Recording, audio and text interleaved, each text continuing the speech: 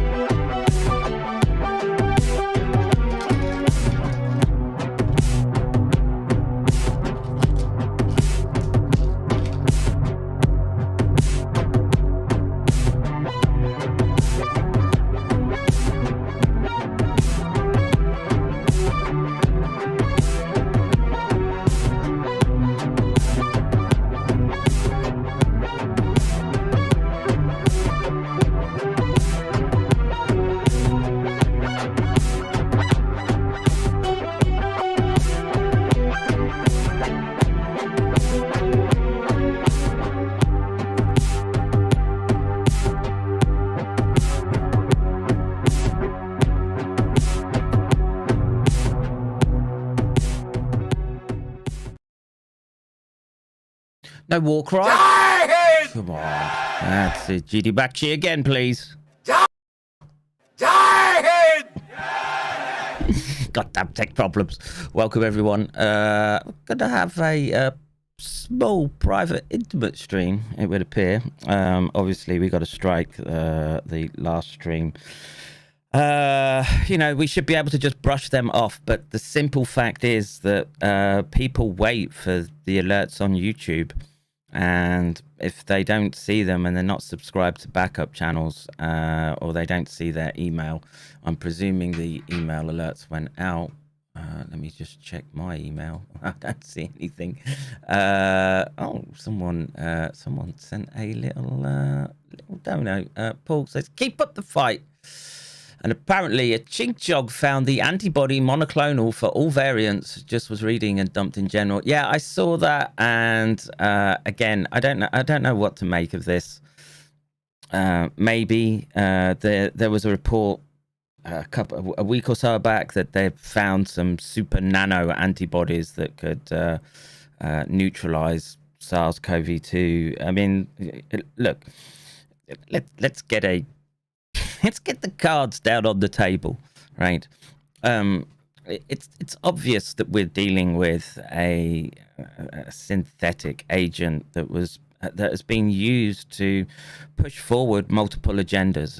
If you don't see that at this point, you think it's natural zoonosis, you think that the corporations making these gene transfection sequences all just happen to click and come together. I don't think there's much helping you. And you know, we'll try to do this. You know, what have I been trying to do? Beyond warning people that there was a serious risk with respect to this agent having neurological issues or a fallout that you should pay attention to. And I'm just trying to sort out my Discord messaging so I can see it on the screen. I still haven't managed to sort out the scaling of everything. And you know what, instead of me going bananas in stream, just give me a moment to do that. Everything should be, we'll try and give time for people to filter in. And today we're going to be speaking with a guest. We've been trying to arrange for this for a long time. He's how should we say, independent researcher. He's trying to keep some degree of anonymity, so we'll refer to him just as Nick. And I'm going to sit back and enjoy the stream or the presentation that we're about to get. And I want to see. That's it, right? Let me just bring that up here, and let me just unmute my mic there. And right, let me do that. And I'm presuming that if you're here, you know all the details with respect to the housekeeping. Register at McCairn Dojo. Okay, what you see on the screen there. Register to be notified. Join the Discord chat.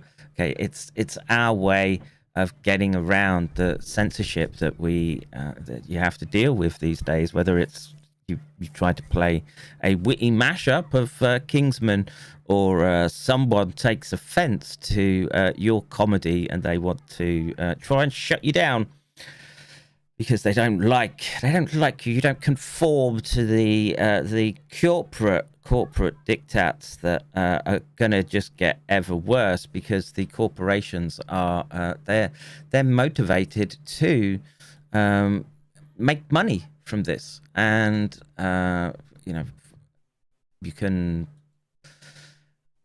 I guess, try to go on, resize. Come on, yes, that's better. Although suddenly Discord text becomes a bit too small. Oh, you bitch. All right, my laser precision eyes, I think, can still deal with that. This screen handles won't grab. God damn it. God damn it! Come here, where'd this all go? And this computer, because it's from the living room, and because I have to sit in a chair that's sort of off angle, as it were. The taskbar is in the top, and it's throwing me for a loop at the moment. Plus, I've got a annoying cable. I need to buy a new HDMI cable to reach. I didn't have quite the combination, and I can't sit as comfortably as I would like. But anyway, what we're gonna have today is a historical account of something that, if you've been watching Mark Kulak, Who's Tonic Live, a program that sits very much at the heart of the dark web, that's reaching its threads and tentacles out to our lives right now, and we're gonna come at it from the point of view with respect. Monkeys were the sort of common ground that myself and Nick had, and through that we'll hopefully enlighten you as to some of the history that you should know about, because if you don't know your history, you are doomed to repeat it. And so in that instance, let me just see if I can bring Nick on, and I'll do this. We'll share screen, view of your Nick's screen. I hope that's visible to everyone, and I'll just wait for Nick to see if you can hear me. Can you hear me, Nick? I sure can, Dr. Kevin. How are you? I'm very well. Let's just check that we get a signal from the chat that they can hear you. I think they should, from what I can see, but we never know. So sound check, please, Nick. Check 1 2. Check 1 2. All right, chat. Just tell me if that's good. I think it is. And what I'll do is I tried to give an introduction, Nick. I don't know if you heard it or not. What we discussed, I said you're independent researcher, virology, basically, and you're trying to keep some anonymity, so hence the just the screen share and the voice. But you've been doing this many years, and I think that's a good ground to establish competency. Can you tell everyone how long you've been doing this? Well, thank you for having me, and I appreciate everyone that's listening tonight. Yes, I've been presenting in this fashion, which is a continuation of a tradition that started in the 1980s by Dr. Robert Strecker. He used to do this with circles of physicians and researchers in the Los Angeles area for a few years before the troubles really hit for them. But I've been doing this since about 2017. Okay. And what pulled you into it? I mean, it's such a massive topic. It is. I had a experience early on in my 20s working at the University of Washington and helping with some research and technology work at the University Virology Research Center. And I learned about the spectrum of herpes viruses and saw a lot of material there that I had never really applied myself to. I didn't come up in a biological science track. But I had seen these theories back in the late 80s, early 90s. And I also saw an article published in the Rolling Stone by Tom Curtis and saw about 3 or 4 different books that by that point in time, by the early 2000s, were really beginning to cause me to doubt my own, my own narrative and the things that I was believing about HIV.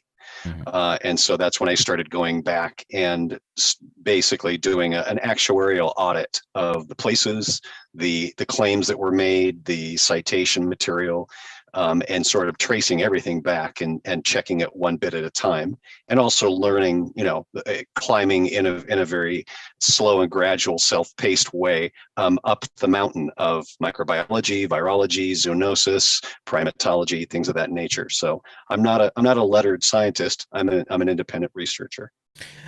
Well, I would say probably good for you, because what we've seen from our lettered scientists over the last 2 years has just brought nothing but embarrassment to me. The silence is deafening right now, and if it's down to a few renegades and independent researchers to sort of try to wake people up, then let's get it on, I say. You go to war with the army you have, not what you want. And I think we're very much in, well, let me ask you this question. I come from an angle of we're dealing with next generation warfare right now, and this is no longer country versus country. It's corporate entities of whatever description that you like. Wrap them up in the World Economic Forum, the banking cartels, the government, quasi-government corporate organizations, and their target is humanity, basically. And that's where I'm at the moment. What do you think to the premise? I've seen a couple of very sobering examples in national and then U.S., I would say federal or global policy, and one of them was an entry from George Bush Sr. as he opened for a book written in 1972 called "The Population Crisis and the U.S. Response," and he was at the time an attaché to the UN.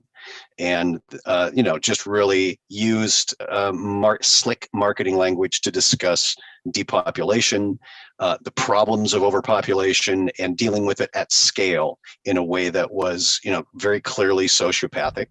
And I don't think he had a patent on the idea, but it was one of the very crisp examples that really sort of moved the needle for me, from being skeptical about that sort of thing to seeing that there was real solid evidence. And then the next example was, of course, Henry Kissinger's National Secret Security Memorandum 200 in 1974. Which spoke very specifically and in more of a tactical manner about relocating large volumes of population, reducing the birth rate, and accelerating the mortality rates. And it seemed to get a lot of press at the time. There was a lot of activism around it. A lot of people, had, sniffed Henry Kissinger, and they knew, the dirty tricks that he was up to, and the CIA, and a lot of pies that he had his fingers in.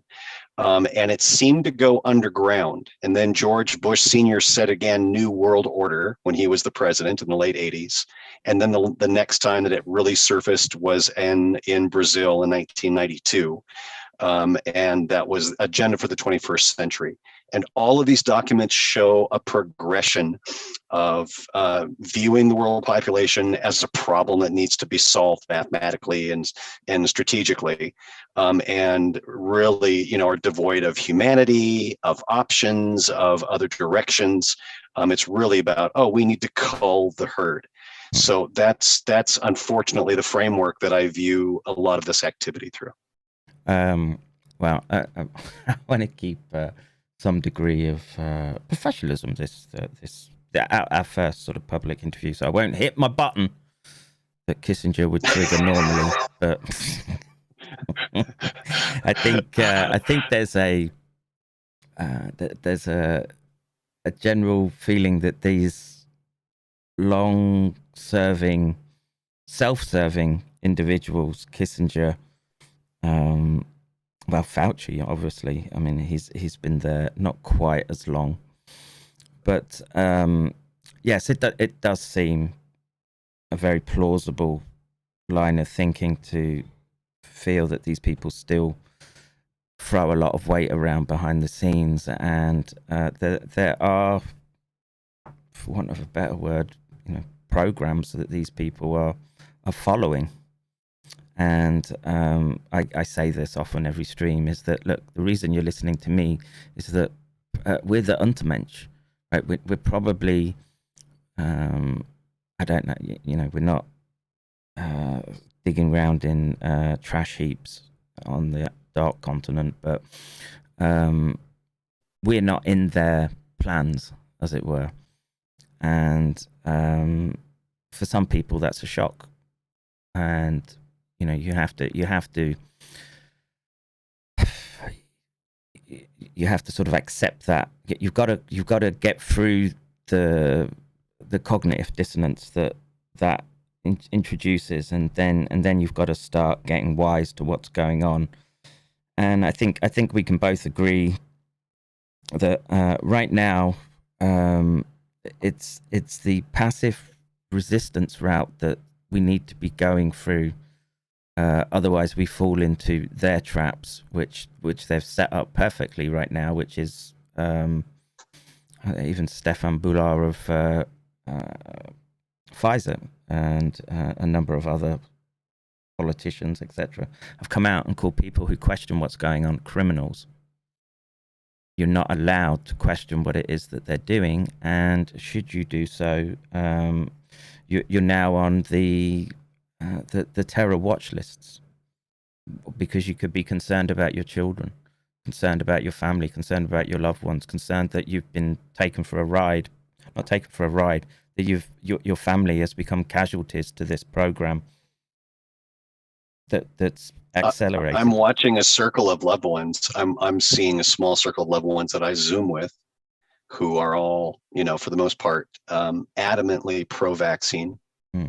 And in an age range from, say, 35 to 70, and of 10 of us, 8 are vaccinated, and there have been now 3 serious conditions that have come up since people got their second jab. One cancer, and 2 cardio. Yeah, that seems to be a constant theme right now, and there's a understood mechanism, right? That especially after the second jab, there seems to be especially a dip in T cell activity, but it can be quite prolonged in some people, and it's that line of defense which keeps cancer in check.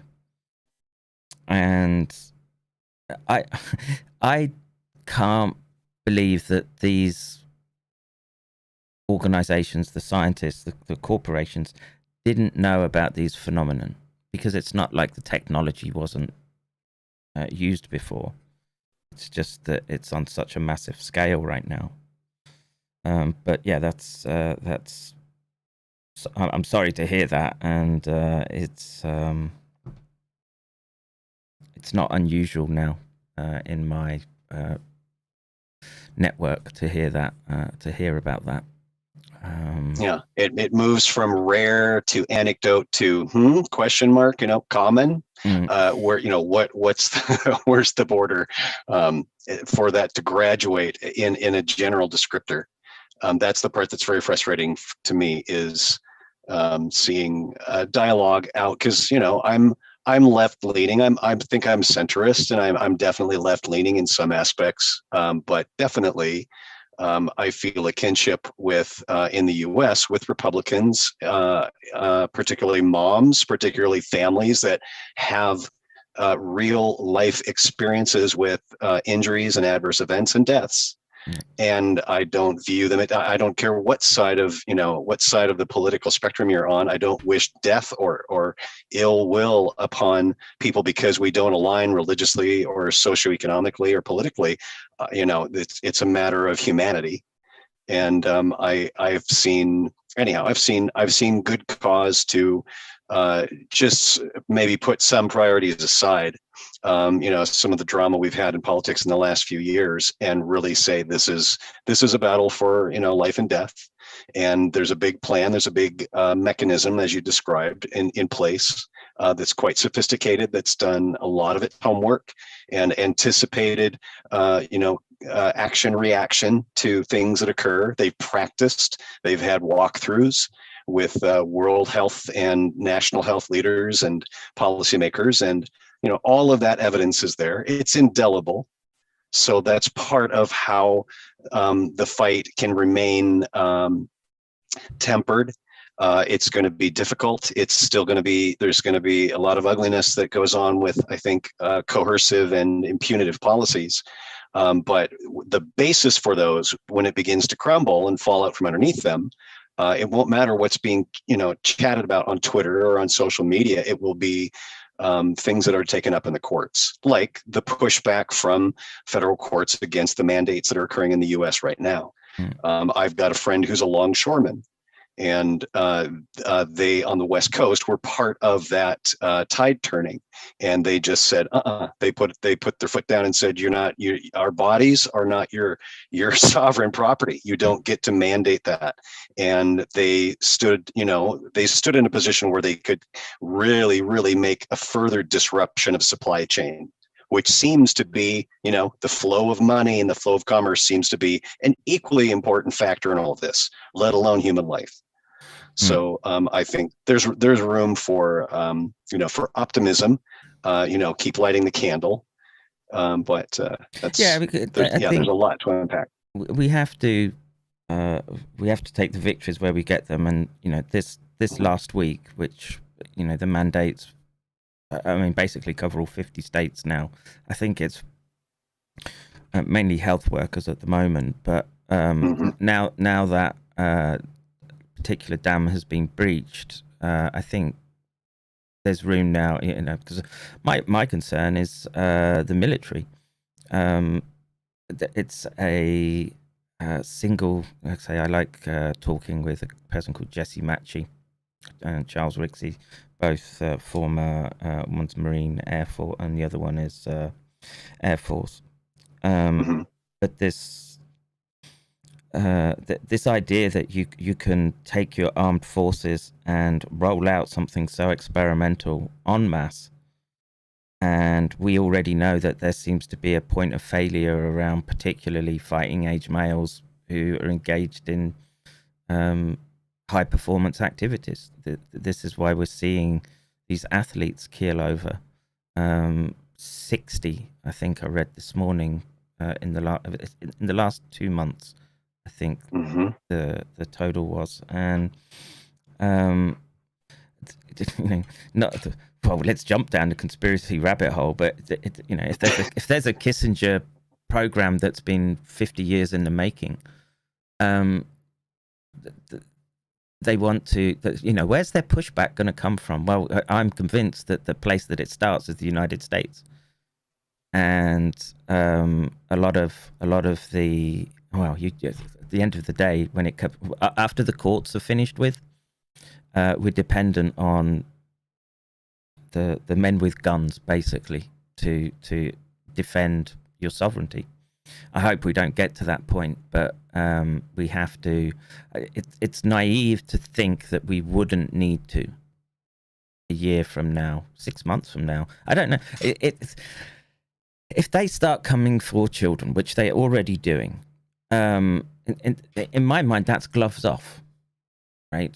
And I know we can get injunctions in courts, etc., but the opposing side seems determined to ignore those and push them through anyway, because they've tied it in just to people having, and this is not just America, this is Australia, particularly UK, Europe right now. EU is talking about mandating injections in from February as well.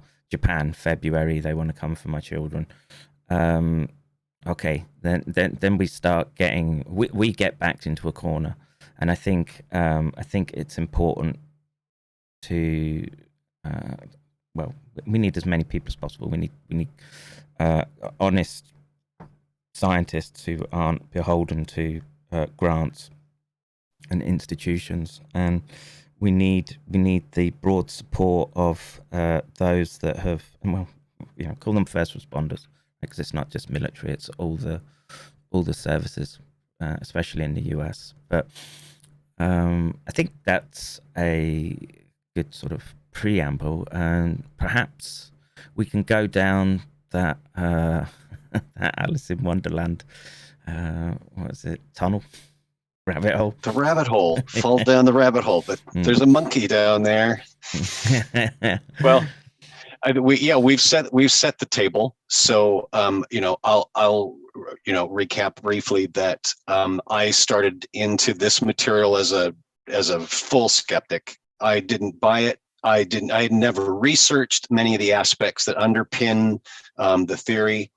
And I just hadn't applied myself. I just had other priorities as a young man. And over time, I began, going back to the source data, found some interesting events that occurred just in the libraries. For example, in 2005, there seemed to be a campaign, at least across the US and in some of Europe, where special collections that had physical copies of materials that we're going to be discussing tonight disappeared. They were cleansed. And I'm sure that there's been a whole lot of interplay over the years between academia and science at large and biodefense and defense and biodefense, etc.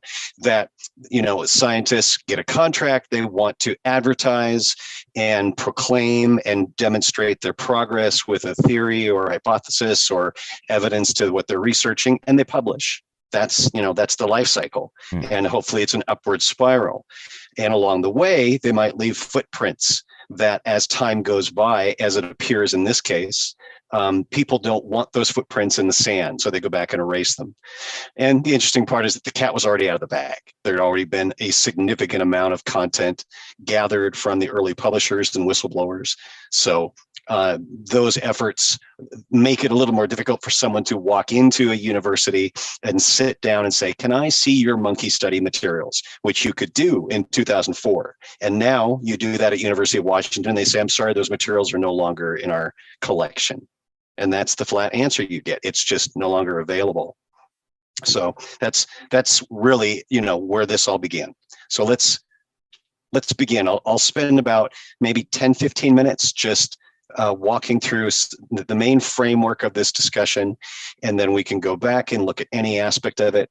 I have some good examples of what I call smoking guns. There's a lot of them. And we can really talk about the interstitial connective tissue between this experience, this series of events, and how it appears to be relating to the coronavirus era. So I looked at this through the lens of a legal case of, can I really prove or disprove that they had the capabilities, that they had a really good reason, and when and where did this allegedly happen? And what the premise is that a series of primate germs came to the attention of academia and intelligence and defense research. And it's those last party players that unfortunately turned this into a very dark story. And they became fascinated with lentiviruses, or the classification of viruses that take a long time to cause a fatal or debilitating disease.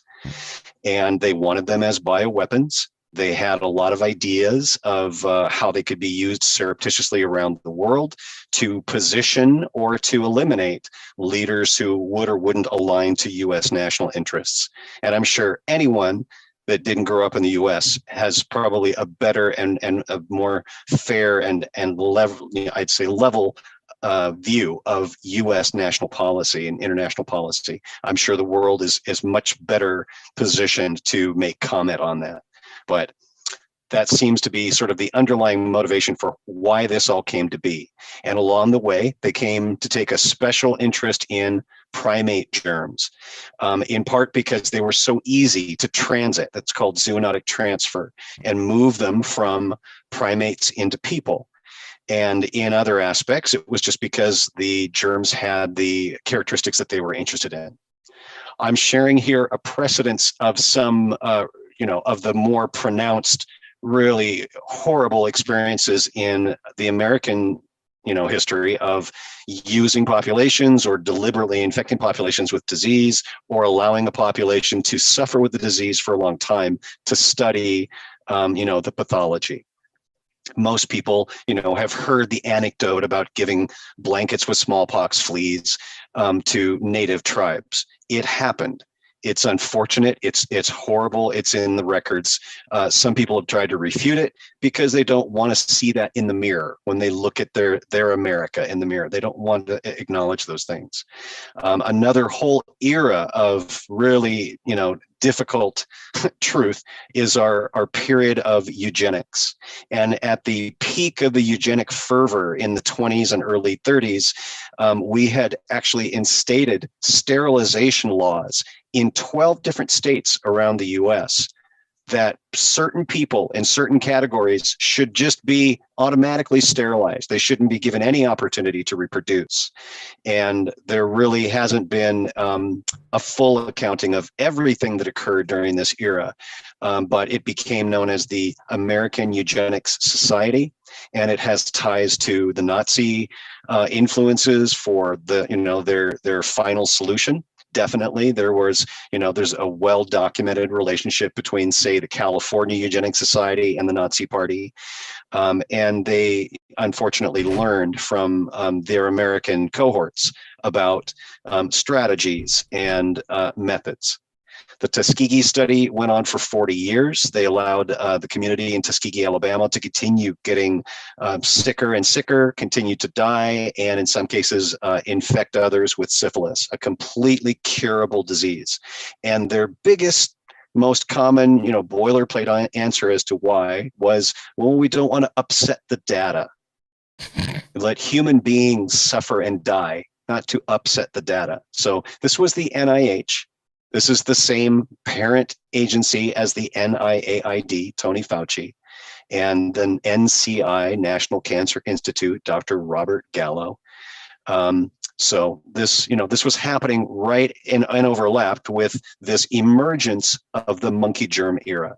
The monkey germ era really began in the late 50s, and it seemed to come to a head in 1978 when a national campaign of a new experimental vaccine called Heptavax B began in 3 major locations in the US, in the gay communities in New York, Los Angeles, and San Francisco.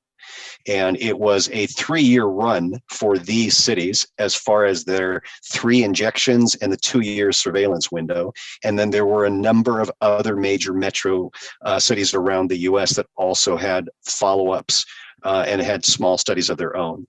And it was in these populations, anybody that was there, anybody that paid attention, in which HIV/AIDS first began.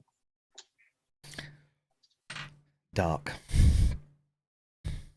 And I'll pause anywhere along the way. You need to pop in with questions or commentary, please. I'll just put this out there. So people in the chat, if you have a question, throw it up if I see it. I'll ask it. If I'll try and sort of maybe steel man some of the positions from the other side. I could have, like you said, the smallpox blankets is a controversial one, but I would say, did they really understand smallpox back then, or was it just they gave them gifts? Who knows? I'm stuff that goes very, very far back. I'm, how should we say? I think it's important to be aware of it, but just more sort of put a place marker in it, and we don't know their intentions fully, and fair enough, absolutely. And but that's all I would say from the first slide, and I'm looking forward to the not looking forward, but I'm interested in seeing the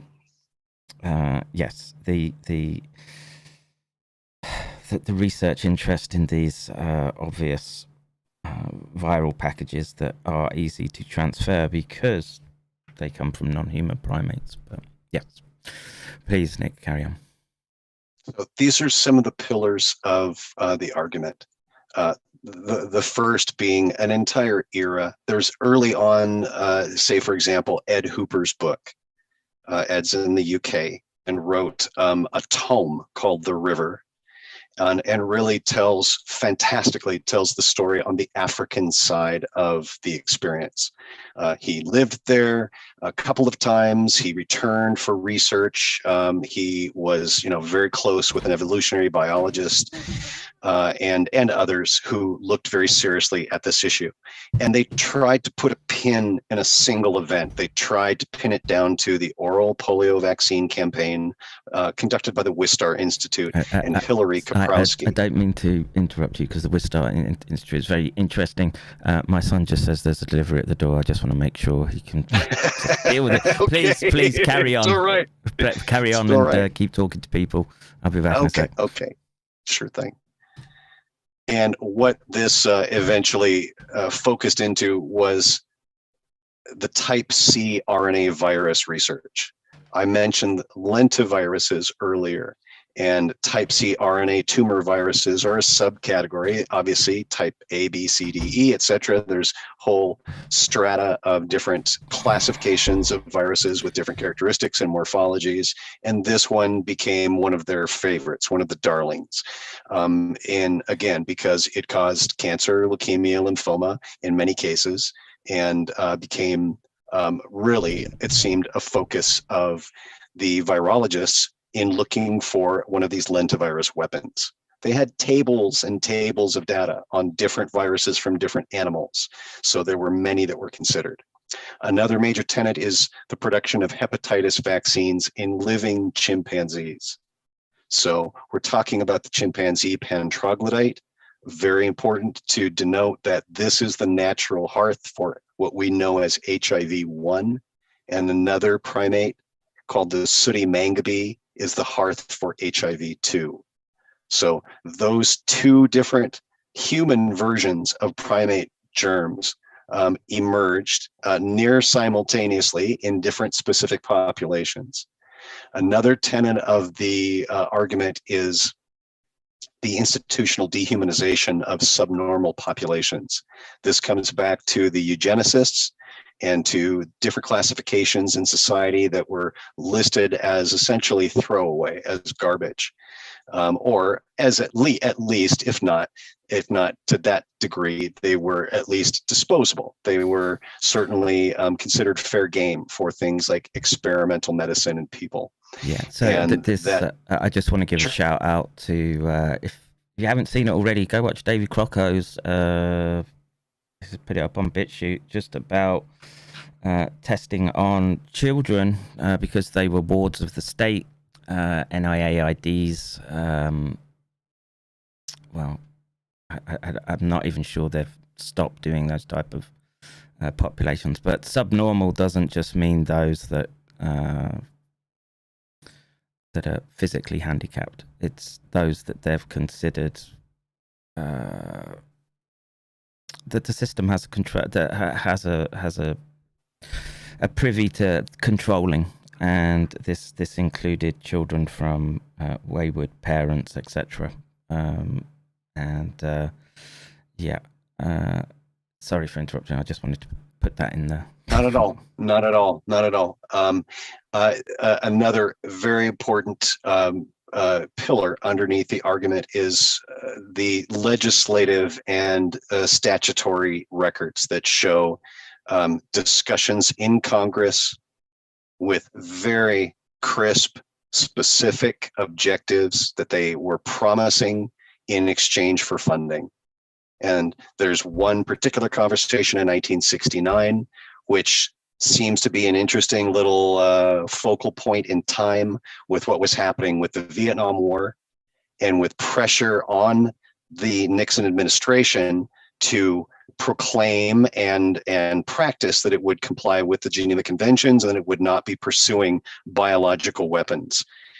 This came also as there became public awareness of testing that was occurring in Vietnam and Cambodia. And I'm not talking about defoliants and Monsanto spraying, Agent Blue, Agent Green, Agent Orange.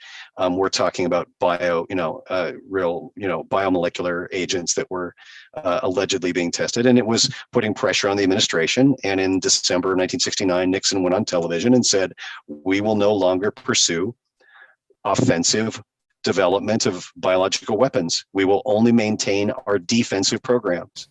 But then if you look at these year-over-year reports, nothing changes. You know, it was clearly gain of function. It wasn't called gain of function at the time. It was called RNA or DNA recombinant technology, which, you know, within 10 years became gain of function.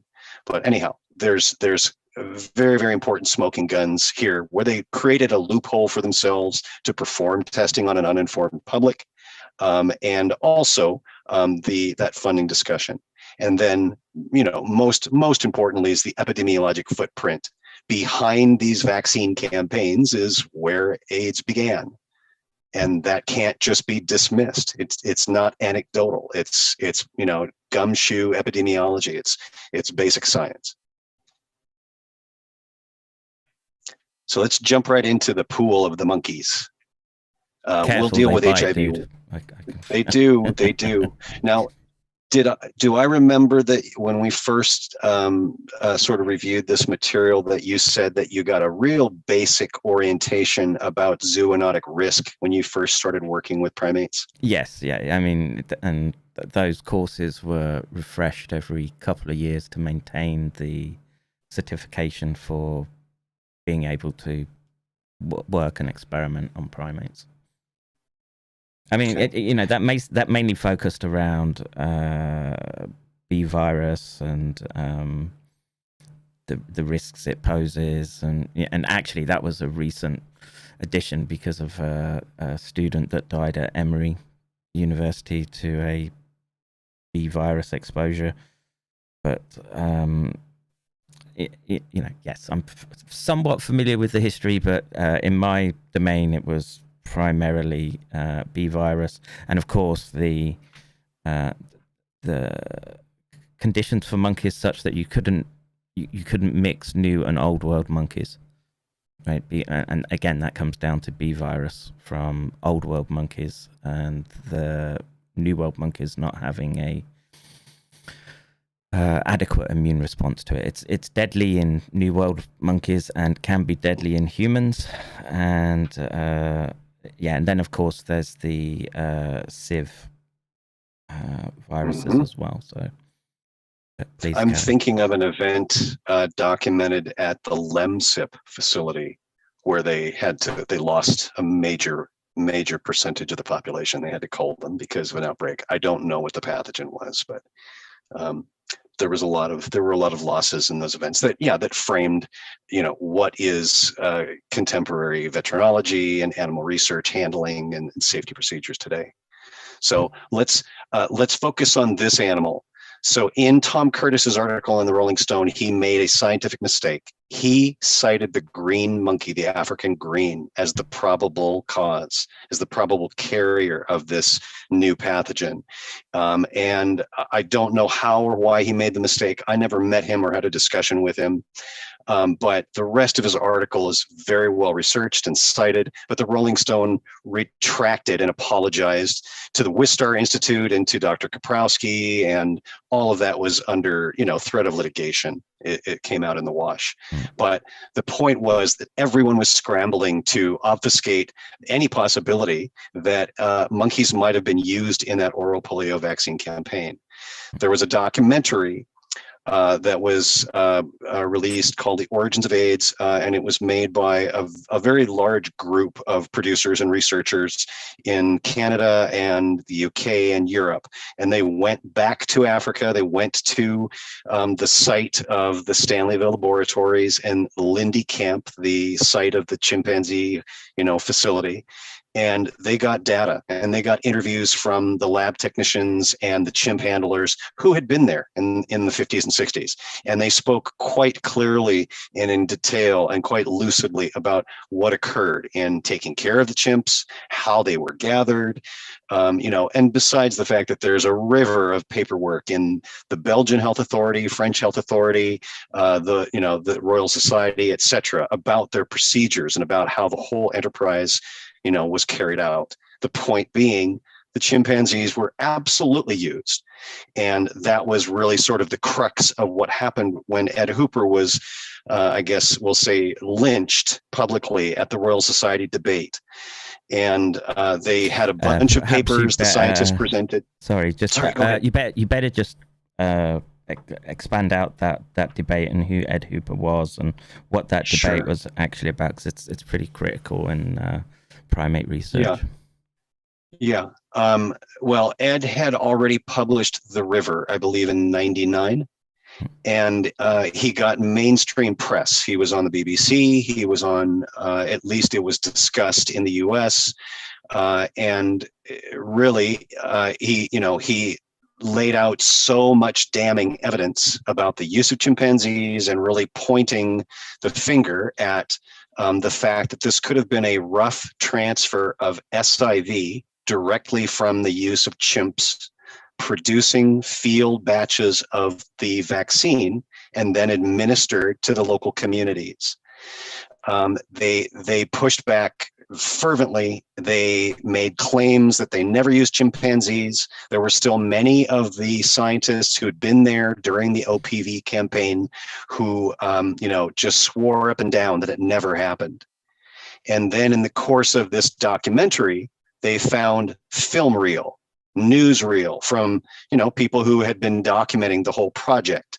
And they're on site in 1957, 1958, 1959 with cages and cages and cages of chimpanzee pan-troglodytes. So that was really their argument they're pushing back against. And because Ed was just a research author, he was a journalist, despite being, in my opinion, quite a fantastic citizen scientist. They basically said that they had written it off, that they had destroyed his hypothesis, that there was no proof. And they pulled out a vial of the chat vaccine that had been apparently stored in Switzerland at one of the Serum Institutes. And they had gotten their hands on it, and they had tested it for SIV and HIV and any kind of monkey DNA, and claimed that it was free of all of that, and said, this is the proof right here. We've got we've got a vial of chat, and it has nothing to do with monkeys. And, they said that was the end of that. So that's a little bit more about what happened at the Royal Society. But Mr. Hooper's book is fantastic. I just want to add a caveat to that. Please. If you don't think that those scientists won't corral together to maintain a narrative in light of the current circumstances that we find ourselves,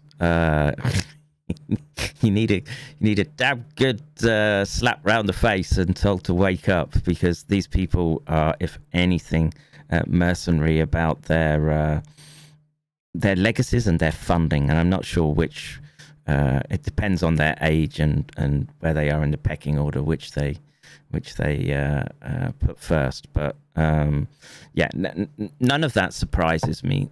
That happened. It happened in a public fashion, and there would have been a degree of collusion between the eminent scientists to try to push back against the public poking their nose into what they consider their business. Absolutely. And serendipity has been a very interesting companion as I dig deeper and deeper into this data, Kevin. And let me tell you a little story about exactly what you just called out. As I went down and digitized Dr. Alan Cantwell's collection, because he was one of those early authors, one of the whistleblowers, who was a lettered scientist. He was an oncogenic and oncology researcher, but by practice, he was a dermatologist at Kaiser in Los Angeles. And I looked at all of his material, and I found emails going back and forth between American and European AIDS researchers. And these were primarily activists, with about, I'd say maybe 20-30% of the names in the email list were scientists. And they were discussing cutting edge aspects of the argument for a lab origin. And they were on the right track. They weren't off in left field. They were discussing Gerald Myers' DNA sequences that he performed at Los Alamos that showed that the first group of men who presented AIDS all had the exact same clade. And he called it the Big Bang effect, meaning that they really had been infected out of the same, probably the same animal, or batch, and other aspects of the argument. And there at the bottom of the names was Dr. Stanley Plotkin. And somebody in the thread had copied him in, and Stanley Plotkin might as well be Dracula. And I say that, from having watched a 9-hour deposition of his from 2018, where he describes and concedes under deposition that most, if not all, of the vaccines that he has a patent for that have been part of the CDC schedule since the early 60s never underwent blind, double-blind, placebo-controlled trials. And he was somebody in the group thought, hey, it would be great. Stanley's an old vaccine specialist, and he's going to give us scientific tips, and he can help, discuss this with us. I don't know what the reasoning was, because I didn't have a lot of the emails spread out, but he had included a few key emails in his archive, and there was Stanley. Well, Stanley was sitting right there next to Simon Wayne Hobson and the others at the Royal Society. He was their go-to guy. He was the mole. And so that's just one of the little interesting pieces of history that popped up. I just want to add another little caveat to that. But so these programs starting in the 50s, right? On paper, I think it formally became the SVLP in 62. 62. So this is within the same time frame of Alice Moore, and I'm not sure if you're familiar with her, but this is someone who Mark Kulak sort of focuses on, because she's kind of been scrubbed from the records. But this is only a few decades into the future from her experiments, where they were literally just grinding up chicken embryos, and so they'd noticed already back in the early viral days that some viruses, whatever they considered them to be back then, could be involved in cancer initiation, or could be used potentially to try to attack cancer.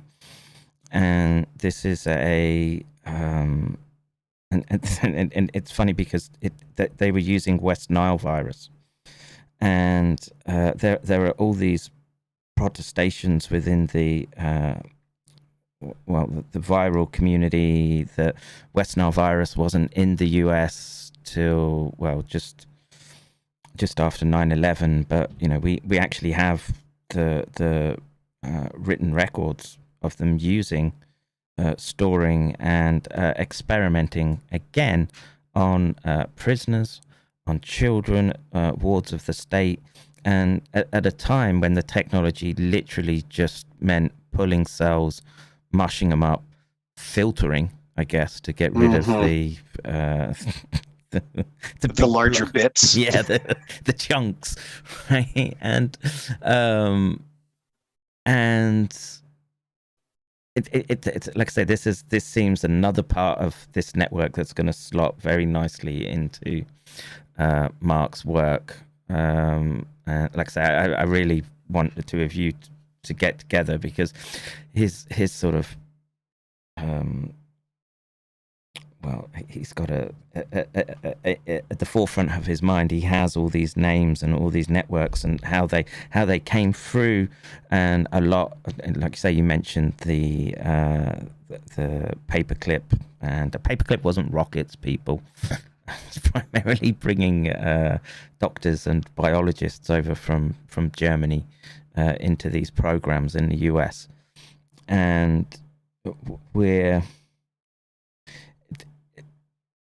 I want to say, in light of current ethics that are supposed to be extant, they were really they push the boundaries, well, to the extent that we vilify other countries for doing experiments.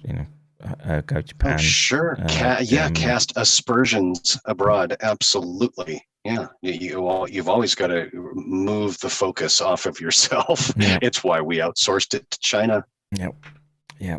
And so I'm not going to bring people through, a detailed, drill down into all of the aspects of this chart, but what it really is essentially a grouping of the activities and the materials related to the chimpanzee that were integral.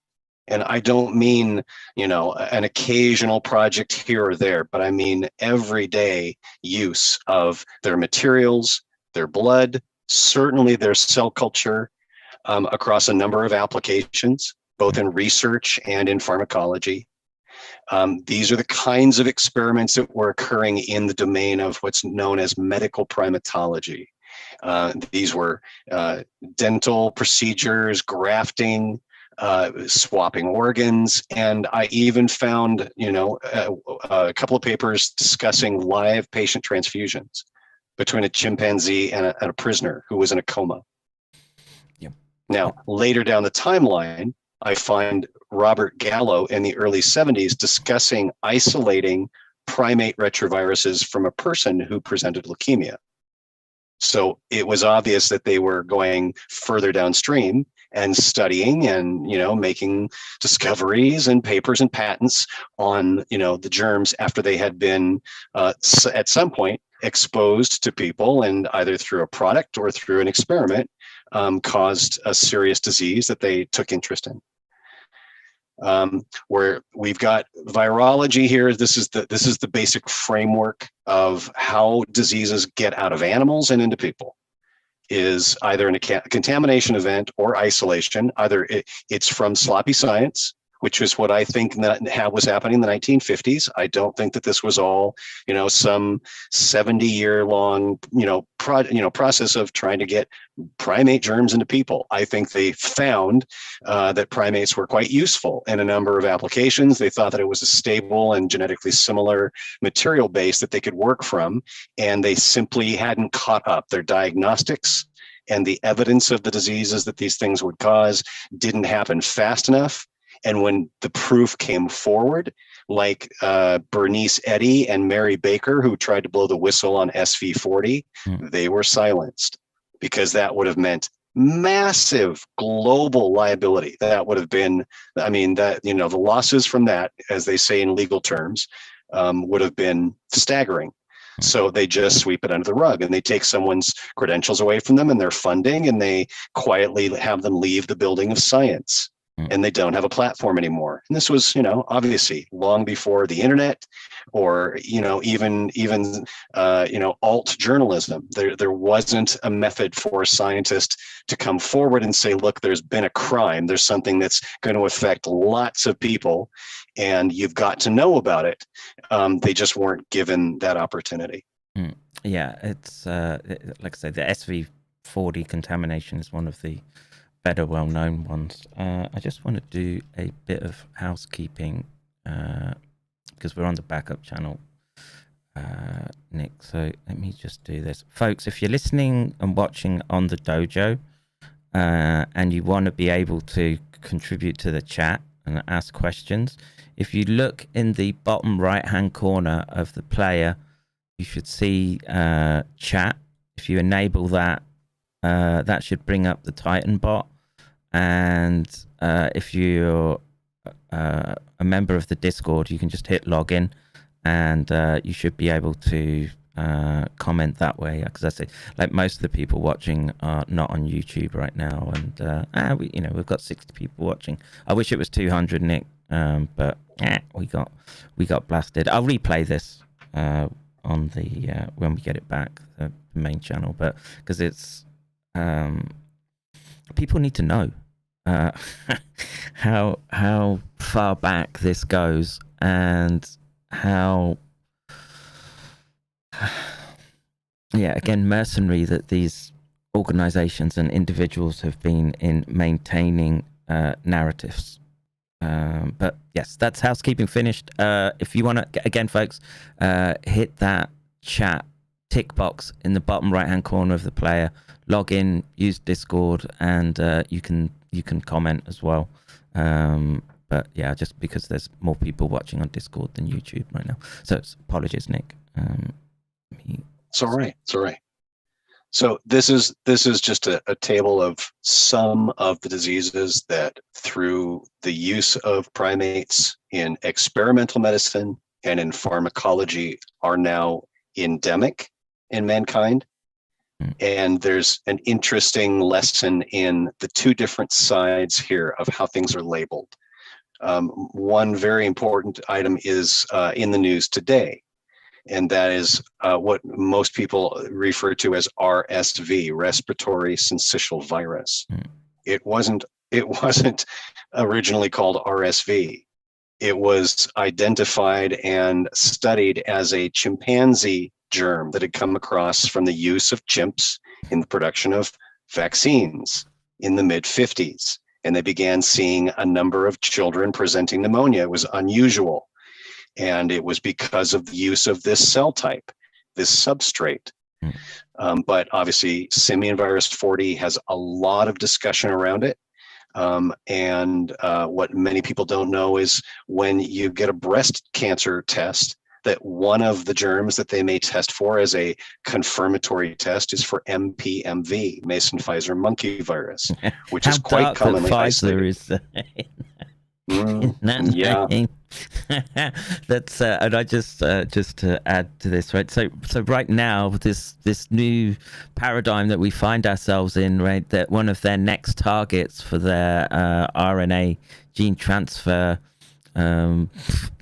quote unquote, vaccines is for RSV. That they want to make these multi subunit vaccines that will now include SARS, RSV, and the flu. And two of those have come from these programs that are literally the offshoot of special cancer. Sorry, special cancer. No, what's the name Special of Virus Cancer Program, cancer, SVCP. Yeah.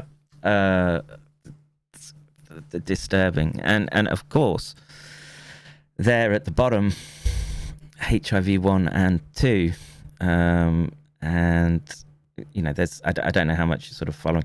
Good person to keep up with. I know you're speaking with him is Dan Sorokin, Harvard to the Big House. He's pushing the line that SARS potentially is a live attenuated vaccine, maybe for HIV. We know China has a big problem with HIV, but yeah, it's kind of disturbing that all of them are potentially or have had an impact on human beings, and all you can all tie them back to these people looking out for their grants and their legacies. It's disturbing. When biowarfare outsourced itself into academia, that was part of the hand in glove model that was needed, so that categorically, semantically, Kevin, the State Department could say that the U.S. was compliant. But the hand inside the glove was doing something else, and it's well documented, and that's again why I mean this isn't my bell house. I didn't think that I would grow up and be doing this and terrorizing people or really upsetting people by presenting this. And I know that we're talking about these very big issues. These are huge ethical and national and humanitarian issues. And we're discussing them with a bit of a chuckle here and there. We've been exposed to it a lot. We've had our nose down in it. But it's very important for folks to understand that there's a much broader risk to public health than HIV, that this has implications about cancer. It's why I denoted these different pathogens that are oncogenic, that are related to the formation of cancer in the body. and one that's found. So SV40 is found in a number of different neoplasias in humans. Mason-Pfizer monkey virus is found quite often in breast cancer, and herpes virus are quite commonly a cofactor. So it's this little magic combination of if you get this one and then this one or this one and this one, then it begins, you begin presenting the major disorder. So people think, well, where, I didn't eat a scoop of this. They didn't put this in my milkshake. Why should I be worried about this? Well, if products are made with the, like the cell lines that are still used today, and they're not called chimpanzee cell line. They've all got a 3 or 4 letter code. You wouldn't know what it is. For a long time, cell lines were denoted in the literature with an MK for monkey kidney at the beginning, as the beginning prefix. But now there's the Vero cell line, which is used for years and years for a number of different pharmaceutical products. And the risk is passenger viruses and ineffectiveness of the sterilization process in production. I've got one of my little memes is a citation out of the WHO clean room and sterilization standards from 2014, where they talk about oncogenic SV40 and how it's commonly not controlled by sterilization. It's still a risk today. And now they're talking about using, a monkey-based adenovirus as the vector for, some of these biologicals. That's the ongoing risk, is that there can be a lot of garbage in there. And, if they can get these products clean and safe and tested the way that we all think they are, that most people think they are, that's a big start. But in the meantime, they don't want to spend the money to build new systems and move to new materials and go through all of that trouble. Well, I think that in light of the current circumstances, we're trying to see them shift, which I think is this move to these, the subunit RNA transfections. And in that particular instance, they can put their hands up and say, look, we solved this contamination problem. But they're playing a shell game with us by trying to call them vaccines as people understand them in the classical sense, versus what is the mass rollout of gene transfer techniques. And without, I mean, who's watching these people? No one. I mean, I don't know if you've, sorry to rabbit on, but we managed to, so I hope you're going to get to some of this, but obviously Pfizer managed to put a moratorium on their data for 55 years. We got they managed to get like the first couple of months of, had some really horrible, banal title, like product rollout something management, something like that. That's the name of the PDF. And in there they're recognizing that within the first few months they've had massive amounts of side effects, and not only but adverse events up to severe neurological disorders. So think your Bell's palsies and your Guillain-Barré syndrome, to activation of multiple sclerosis, to death. And who's there pumping the brakes on this? No one. Because every department that you've got on the screen there have all got a vested interest in these next generation technologies paying off, because it's their new gold mine, and what it does is it moves them a step away, in that academic sense, I guess, from these domains where they've deliberately gone back and tried to scrub the history of the people involved, the institutes involved, and in effect, it's a kind of institutional whitewashing and hand washing of the problem. And sure. Yeah. And nowadays it's as simple as deleting sequences out of databases. Yep. Except, oops, when people are getting the regular feeds and have backups of those databases and can do correlations and look for the gaps. That's what I love. And, you know, the Indian paper early on, you know, I don't know, what was that, April 2020? Yeah. And their entire department being just gone. You know, how do you track them down? How do you find them? That kind of you know, it's just blatant cover up and obfuscation and intimidation. And those things speak volumes in and of themselves. You know, the conduct of these institutions in policy and in science. You know, they can say, "Oh, the fog of war. Oh, we had to roll up our sleeves and do something." You know, and you know, we may well lose more rights and get to a very dangerous precipice before a larger percentage of the population pushes back. But in the meantime, again, the record is indelible, and we'll be able to go back and redress these institutions and put together more of the Lego pieces to say, look at what you bastards have been up to all of these years. And you thought that because it was couched in the language of microbiology, that none of us little people would ever find out. And, you know, in most cases, that's true. But here, for folks that are looking at this slide, this is simply essentially the power structure of what occurred during this era. And it was clear that the NIH, NCI, and NIAID were really the masters of the program. And they had a whole series of academic and private pharma contracts at different facilities around not just the US, but around the world. Then there were also some specific DoD, DOE labs. And we know that there was activity at Fort Detrick in Maryland, you know, that's an old chestnut, as well as at Los Alamos and other locations. And then, of course, specifically the USA MRIID.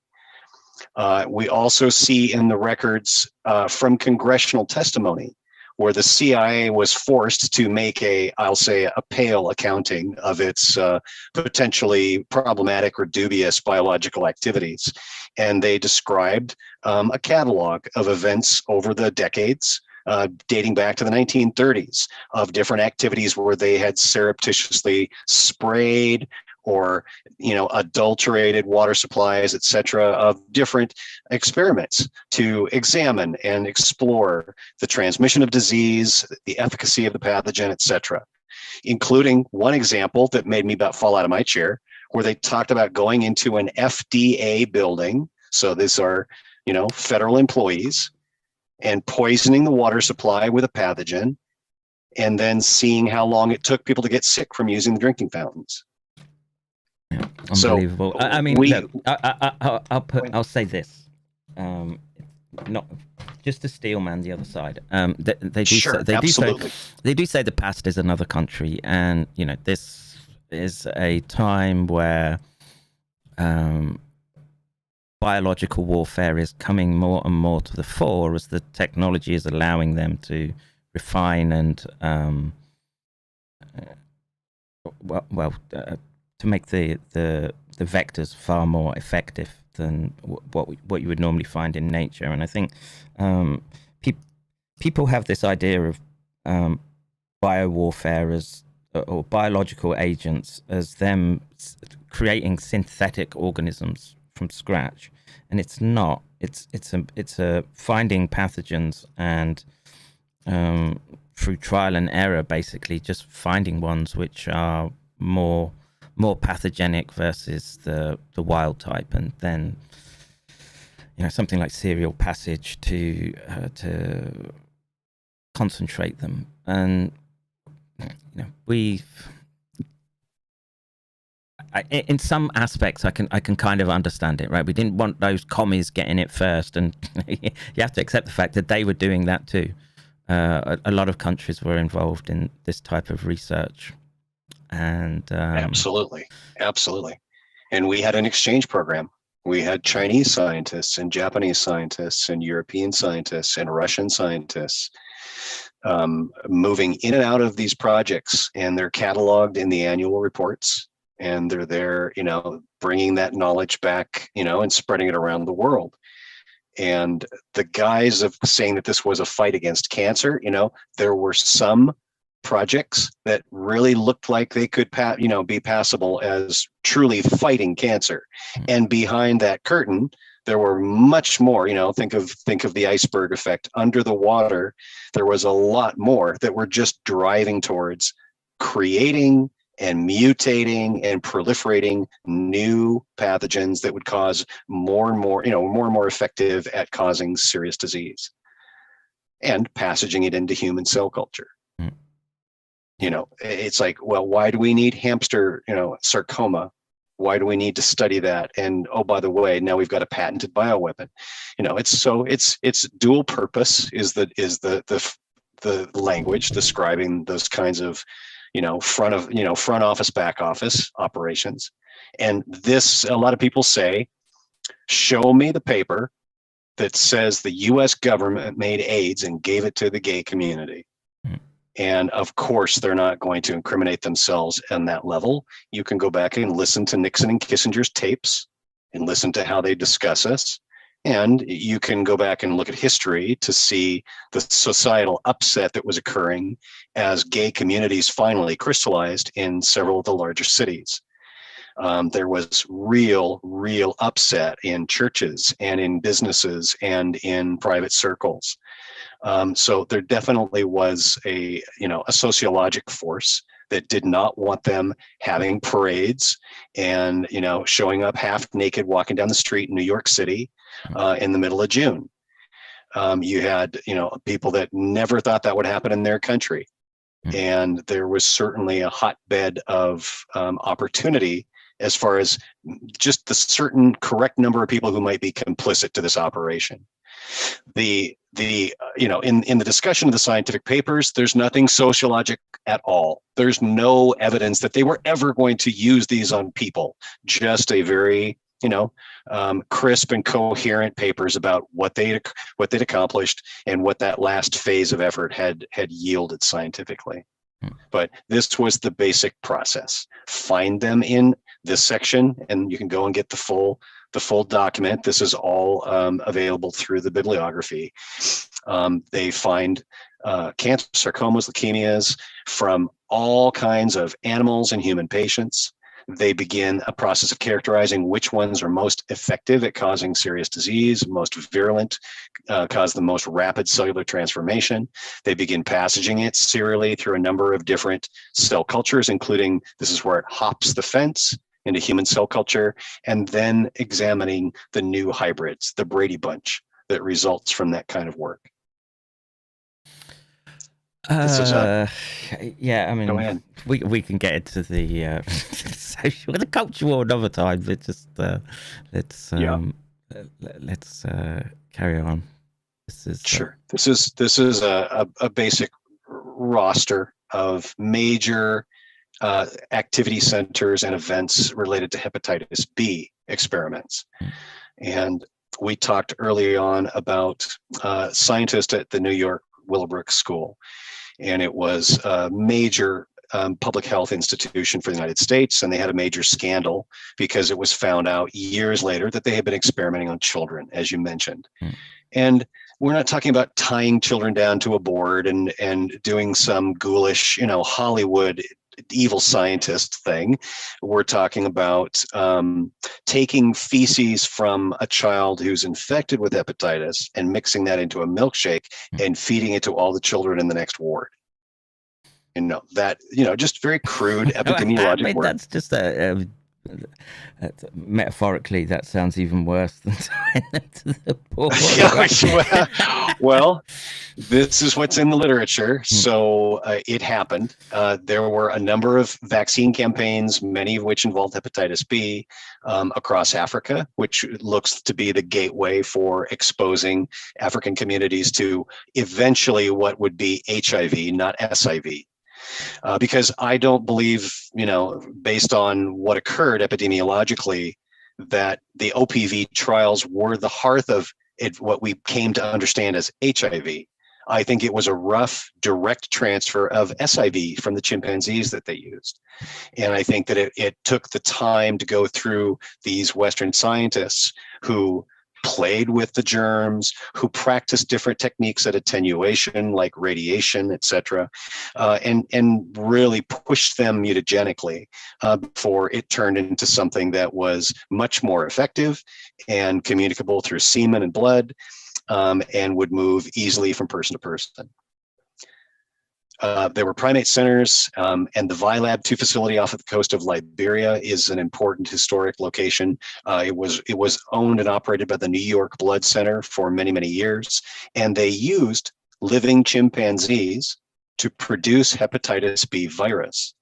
And then they would either cull or bleed the animal and collect and filter hepatitis B virus for a human vaccine candidate. And that's in the literature. I found the patent. That's the next item down, is the patent here.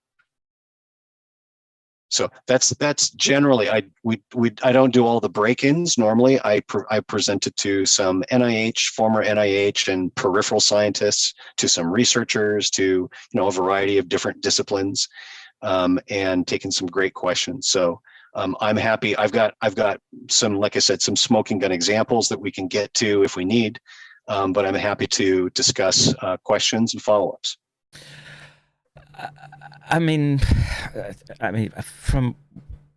I would say from the community that's listening right now, and this is entirely due to Mark Kulak's work, that there's a relatively good grounding here of how far back these programs go, how comprehensive they were, and the special cancer virus program.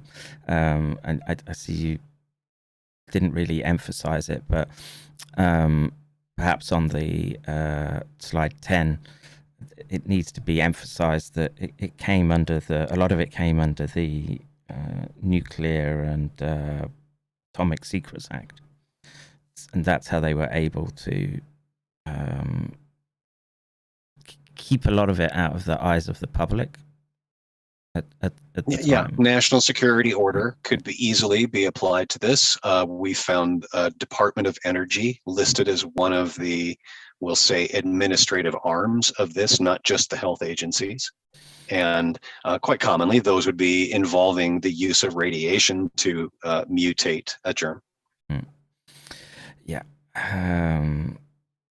I mean, look, I'm pretty sure if we could read Russian, get into their archives, we would see very much the same thing. All of these experiments, they weren't confined to the US. I think that's an important caveat. The US obviously throws a lot of weight around because science is done in English internationally, and as such, there's a bias towards England, that Anglosphere, with respect to who leads the field, and that was even more. It was a inbuilt part of the architecture back then, and I see Dr. Robert Gallo on this slide, so he's been there for a very long time, and I don't know. Is he such a black hat, or was he just the right person in the wrong time, or the wrong person at the right time? I don't know with respect to him, and but he holds a important place in the node of these networks here, and some of those names I'm unfamiliar with, but just from the title, investigations. It's the work. Yeah. It's the work. In 1962. Well, so John Crudson is an author who wrote a book called Science Fictions.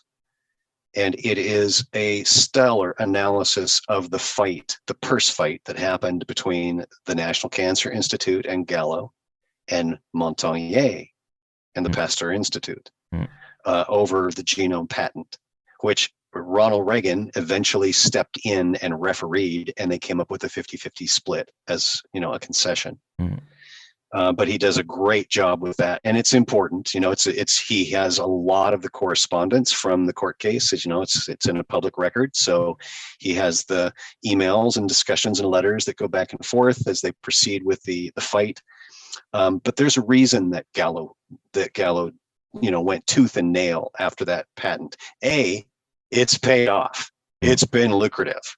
He's a little virology institute right now, but he's living large. Beside, he can that's just cream on the that's whipped cream on the sundae. But the work itself of what they were intending to do was to find type C primate tumor viruses, retroviruses, and then also in this contract it describes that he is in charge or helping with the team to manage a network of primate sites around the US. So as early as 62, Africa had no skin in the matter.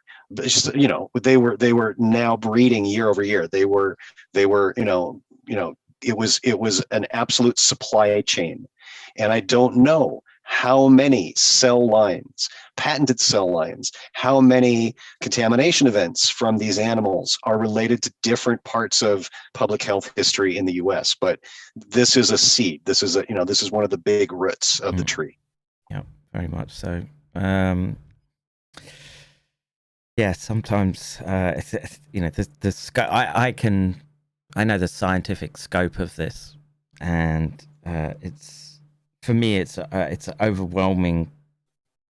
For me, because I don't know, I find it difficult to understand the ethical thinking. And again, this just comes back to the past being a different country. I wasn't there, but I can't. What were those discussions like? As they sat around the table and said, "Well, we're gonna." This is what we're going to do. These cancers are a key mechanism to inducing cellular change, right? So obviously, cancer it's a good marker for them, right? That they've done something to be able to affect the organism, but then the inverse of that is that they're supposed to try and stop it as well, and in the chase to do that, quite naturally out of the thinking comes the eugenics part, where the tools become available to alter the cells at this fundamental level, at the gene level, like a retrovirus that can go in and deposit genes that you think might be advantageous. Well, in your scientific experience, did you encounter Cold Harbor or Cold Spring laboratories? Yeah, I've got the Animal Supply and their big name. Okay. But did you know about their original that was the birthplace of eugenics? I have. Is it one place that it really came up? I mean, it seems to me that was very much part of the offshoot of Darwinian thinking and selection. So I'm always a little unsure about where that first emerges from the discussions around the tables of Victorian England to the halls of Yale and Harvard. But if there's a modern start, I'll take your word for it that Cold Spring Harbor is the leaping off point. It was the first facility. It was the first building. It was where the eugenics registry was, and where they began their education and analysis and data tracking. And it became the campus. And originally it was just one building, and it's been there all these years. And there's an interesting financial barrier to get to the scientific archive. How you go onto any of the journals and you want to see an individual paper, it's basically $40 a paper. Yeah, and To see. this is a real hobby horse of mine that I flip out over, that the public are, that there's this literal wall to the public being able to get to this science, and they paid for it of your taxes. It's one of the biggest grifts right now in institutional science, and the problem is that they guard it ferociously. And so the bigger impact journals will have someone like Robert Gallo on the editorial board, and then they can start controlling again the narratives with respect to who gets published and what, and they have the option to go in there and scrub it as well.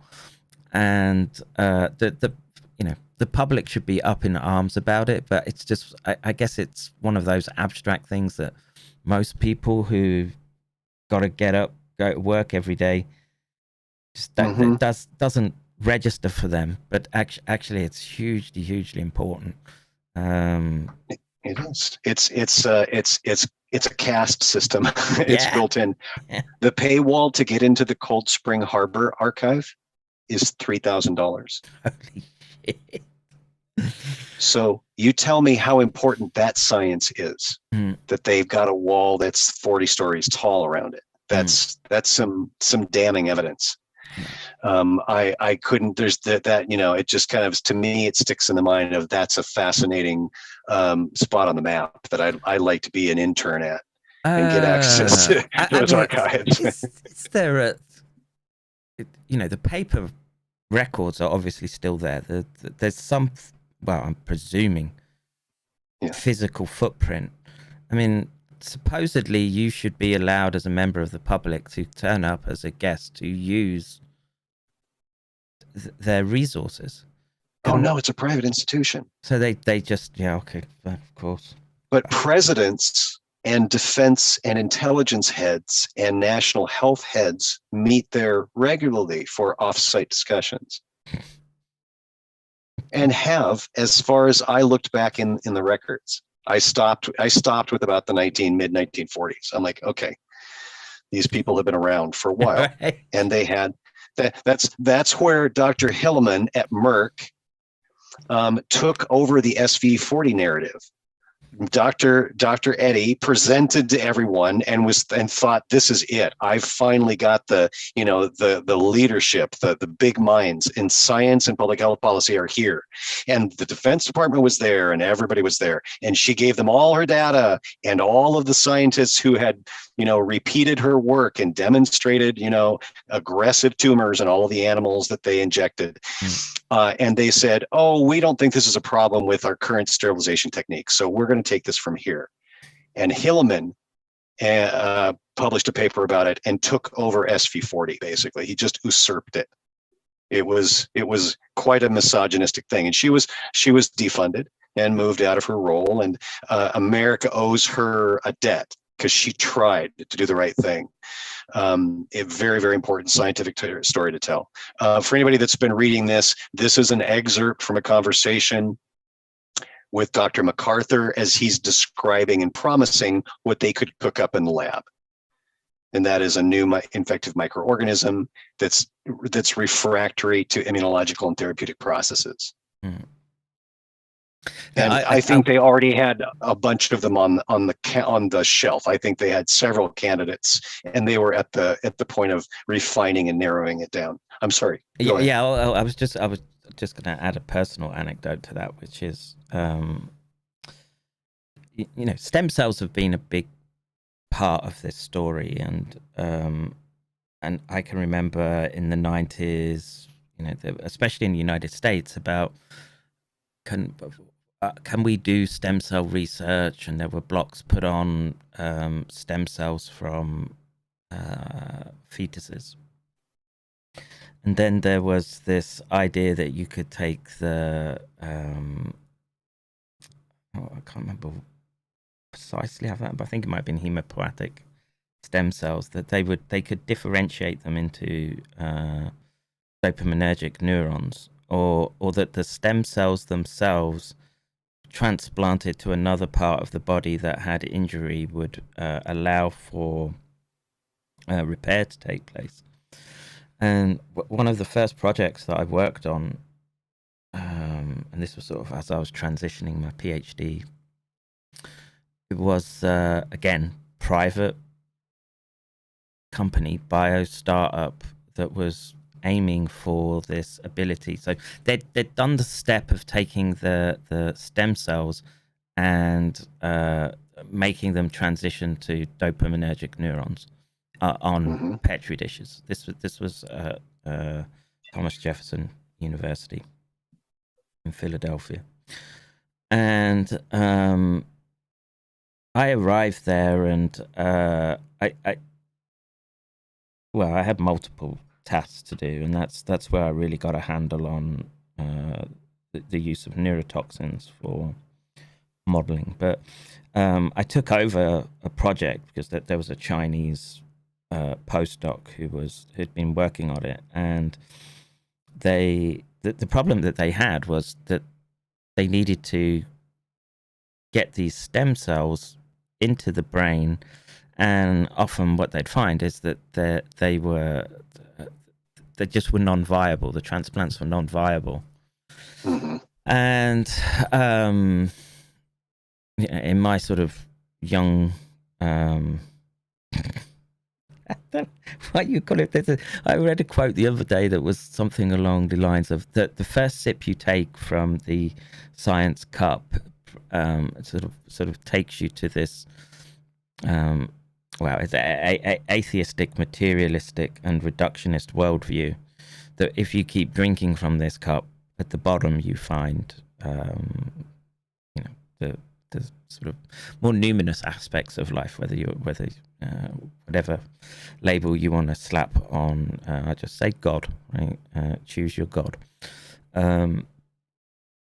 But at that time, I was, you're highly motivated. You're trying to get your career started. You want these papers, and I was very, very driven. And I came in, and they said, "Well, would you take over running this experiment?" And I was. They laid it out what they were doing, so put the transplant in, and then the idea was to use chemotherapy agents to neutralize the immune system. And were those chemical or biological based? Chemical. So not ALS. No, I'm trying to remember what it was actually. It's not cyclosporin. I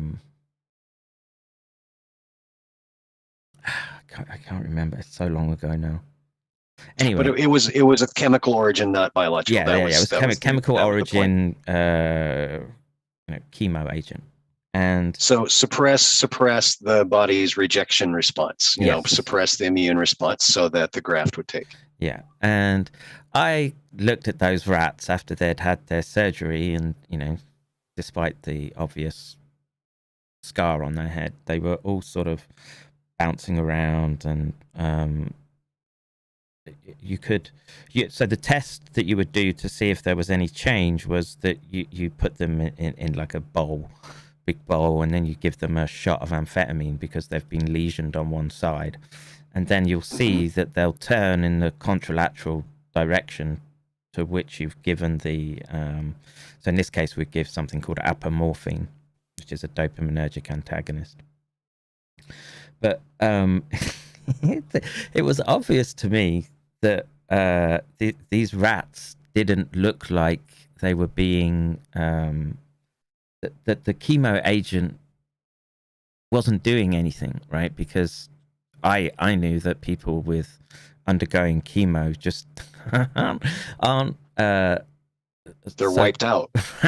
They're not stuffing food down their face or anything, right? You sure it wasn't vitamin C you were giving them? I mean, well, so I want to say, was it cyclosporin that I was using? Is that that's what sort of ringing my bell? But anyway, I'm sort of no, not cyclosporin.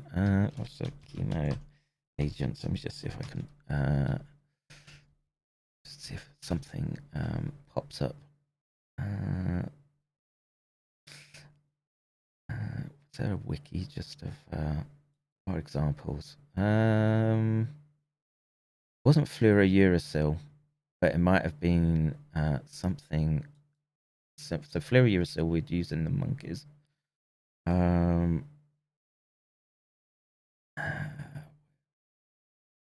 Nucleotide analogs and so yeah, fluorouracil was one. Maybe it was methotrexate that we were using.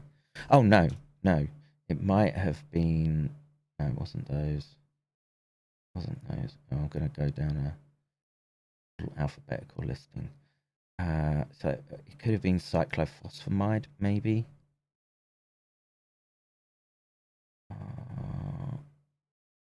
Anyway, I was like, they don't look like they're getting chemotherapy, right? And so obviously the thing was that they had a schedule and they would stop at the weekend, and obviously Fridays are always a short day, and me being well, like I say, I was fired up, ready to go. I was on a mission. And so I go in and I and obviously the rats are bigger than they've calculated doses for, right? Because when you get a rat from, I don't know, what's it called? Standard issue rat. Yeah, I mean, like the Wistar obviously was one, but these came from, I think, Jackson Laboratories maybe, but and so they're all getting bigger because they're eating, and so I'm just like, well, I just become very generous with the chemo agents, right? Mm-hmm. That what was meant for a 250 gram rat, I would calculate it for 350, 400, and suddenly we started getting results, right? And but it wasn't the results that they wanted. The transplants that we put in would just make these outrageous tumors. Oh, yeah, and I can remember the meeting where the these young, I want to say, well, not young, but those that started up their little bio startup. mm-hmm. And they've got a cell line, etc., and these techniques for converting cells, and and this isn't the first time. This is probably the first time that I watched the calculation across people's minds as they took in very, very disturbing data and just managed to skirt around it and come up with logical, or in their mind, logical reasons as to, well, we'll do this and fix this, and in their minds it was, well, we've got a gene promoter in the stem cell that we can tweak that and we'll sort of carry on. But at that time there was a huge amount of effort going into stem cell therapies for things like Parkinson's. There had been some studies done in, I want to say it was Norway back then, where they'd put, and these were dopaminergic cells. I think these were fetal grafts, and then they claimed that the patients had got better, but what happened was that they just had clumps of these dopaminergic neurons in the striatum, and eventually what happens is that okay, the graft takes, and then they've got these punctate spots where dopamine is just spewing out because the cells aren't wired up, right? They're not integrated into the circuits, and all these patients of what was hailed as a miraculous experiment of the 21st century all developed really bizarre movement disorders because of this It's, Because they had malformations in their motor pathways. And just putting in those cells didn't magically, no, reinvent the network. You're just making me think of Star Trek episodes where it was on Deep Space Nine, and this poor one of the characters was dying, and they kept putting replacing parts of his brain with robots, and he became less and less human. But the point I wanted to get to was just the little startup didn't care, right? It was just full bore ahead. Tumors, no problem. Right? We'll deal with that. And I know eventually removing animals from the study data. Well, no, their approach was that they can tweak they'll forget that cohort, start from scratch. Don't worry about the tumors. Yes, and tweak the formula and start again. No, I get it. I mean, quite frankly, that's at least more responsible than how it used to be. Like, when all of these primate germs originally spilled over into, public health. Well, and literally the whole point of my project was that these cells were going to be put into these monkeys, right? And so I'd had a little bit of experience with it's called MPTP. It's a sort of synthetic opioid that targets dopaminergic neurons, and they were so convinced that their stem cells were going to take that they had 20 monkeys that were supposed to be made Parkinsonian. And the problem with the MPTP model is that you can push it out really, really far, and those monkeys look goddamn awful. It's a full-time job looking after them.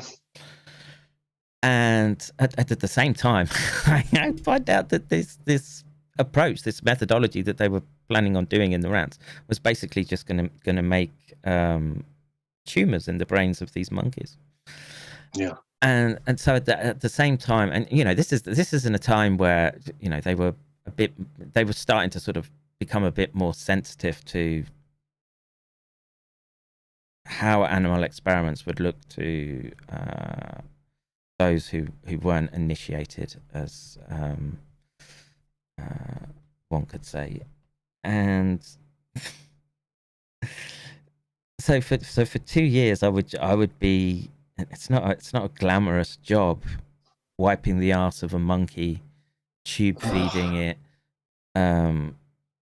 bathing them, and I got really, so I changed their methods for how they would deal with this method of making these animals Parkinsonian, which was it was try to hand feed them and give them special treats, but these animals were literally as rigid as a board of wood. And so as soon as they stopped eating, I would just tube feed them, right?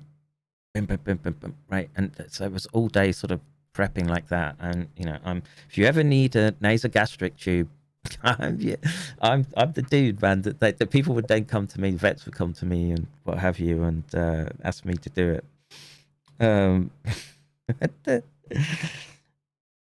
It was just like laboratory waste, I think, is the way to sort of think about it. And those monkeys, nearly 17, I think we did. Damn, man, nothing. Just nothing. So you've got to indulge a psychological curiosity of mine about that experience. Did you ever have dreams about the animals?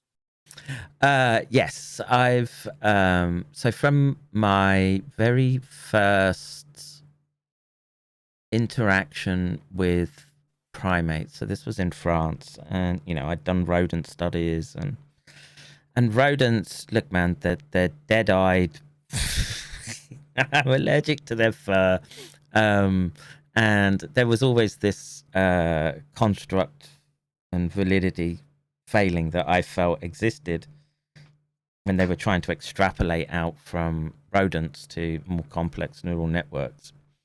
And I remember, only being exposed to rats. Yes, you could get some electrophysiology, yada yada. But then I remember going in and seeing a monkey close up in the lab, and sort of locking eyes with it, and you could see, this thing's I recognize there's some degree of consciousness there that I don't see I didn't or never saw in the rat or the mouse. And so here was this chance to, okay, I can make the ethical and moral justifications for why I could do the experiments, because what I was doing had direct clinical application, because there was the deep brain stimulation was a new therapy back when I started, and the idea was that you could go in and modify neural circuits in a precise way reversibly through stimulation, rather than what had been the standard go-to, which was ablation therapies of parts of the basal ganglia. And so they were very much part of my existence. And the first monkey that I worked with, I remember his name, and he was an African green monkey, and they're notoriously difficult animals to work with. They're not like a rhesus. And just on the last day, right? It was the last day of experimentation. You're putting in the stereotaxic markers into the brain. And I was getting him ready, and just this one day, man, it was just been a real pain to get into the chair, right? And as I'm you use a pole to sort of guide them in, and he's, after a year or two of this, he's tweaked that if he can stand up enough, that it makes it much harder for me to slide, shove him down into the chair. yeah, to just lock the collar in. And anyway, he's sort of standing there, and so I'm having to get my hand closer and closer to where the pole locks to the collar, because I need some leverage on it, right, to be able to twist it down. If you're trying to do it from the top of the pole, the monkey wins, right? He's got the more powerful lever. And God damn it, that little bastard got hold of my glove, right? And he pulled it. I knew he bit me, and but I was still sort of focused on trying to get him into the chair. And then I've got him in, I've locked it down, and I go to sort of check the bite. I know, because I know he's bit me, and I look down, and literally the whole of the rubber glove is just filled with blood. Oh, shit. How dang, right? So I peel off the glove. This is just like this big, like, I don't know, like a B-movie horror, as just the blood went across the wall. And then the end of my little finger was just sort of dropped off and was hanging on by a bit of skin at the end. And they put me in hospital. And, because it's an animal bite, they don't stitch it up or anything. And so it was sort of open wound that they were trying to sort of brace. I mean, it's still a pretty cool. I mean, my finger doesn't fit straight, but but I don't know. There was always I had this very strong connection with them, and I became very adept at. Well, I used to treat them like it was my dog or something. I would class a monkey in the sort of animal intelligence domain like a dog.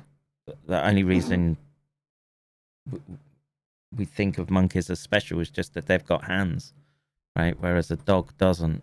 But if you were nice to them and you treated them well, I always felt I had a very strong ethical approach to dealing with the animals. And so things that I got to the point where I didn't want to use poles and stuff because I know the monkey didn't like it, right? So I would train the animal to come out by hand, and I could just take his collar by hand and put them into the chair. And this, I found that was a more it was less traumatic for everyone. You didn't have to go in there fishing with a pole or anything. The animal would come towards you, and like I say, you treated them like you would a puppy or a dog, and yeah, so it was a big part of my life. And it's only in the last few years that I've stopped working with them. I'd work with them every day for over 20 years, and wow, I mean, do I miss them? No, but yes, at the same time, because there's a meme taking shape out there somewhere of you as the monkey whisperer. Someone's doing it in Photoshop as we speak. But yeah, I mean, I had a reputation for being able to pull off these very complex behavioral experiments in awake primates that other people couldn't do. And this was because the special cancer virus cancer program, the cancer program, right? It was I was post that, right? And there was this winding down of the primate research. The chimps had been sort of retired, and although they were still being kept in institutions, etc. But they transitioned into cell lines. So yeah, there was this approach that they could do. So obviously genetic technologies were beginning to really establish themselves in the late 90s, and Human Genome Project was sort of forging ahead. And the idea was that they didn't need the monkeys anymore, and it could all be done, like I say, in cell lines, in rodents, knockout mice, etc. Yeah, humanized mice. Yeah, were becoming a thing. Yeah, as XMRV reared its head. Yes, yeah, and I guess that brings Dr. Judy Mikovits into the equation. Hi, Dr. Judy. we love you. I don't. I have my issues with her, in that I feel she's been a detriment especially in the last couple of years. But it's point out the issues with respect to SARS-CoV-2, but her woe is me story of oh God, I got arrested for a few days, yada yada. I traveled the world, especially after my introductions, this was in France. I traveled the world determined, right? Because I was always having to play second fiddle in where I started my PhD program, because one, there were the DBS surgeons who were trying to get on papers as well, and I ended up doing most of the work. And back then they didn't even have the ability to sort of quantify behavior very well, right? We were still working on video cassette, and it was hard to, you needed high-end equipment to be able to start video to get a timestamp for when a behavior is happening, right? And the whole point is that you wanted to line up brain activity with the initiation of behavior, and that becomes a very precise science in itself that requires lots of specialized techniques. But anyway, I solved a problem that they had, which the neurosurgeon had, where he was supposed to be becoming an MD, Ph.D. And it was just a behavioral logger, right? Where it's just in HTML, I could just set up a bunch of clocks that you could just trigger off a keyboard stroke. We could set up 9 behaviors, and these were published back in 2004. And in those papers in Brain, there were these sort of ethograms of being able to quantify dynamic behavior from pre-intervention to micro-injecting a drug, drug affects these circuits very quickly and could introduce a whole range of disorders, just depending on the circuit where you put it. And of course, the French being the French, I was sort of asking, because I'd done the majority of the work. I did. So in that paper, there are 3 monkeys. I did the last 2. The surgeon had done the injections on the first one, and I was like, you should put my name as, you know, that these authors contributed equally to this work. And they'd done a refusal of that, even though I'd done 80% of the work, all the analysis. And that was on top of them not paying me for the first year, despite offering me this PhD placement. And it was at the end of the second year when they wouldn't put my name where this work had been done. But, you know, it set me up for a somewhat successful career. So, you know, it wasn't wasted. But I don't know. I got into this cycle of, you know, having to hop from lab to lab as I was getting my PhD work done. And so I got to see some of the best and some of the worst aspects just because of the experience I had going from lab to lab, country to country over the course of sort of 15 years. And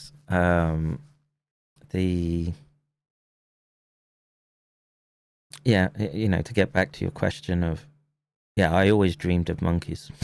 They were in my dreams all the time, dude. All the time, man. Monkey dreams. Yeah. Here's a bad dream for a monkey. Me. No. Well, no. This was one of my minor contributions to the overall database, was finding the 75 patent on that you can just swap out a chimpanzee to be a viral mixer for hepatitis B if you didn't have a human patient to take the blood from. Yeah. I remember speaking about this. That's disturbing, right? there's your serial passage model. Well, so, you know, I'll tell you, I waffled back and forth between, was it an accident? Was it intentional? And that was before I saw, you know, the discussions in Congress about an intention to make a specific type of pathogen that was HIV. And all of the different papers and evidence that, you know, they were refining the process, they were combining it with immunosuppression, they were trying all different types of combinations of just immunosuppressants, primary and secondary factors, etc. You know, you saw a little bit of the record. And so once I really squared myself with that and understood what it represented and had to look up so many little bits and pieces, and it's in historical 1960s, 1970s, scientific language and citations. That's where I was like, okay, this was the intent was there. And it's funny, but it wasn't until really the very end that I really accepted the sociologic aspects of, that the Black community in Africa had been discussed openly in that WHO paper and in the Kissinger paper, and I'm sure in other circles, as being resource rich, as being definitely, you know, part of a global policy, but that it needed to be depopulated. And it named other countries on different continents that were essentially just being judged. They're like, well, you're not worthy, so we're going to need to clear you out. You've got too many mouths to feed. Just sort of let the pieces connect together. And it's overwhelming because there, like you said, there's a lot of different moral and ethical aspects, and on different levels, you know, about science, about public health, about national policy, and about humanity that are all involved here. And it doesn't. You've had a career in this. You know this stuff forwards and back. You can. aren't you named in the suit at the ICC with Montagnier? Yeah. Yeah. Okay. So yeah, you've got chops, and but most people do not think. What medical paper can I look up from the 1970s to learn about biowarfare and bioethics and things like that? They just don't do it. They don't seek it out. It isn't in their normal domain. They don't see any reason to do that, and so it remains hidden in plain sight. It's in the libraries. It's in the Library of Congress. It's in institutions around the world that all took part in ongoing activities and networks of scientific research, and threaded in and out of legitimate work that really, it seems, in every respect, is trying to solve a problem in health or science. There's also the biowarfare stuff, and once it got outsourced, it was just. It grew like a weed. It grew like ivy. Yeah. And you're right about protecting funding and protecting prestige. And talk about pedigree. That's where pedigree got its reputation. Is in my opinion, is in academic circles, and people willing to do anything and change the record and remove animals from studies or start studies, just flush the original study and start over. Yeah. You've witnessed it. Yeah. And it's, it blossoms into a very broad and difficult question about the state of science, the oversight, the controls, what is possible, what would be allowed, etc. There's so much to it that it's a very difficult change management problem for most people. Yeah, and just to add the final cherry on top of that, or you put it eloquently, but it's a tower. It's a third tower now. Right? All those institutes are rotten. I don't trust any one of them. This new SAGO group that they're putting together to go and investigate the origins of SARS-CoV-2. Oh, okay. we're 2 years into this world-changing set of events, and there are still the same people.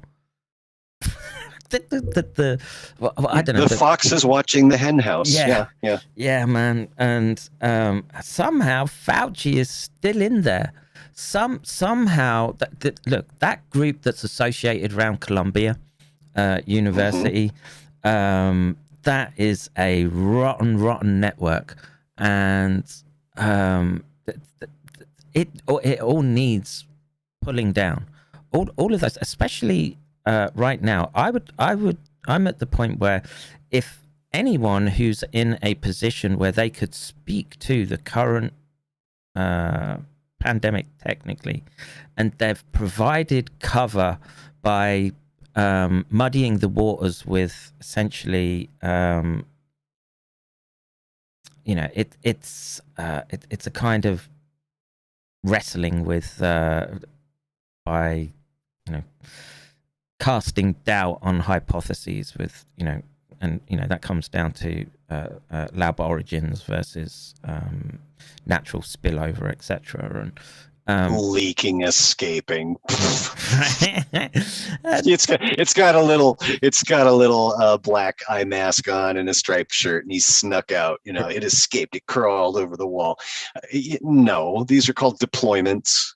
These are called operations. We, unfortunately, I in my opinion, I think is, I'm sorry for breaking in like that, but I just, I get true. really frustrated with this leak language. It's like, that's part of the predictive programming. They're like, oh, no, we're going to cast aspersions even in the midst of the public finding out what really happened. We're going to reframe it again. We're going to squirm away from accountability. And when it's not surprising, because if anybody would do this to begin with, they're not going to have any kind of ethics or integrity at all. So of course they're going to be. It's for science, dude. It's for science, and therefore it's a-okay, right? They've made the calculation, right? And they're thinking of this. Well, it comes down to this ego boosting that they get when they're going to meetings and yada yada yada, and it's this very nepotistic closed system to the public, and this is why I've just gone full guerrilla warfare at it. And yeah, I'm not going to have an academic debate with these people. There's no point. Why continue in a process that got us here in the first place? Right? When I'm right now, I don't want to argue with the ivory tower. I want to undermine it under the ivory tower and plant TNT and blow it all up. Hang on 1 second. Yes, sweetheart. Daddy's busy right now. Okay. Thank you. Sorry about that, but that's all right. It's such an existential threat right now, and to the point where our children are on the line, and what we're gonna it's just gonna roll over to these bastards. I noticed Hans Christensen is back on Twitter as he's trying to talk about the new Omicron variant, and I'm like, how dare that man show his face again in public after those emails where they're colluding with their scientific narrative, like they were at the Royal Society against what was one person back then, one person who had stitched together the pieces to be able to write a coherent thesis and book. But this time, the world is watching, and they give zero fucks, man. Money's still flowing to them, and with this, I don't know if you've noticed the sub pieces for Peter Daszak in Science over the last few months, as they were working in concert to push forward data that says, we're finding the origin now, and they're pointing at Laos and Banal 25. But then, thank God to US Right to Know and all those people that have literally, for all the shit posting and noise I make in my little corner of the internet, it's those people in the US that are able to engage with the systems in this way. And this is why I don't think we're at this. We can push back. This is what I keep trying to tell people. We can push back. Don't let them befuddle you. Don't let them back you up too much. There is mechanisms that we can use to bring heat to them, and of course this means going through the courts, and we have to do every one of those steps before the more terrifying aspects of the US model kicks in, right? Which I really don't want to see that, but I can see it happening as they come for children. You're not. If I was in the US, I'd be cycling and checking everything, and my gun safe would be unlocked, right? So, but think now. Let's turn this towards hope. Let's as far as like kind of bringing it in for a landing. This has been probably quite a difficult and not necessarily expected discussion for some people to hear some of this evidence and see some of this background. I know that you haven't been shying away from this. I'm not able to spend the time to listen to you constantly, but I've heard you engage. You'd be horrified, dude, at the approach I'm taking. I say I've gone full jihad. Well, and you let your personal culture and your sense of humor and your stress, you let it out through, the discussions. And so, this is no judgment about you as content or as a, as a researcher or a commenter. Just I've seen where you've moved, where the needle has moved. And I think we need to be hopeful in simply just because of the time frame. And this is what I mean, is that if worst fears really are realized, and the jab really is going at the percentages that we fear to create autoimmune and neurologic and dysregulatory genetics and thrombocytopenia, et cetera, in large percentages, it's going to start flooding and basically reaching a tipping point in the public awareness. And no amount of keyword searching and blocking and deleting and, censorship of individual whistleblowers and champions is going to stop the bulk of the people who are having the experience, whether they're on Twitter, whether they're on Facebook or not. They're going to be seeing it in their families, their communities, their church, their school, their workplace. And it's been happening already. So that's an unfortunate fail-safe for the problem, that there will, I think, be a critical mass that will just, it will be like, it doesn't matter how many white coats you're wearing and how many expensive glasses and little, strange bow ties you wear. You can't hide what's happening in my neighborhood when I see a bunch of people that were rabidly pro-vax and got the third and then the fourth, and then 16, 22, 80% of them now have a life-threatening condition within 3 to 6 months. I think that's the unfortunate cost that it's going to take to tip it over. And the tyranny, it's the whole what is plan B? Is there really some big bad world reset, great reset, if that involves a militant forcing of, say, a Chinese way of life on the world? I don't know. I would be speculating. But at least from a mass consciousness and I'd say pressure and influence perspective, there's going to come a point very soon, I think in the next 3 to 6 months, that we will have a lot more solid data, or our worst fears will be dispelled. And these instances of people dropping dead or having a neurologic issue, etc., are really truly become outliers, and the data doesn't stand up. And I'm hoping that it's the latter. I'm hoping to be wrong, and that it doesn't equate to the worst possible scenario. But part of me is, unfortunately, because of what my community went through with AIDS, it's like, well, if there's really a broad base of power at the top whose objective is nothing to do with this virus or the cure or anything about it, it's truly about depopulating the planet. For example, collapsing, reprotox, collapsing the ability of women to be viable, then it's a major issue, and, may well be too late.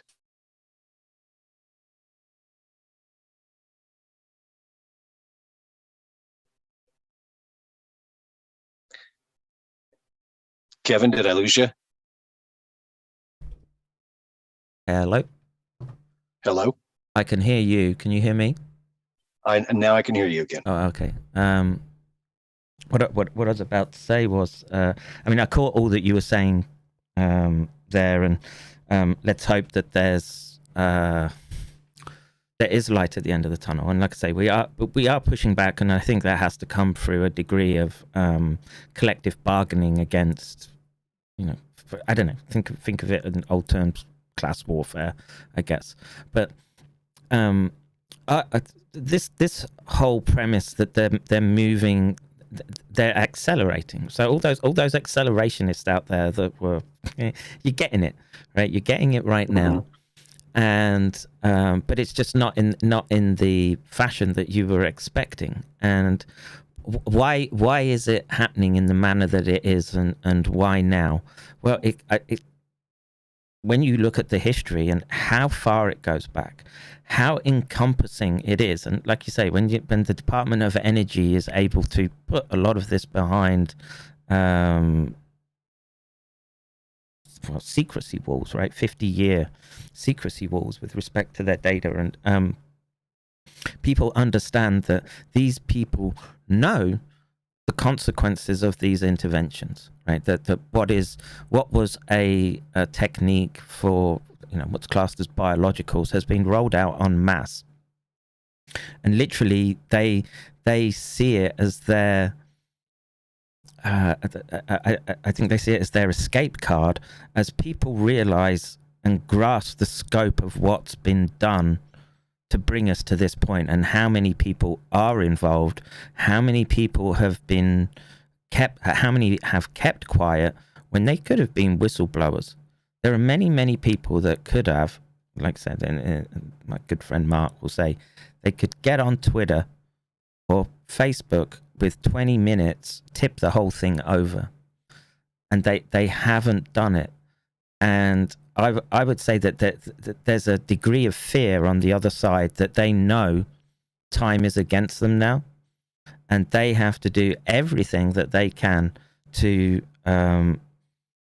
make a paradigm jump such that people no longer they become baffled by the new age, right?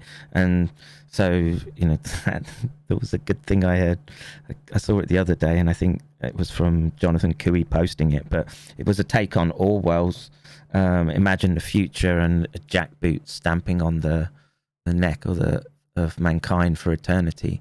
And it's not the jackboot, it's your QR code, right? And if they roll out this technology and they're able to ghettoize people to particular information networks, and they can say, okay, we can real-time analytic that bunch, and these, and again, we get into this domain where there's these quasi-private security startups that are just involved in tweaking information feeds to people such that, one, it's isolation, two, it's send them down rabbit holes that cause them to spiral, that then allows authorities to come in and say, you're this is the problem type, right? This is the problem. Radicalizing.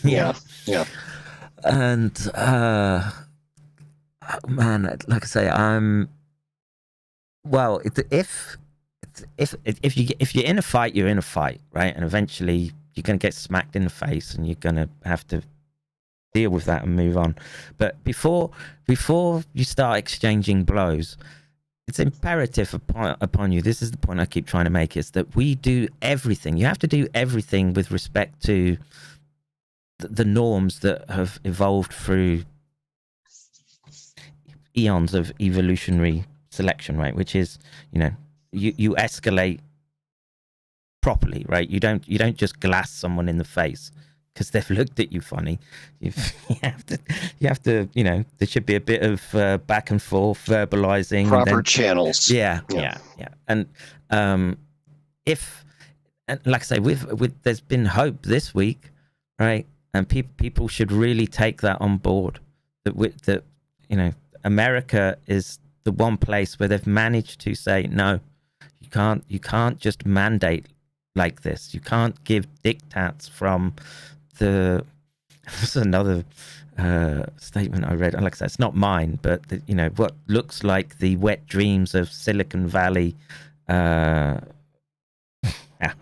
soy boys and wokelings to shape society in their image. And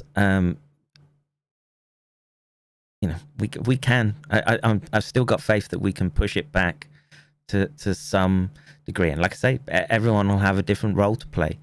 And I've sort of settled into mine. And could I think, could I have done something different? Like try to approach it from an academic standpoint.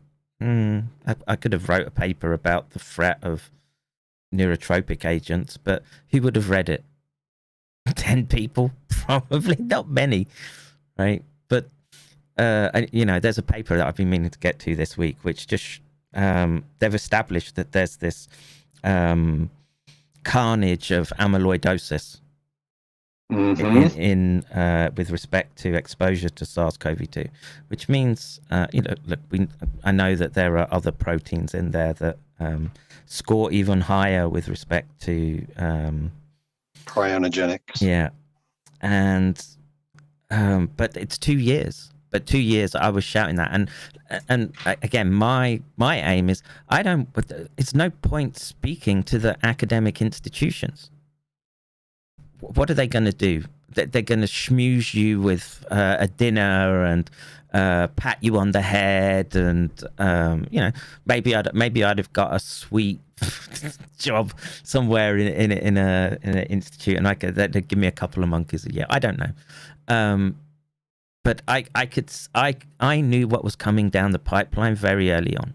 Like I say, I've been in in the back rooms. And, you know, as we're sort of talking about this, I'll give you another example of where I've found a phenomenon in the laboratory, spoken to the top of the field and also the industry heads, and said, you've got a problem with this technology, with what you're planning to do with it. And the approach they took was, well, we're doing it already, and it don't matter. It doesn't matter that there are these risks. It's a cost-benefit analysis for them, and they'll just ignore it. Sure.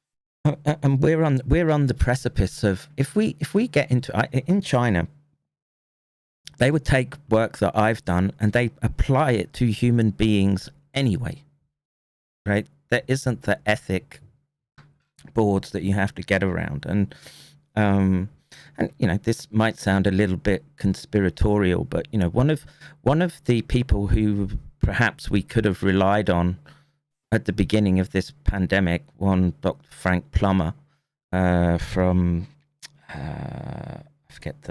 in Canada, I forget the city, and Winnipeg, is it?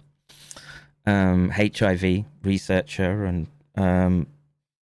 they found him dead in the February. He was in Africa. No apparent cause that they could put on it. I saw that story. Yeah. And he had implanted into his brain, deep brain stimulation electrodes, that if you gave me the programmer that I could talk to that programmer from 10 meters away, I know that I could induce patterns of stimulation that that you can go from alive to dead in seconds. And it doesn't matter what you autopsy. There's no fingerprint. There's no fingerprint. Yeah. No, that's not conspiratorial, because I've read considerable amount of defense and intelligence, nothing illegal, nothing. I'm not Snowden. I don't have an inside, deep throat, someone who's feeding me documents. But I've seen enough in keeping up with DARPA to see that in the biological and the technological weaponry domain, it's mind-blowing. And most folks wouldn't believe it, and it gets to masquerade. It's a lot about masquerading as something else. It's hand in glove. Yeah. And so what's coming in this future is, what we're seeing now is the mass behavioral nudging, the psychology that's being rolled out onto people that then becomes corporatized. And I'm telling you, we're at a very, very close point where, if you're problematic, okay, and they deem you so, that under the orders of what's a judge, if they put this system into place, but nothing more than the enforcers of this stakeholder vision, that they can say, okay, you've got a drug addiction, boom, we'll fit you with this device. And I can assure you that it's within our domain to be able to correlate the brain states of drive and then interrupt them. And is it that sophisticated with the interruption? It's not that much more different than Delgado's balls. I don't know if you're familiar with that particular bit of neuroscience law, but I'm not. You're making me think of like micro-targeted ETC. Yeah, in a way, but it's been around for a long time, and the first demonstration of it was in Spain. I think its first name might have been Jose, but anyway, just the law is Delgado's balls, and he could implant an electrode and a stimulator onto a fighting ball, and he would stand in the bullfighting ring, have the ball charge him, and he would press the stimulator button, and it would disrupt the behavior pattern of the bull, that the bull would stop charging. It would distract. Yeah, it's like I say, I can pull up on the screen, how it looks like in the monkey right now. I mean, it's probably worth doing just to have it as part of this this talk, this discussion, and just to see how behavioral disruption can work. Do you mind if I do that? I think it might be. Not at all. I got the thing, it's a new computer, and all the disk drives are messed up. Let me just go through this. Let's do this, and not this one.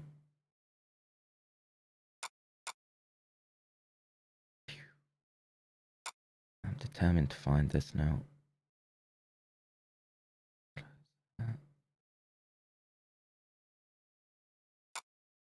While you're looking, let me respond about Dr. Judy. I have not met her. I would very much appreciate an opportunity to present to her and Robert Kennedy Jr. Because they both have some interesting concepts about HIV. And obviously, Judy was much closer to the work, infinitely than Robert ever was. But in that respect, yeah, we're definitely all of us are misaligned, because at least in my opinion, I think if they saw the evidence and saw the data, and that it's not just an anecdotal bit here or there that might have related to the work, but it's like this road of evidence, I think it would make a difference. And I think it was just before Judy's time.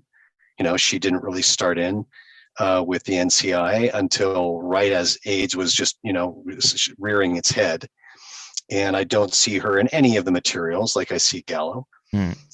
So I think she's got, I would assume either horse blinders on, she doesn't want to see those possibilities, or just, hasn't looked at the data. She's never been exposed to it.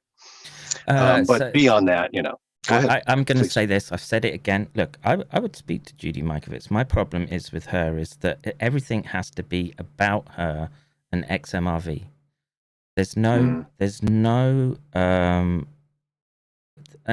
she was at the tip of the spear as SARS was breaking out, saying, "Oh, you can ignore this virus, etc. You can, no need to mask up or anything. You don't have to take any controls or any measures, and you can."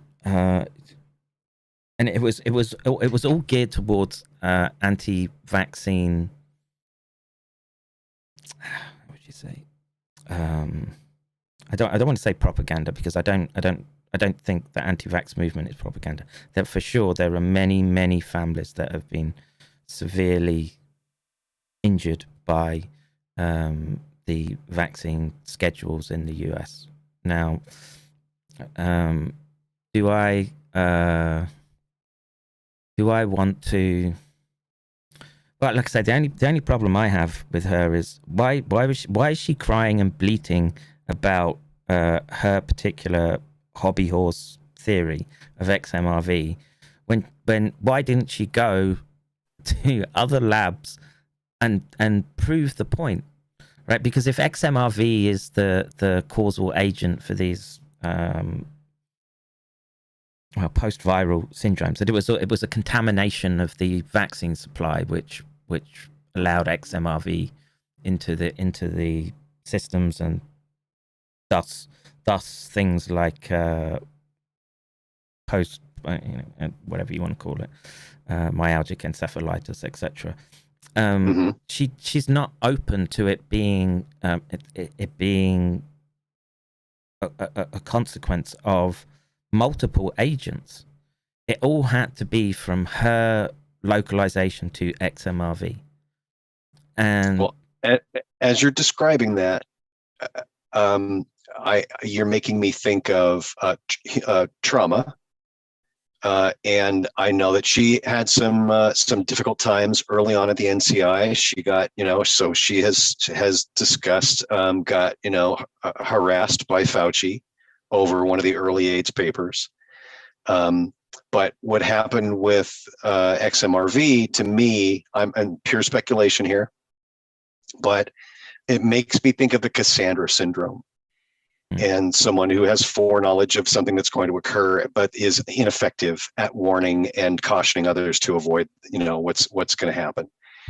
And I think that she was probably, in what I have seen and what I've read in her book, probably traumatized personally by the scope of what she felt it was going to do to public health.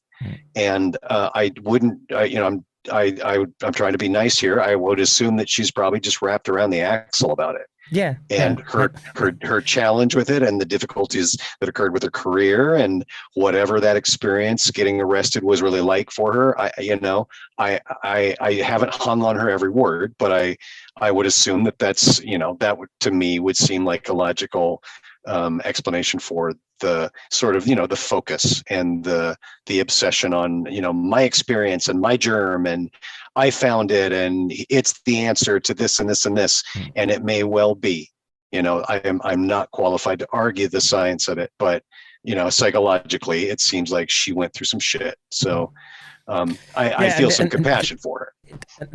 As on the human aspect, of course, but from the science aspect, I'm like, God damn it, fucking nut up and get out there and prove it. Don't start whinging and emoting about it. Right? I got dumped on from fucking everywhere. This is what I mean. I saw the worst of it as literally I went round like I was good for laboratories because I could be independent, didn't have to train me. I would, because I was driven just because of I was going to beat those bastards in France to the punch. So it didn't matter, right? I went into the suck and I traveled around the world and I made sure that I won, right? And I've been in the back of police cars, etc. And well, I've been for other issues, but fucking nut up. Stop whinging, get on with it. And in that respect, I just feel that she becomes a stuck record, and we're at this point now where her information was relevant at a time point, but I had this other issue with just Brendan O'Connell this week, right? That all that information, whatever little hobby horse you have, we've blown past it. Right? It's not the jostling of people trying to get attention for their particular, like I say, hobby horse. We've they've accelerated so fast that they're coming for children right now with experimental gene therapies to treat a problem that they caused through their research programs. And that everything else just drifts off into the distance, man. Doesn't mean anything right now. And now the fight is in the courts, in the schools, in the very social fabric that they're trying to change, where we have to say no. And she's, well, like I say, I don't want I've been sort of arguing about purity tests and what have you, that you shouldn't be applying really strict purity tests when we're literally in the last foxhole.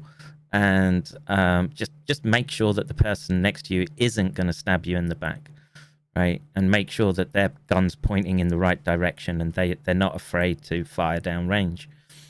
And the problem is that in terms of institutional science, I've just seen a lot of people, well, that you had higher expectations of, that could be valuable in the fight, and instead are looking out for number one. Yeah. And I can understand. It's got to be in ways. It's got to be devastating because of what you've been through, and you didn't fall from an ivory tower. You built what you have, and you're an expat living in Japan. That's an amazing story in and of itself, but. For maybe not for you, but for many people, that's like, wow, what an adventure, what a life, just this, just what you've done. And now, but instead, you've taken your credibility and your experience, and you put it at risk if it hinges on acceptance from the other ivory towers, which you've clearly and openly said it doesn't anymore. You know, you're not in the institution. Yeah, I'm not playing their game. And they're I'm not playing their game. And well, look, if you went and interviewed Judy, she's just going to keep plugging a book every 5 minutes. That's a theme that I stopped looking for videos of her. And and as a speaker, it's a little bit difficult. She speaks in 3 or 4 paragraphs at a time. But anyway, it's name dropping all the time. It's like so and so, so and so, so and so.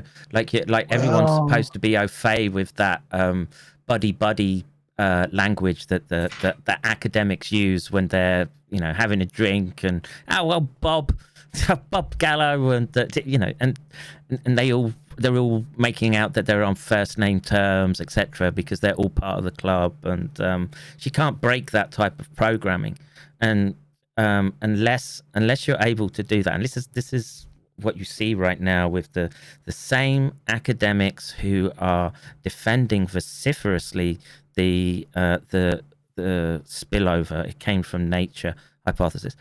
We can see that they've got conflicts of interest either coming out their arse or they're bucket cunts if you're Andrew Rasmussen.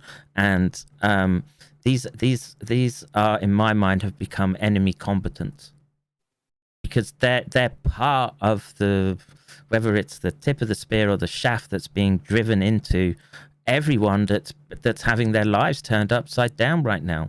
These people, the reason that people have lost their jobs, have lost loved ones, have had their businesses crushed, and we're looking at this horrible melange of dystopian sci-fi novels coming together right now, in your face, right now. Like I say, my decision is when Japan starts mandating vaccines for the school kids in February, my kids stop going to school. I'll have to sit here scratching out a living trying to be funny, and I guess vulgarity is the easiest form of humor. So it's I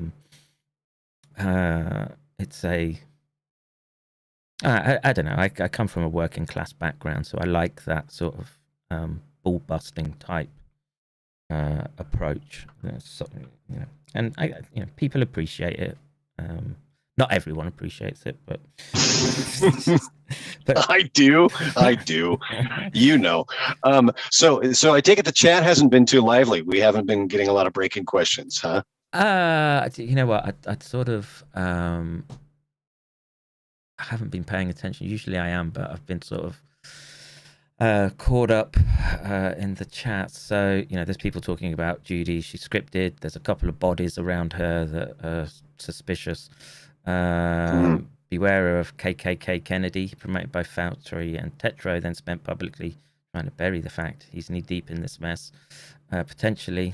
And yeah, I don't hang anything on a conversation with him, besides that he's out there right now representing that he thinks Kaposi sarcoma comes from poppers. And I'm like, where did you get that from? And he says, I have a very good friend, Dr. Peter Duesberg. And I've got papers here in the archive of Duesberg making his own retrovirus combinations under an SVCP contract at Berkeley in 1974. Yet he denies that HIV exists. So I'm like, well, there's an example of, paid for hire, extra contract. I think a lot of the scientists that survived that era were clearly going to be complicit. They weren't going to cause waves. They, like you said, they were going to stick, in lockstep with the institution and follow the script. Yeah. And, so. And look, I know Peter Duesberg's work, and, I part of that is a valid hypothesis when speaking about what we're dealing with, right? So if we accept the fact that they've made an agent from passaging through chimpanzees, that it might just be that the lifestyle made it permissive in that environment, right? That whether, you know, I do think it's you know, there's a lot of drug taking, there's a lot of burn the candle at both ends, there's a, you know, there's a lot of reasons why someone could be in, you know, I hate to use the word brain, right, but you're making the body susceptible to disease.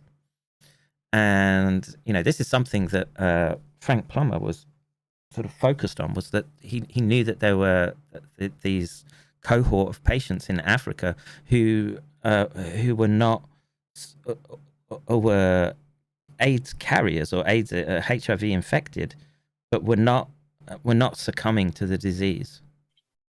And so, you know, that's look, in the HIV story, there's this whole issue of the fact that they brought in things like AZT and all these toxic chemicals to quote unquote treat. To look busy and do nothing. Yes. Well, I'm not even sure that they were thinking of doing nothing. It was it's testing, it's data, and that there will be spin-offs. I bet you there's a spin-off of AZT somewhere that's earmarked as being useful under particular circumstances, right? And, you know, it's a, what do they call them? It's a nucleoside. Nucleoside analog. Yeah, I think that's the sort of description of it. And it may be that derivatives of it maybe have sort of antiviral properties. I don't know. I haven't looked enough into the literature, but I could imagine the research going that way, and that being enough justification in their mind to continue this research to the extent that they would put it into children, say in the institutes that you pulled up earlier. And, you know, so did were the gay community their own worst enemies in this particular instance? That they've opened themselves up to the predations of the medical community. That they've gone through all this, well, experimentation, human experimentation. Well, okay. So, you know, respectfully, the sexual behavior, for the most part, wasn't new in this century or the past. You know, it had always been around. As long as there have been people, there's been a percentage of the population that was gay.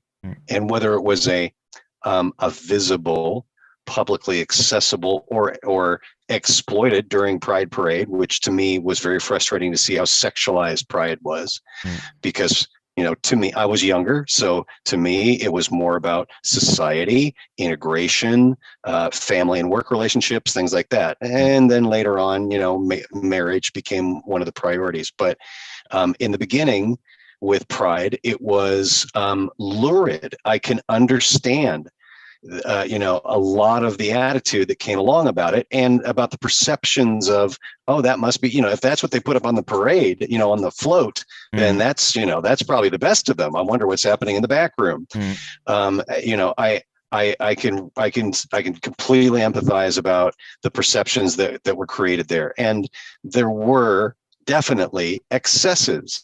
And you know that men have more of a problem in managing their sexual impulses than women do, because they've got that little opium, you know, inside of them of testosterone that just keeps going and going and going. So there was definitely, you know, there's people who have studied this, and I'm not talking about Kinsey, you know, but since then there's been, you know, a fair shake given to assess male homosexual behavior. So definitely there were biases and there were risks that were occurring that were definitely not in the heterosexual population. But it wasn't to the point where it's going to erase the biowarfare evidence. That's the deal. Is that any moral aspersions that may be due, whether they're just or not, in looking at gay society or gay male society and sexual behavior as a topic is its own thing, but it doesn't change the intentions, the planning, the scientific progress, the milestones, and all of the evidence, including that big loophole that they created for themselves that says that it's okay to test, unannounced on the population. So and another piece of it that for me was a real stickler, because I did a lot of bargaining. I wanted to make excuses for the NIH. I didn't want to think of any of those agencies in this light. For a long time, I pushed back against it, and I was like, I doubt that. And I hadn't really applied myself to the data. But it's true that the partying and the poppers and the drinking, and there are other communities that have got, like America's, all kinds of small American towns have been consumed by meth and now painkiller addiction, and they're not breaking down with AIDS. I mean, people whose teeth are falling out and their lives have fallen apart and they're completely gone, burnt to a crisp on methamphetamine. And as long as they didn't find their way to a dirty needle somewhere along the way, they're not breaking down with strange exotic, with cat diseases, with toxoplasmosis and pneumocystis and all of those things. But we find those diseases in the literature of the SVCP, and them combining immunosuppression with 2, 3, 4 different viral cofactors. And, and we have the evidence of the men who died after the first phase 3 trial in 75. And it said that up to 50% of them could not be located. At the end of 2 years surveillance, they couldn't get a hold of them. They couldn't find them because they were dead. And they knew what had occurred in that trial, and they moved forward to the national trial anyway. So, look, I have no doubt that degree of mercenary thinking was at play here. And look, the fact that the push for HIV vaccines is an integral part of this technology that's being pushed right now. Right? It's the fact that there's GP120 in the spike protein of SARS-CoV-2, which is a HIV marker, is very, very disconcerting. What were they trying to do? What was it? A live attenuated vaccine so that they could tune both innate and adaptive immune systems to this protein that such that they could announce that they had a HIV vaccine? Look, it wasn't that many years ago that they did a whole bunch of trials on a new vaccine, and it failed. It made them worse, from what I understand. I haven't really looked into it, but it's been a constant I'm not going to say it's not wedge issue. It's a wedge to keep doing the research in such a way that, we're at this point now where there's this mass rollout of these gene therapies, because I think it was understood fairly early on when they were studying HIV that they needed some gene type intervention to elicit some type of therapy, some correlate of having an effective therapy. And it wasn't.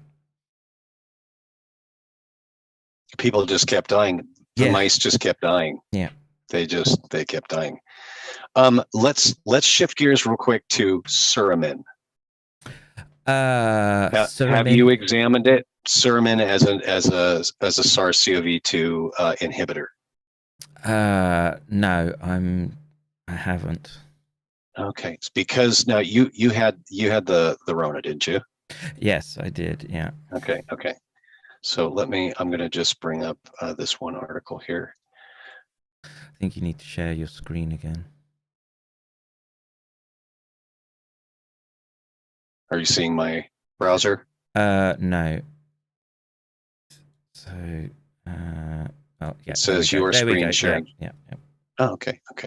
It was my fault. So, Sermon is a pine needle extract, and very simple to produce. So obviously, there's no big financial opportunity in this, but it's shown to cause it disrupts the replication cycle early on. So I can send this over to you on Twitter, and there's a couple of good articles here. So this is interesting. I like the protease inhibitor approach.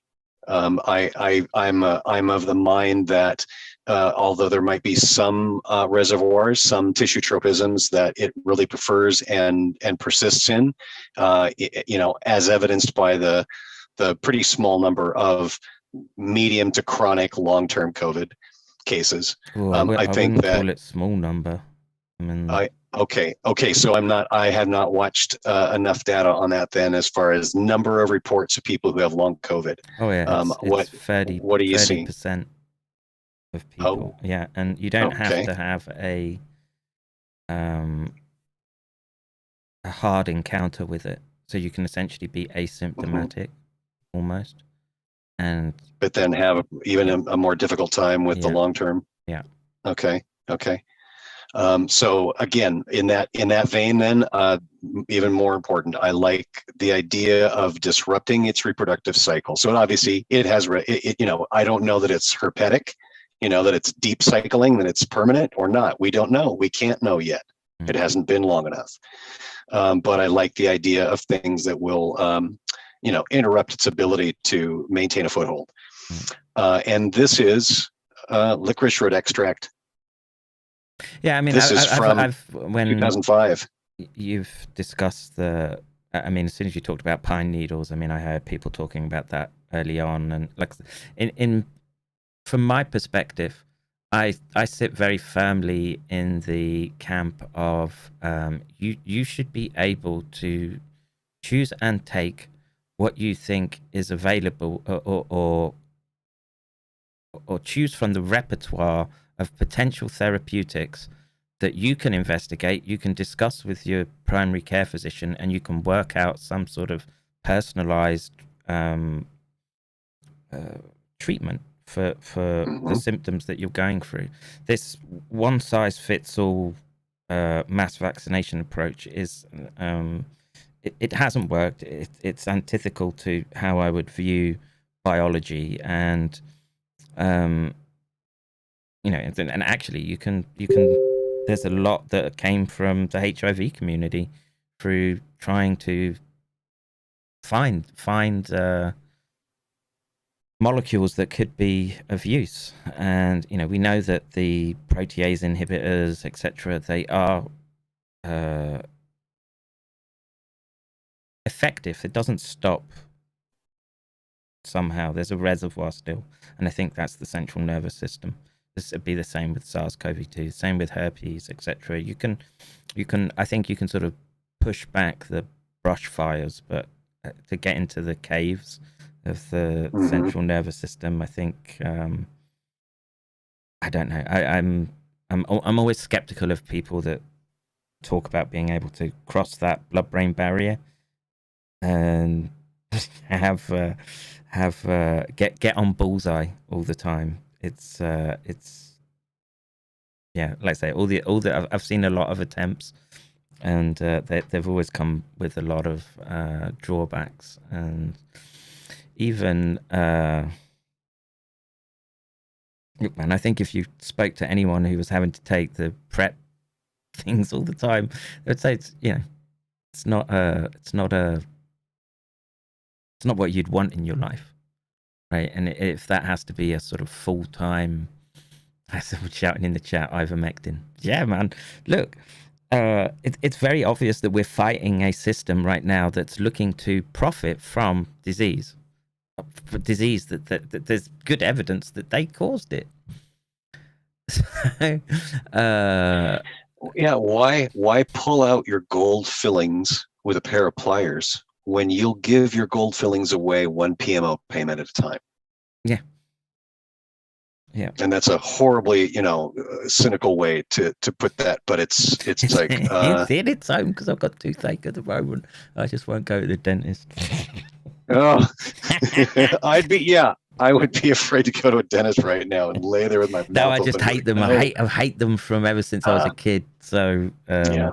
and I get very, very uncomfortable people poking around in my mouth and doing shit. So look, I have one of my front incisors is just dead, right? And so as a child, as a teenager, I was convinced by the dentist that braces were the solution. And of course, he gets paid handsomely for it. They put the braces on, and my tooth just weren't gonna have it. And the pulp, I don't know, apparently it happens, but the pulp cavity just became inflamed. And they're like, and it's the worst pain, man. Like trigeminal pain. It's brutal, and this was worse than any toothache that you could imagine. And I'm glad that I'm not suffering, and I'm sorry that you are. But remember that dead teeth are the gateway to the heart, and that's a bacterial gateway that you don't want to mess around with. If we're talking about all these fun and exotic pathogens, could be more dangerous than a monkey bite. Yeah, I'm aware of that, and I'm just the reason I haven't had it extracted is just that my teeth are so gappy that they can't put anything in. So I'd look like the meth hillbilly. Oh no, you'd look like Bob Hoskins in a bad role, huh? With the blacked out tooth. Have you been told you're Bob Hoskins' grandson? Yes. Okay. Oh, I miss Bob. He was awesome. Yeah. Well, we've had a fantastic journey here, and I really appreciated you're lending me your experience and your expertise. Luc Montagnier wouldn't want to have this conversation, would he? I mean, I've corresponded with him briefly. I don't know. I mean, he's very. I think he's a different man to who he was in the 80s, and right now he's very much leans towards natural therapies and things like homeopathy and the sort of. I saw some of his water memory work. Yeah. So which was, I thought brave in certain aspects, and can see how that would be a liability to him with regard to the institutions and how he would be regarded after that. And so I don't know. I don't think he would. I mean, does he speak about HIV that often now? I don't know. I saw a hit piece on him. I saw a piece that was really just trying to, characterize him as senile, and it was pretty he's disappointing. Very far from senile.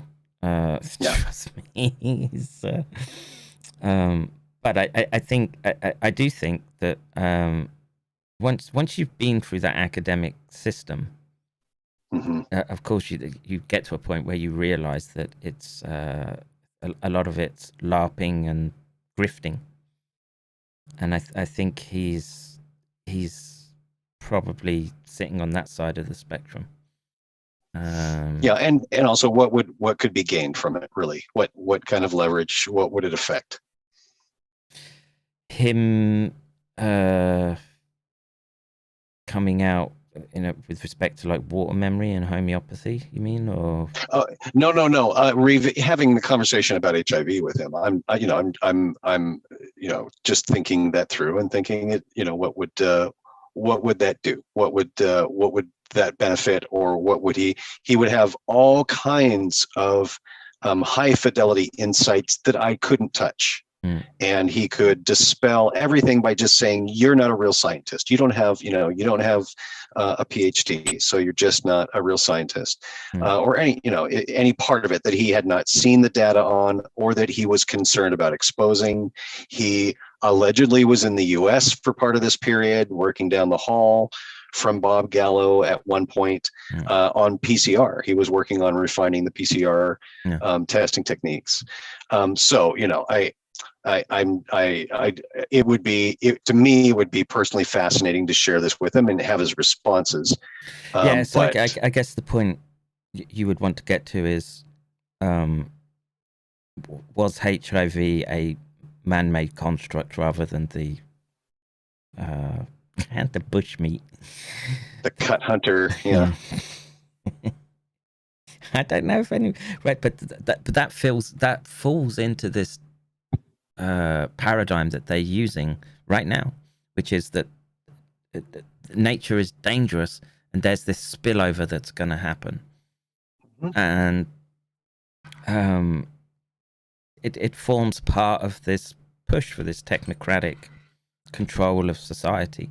They don't want you going, nature's dangerous, and you could come back with the next pandemic, and therefore they want to limit your exposure to it. This is the One Health doctrine. Shout out to Mark Kulak again for digging that out, the archives. And it's not archives, it's just that it's the operating principle of the camouflage that groups the CIA cut out, that is EcoHealth, uses to gallivant around the world.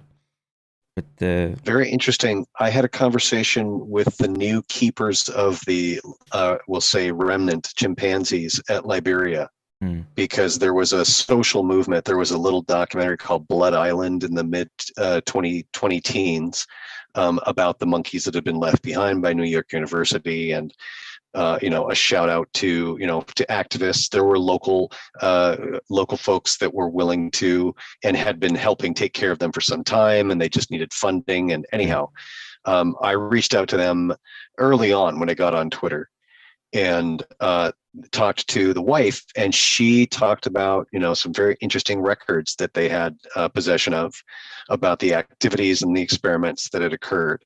And then the next time we spoke, her husband had gotten to her, and she said, "Oh, we're not going to be sharing any of that. We don't have it."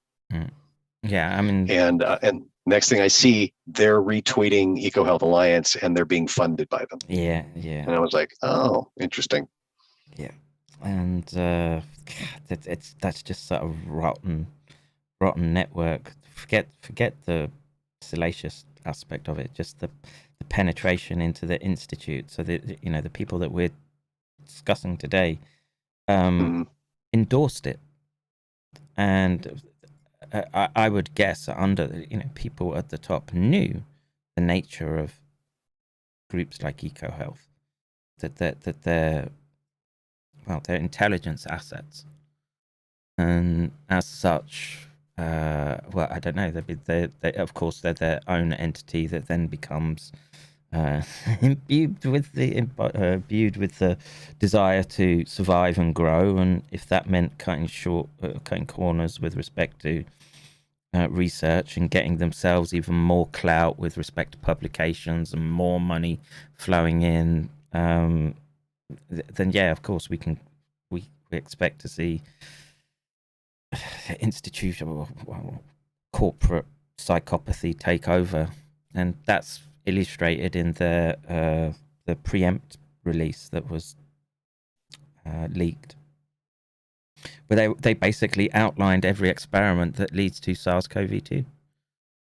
And, you know, we know that they were taking bats, they were shipping bats from Laos now, right? And so they can't claim that, oh, they've suddenly found the progenitor in Laos and it had nothing to do with Wuhan.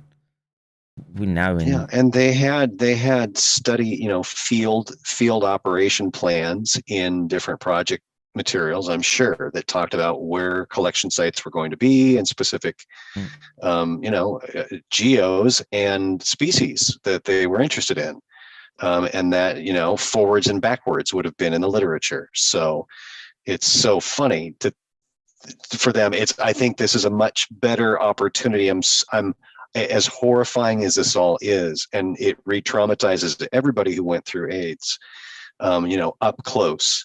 But to see that Drastic and yourself and a few others are fighting the good fight on the science side, and that it digitally is an easier, it's an easier lift in a lot of ways than it was back in the 80s or 90s to try and put anything together and figure out what had occurred in the lab. Because just, personal computers and the internet, etc., make so much of this a different game.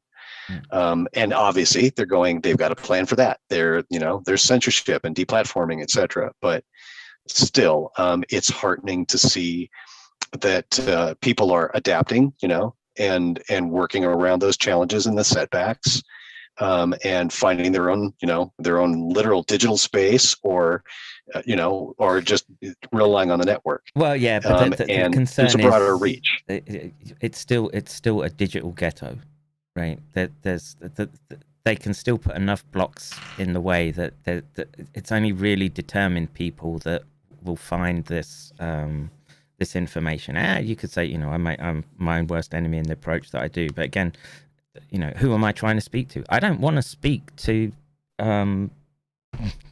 Harvard and Yale. Yeah. Fuck those people. That need to burn it down. Burn it down. All of it. Pull those people out. If they kept quiet, right? These people should have their pensions on the line right now, right? But they got national security orders. They got told to hush hush, and they got big checks. Yeah, and that was, and they were told that they were supporting national security interests. Yep, and a lot of them buy it. And those that don't, well, there's a whole nother story about the dead microbiologists, and that's a whole nother conversation. Now, have you had anybody on that's a serious researcher on that topic? No, I haven't. I mean, I know about it, and even some plane crashes, not crashes, I guess crashes, but shooting downs, whatever you want to call them, knockdowns. Yeah, it's just another one of those coincidences, right? That you're just supposed to brush off, and you can't do that in the current environment. There's no way that you can just ignore those serendipities, whatever. That's one way of putting it. Serendipities, okay.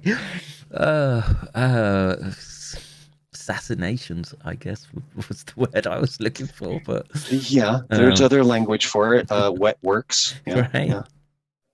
And I'll tell you this: I have I have had some guidance on risk and my approach and all of that. It's why I'll never publish a book. It's why anything that gets put out in a media format is basically open source. I don't mind that I get ridiculed. Some people just say, "Oh well, a meme is not evidence," and it's a citation with the full source there in AMA format. And I'm like, "Hey, if you can't look that up, then you're not qualified to know what the full text is. You don't even understand what you're looking at here." So, anyhow, I think that there's a lot to be said for learning about the big risks and being aware of them, and still being, having, like you said, having your balls and doing, doing the good work, fighting the fight in your own way, finding your own voice. You're not supposed to be the BBC. You can't compete with that kind of a force. It's bought and owned, lock, stock, and barrel, and it's a counter force. And it's so you have to think about, what is my objective? Is it to fight directly with that kind of entity, with mainstream media or mainstream narratives?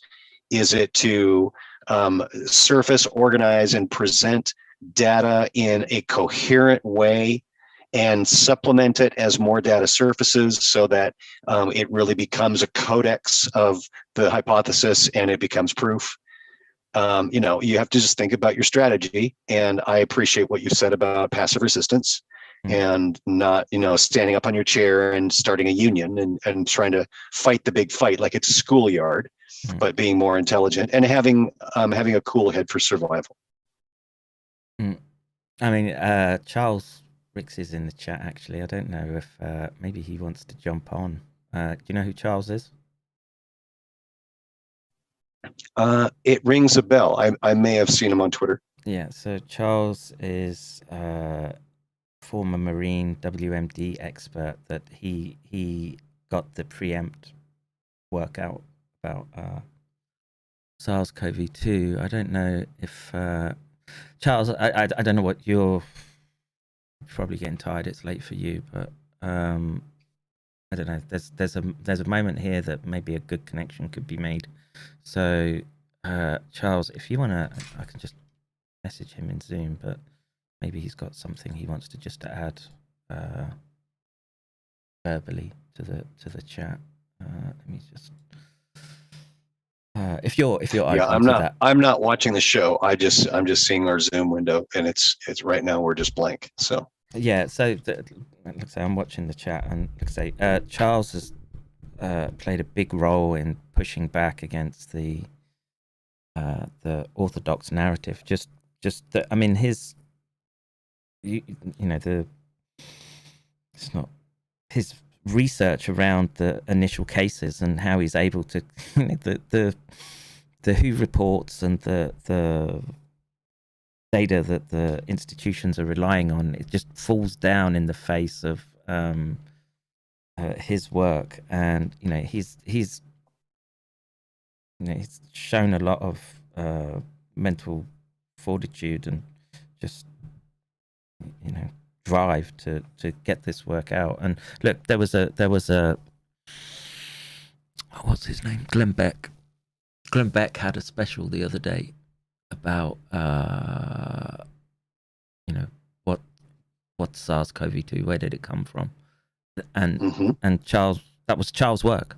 He'd been contracted by Glenn Beck, and Glenn Beck didn't even have the decency to. Oh, didn't acknowledge the source? Well, it did eventually on Twitter, but he had this whole hour-long special where he's at his boards and he's doing the things, tying things together, and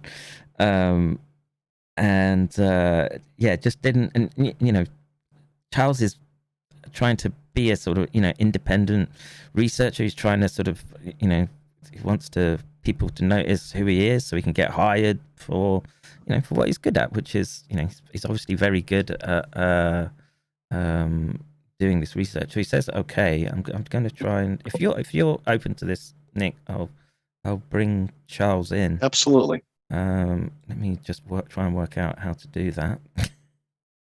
Let's see, Charles, invite to meeting.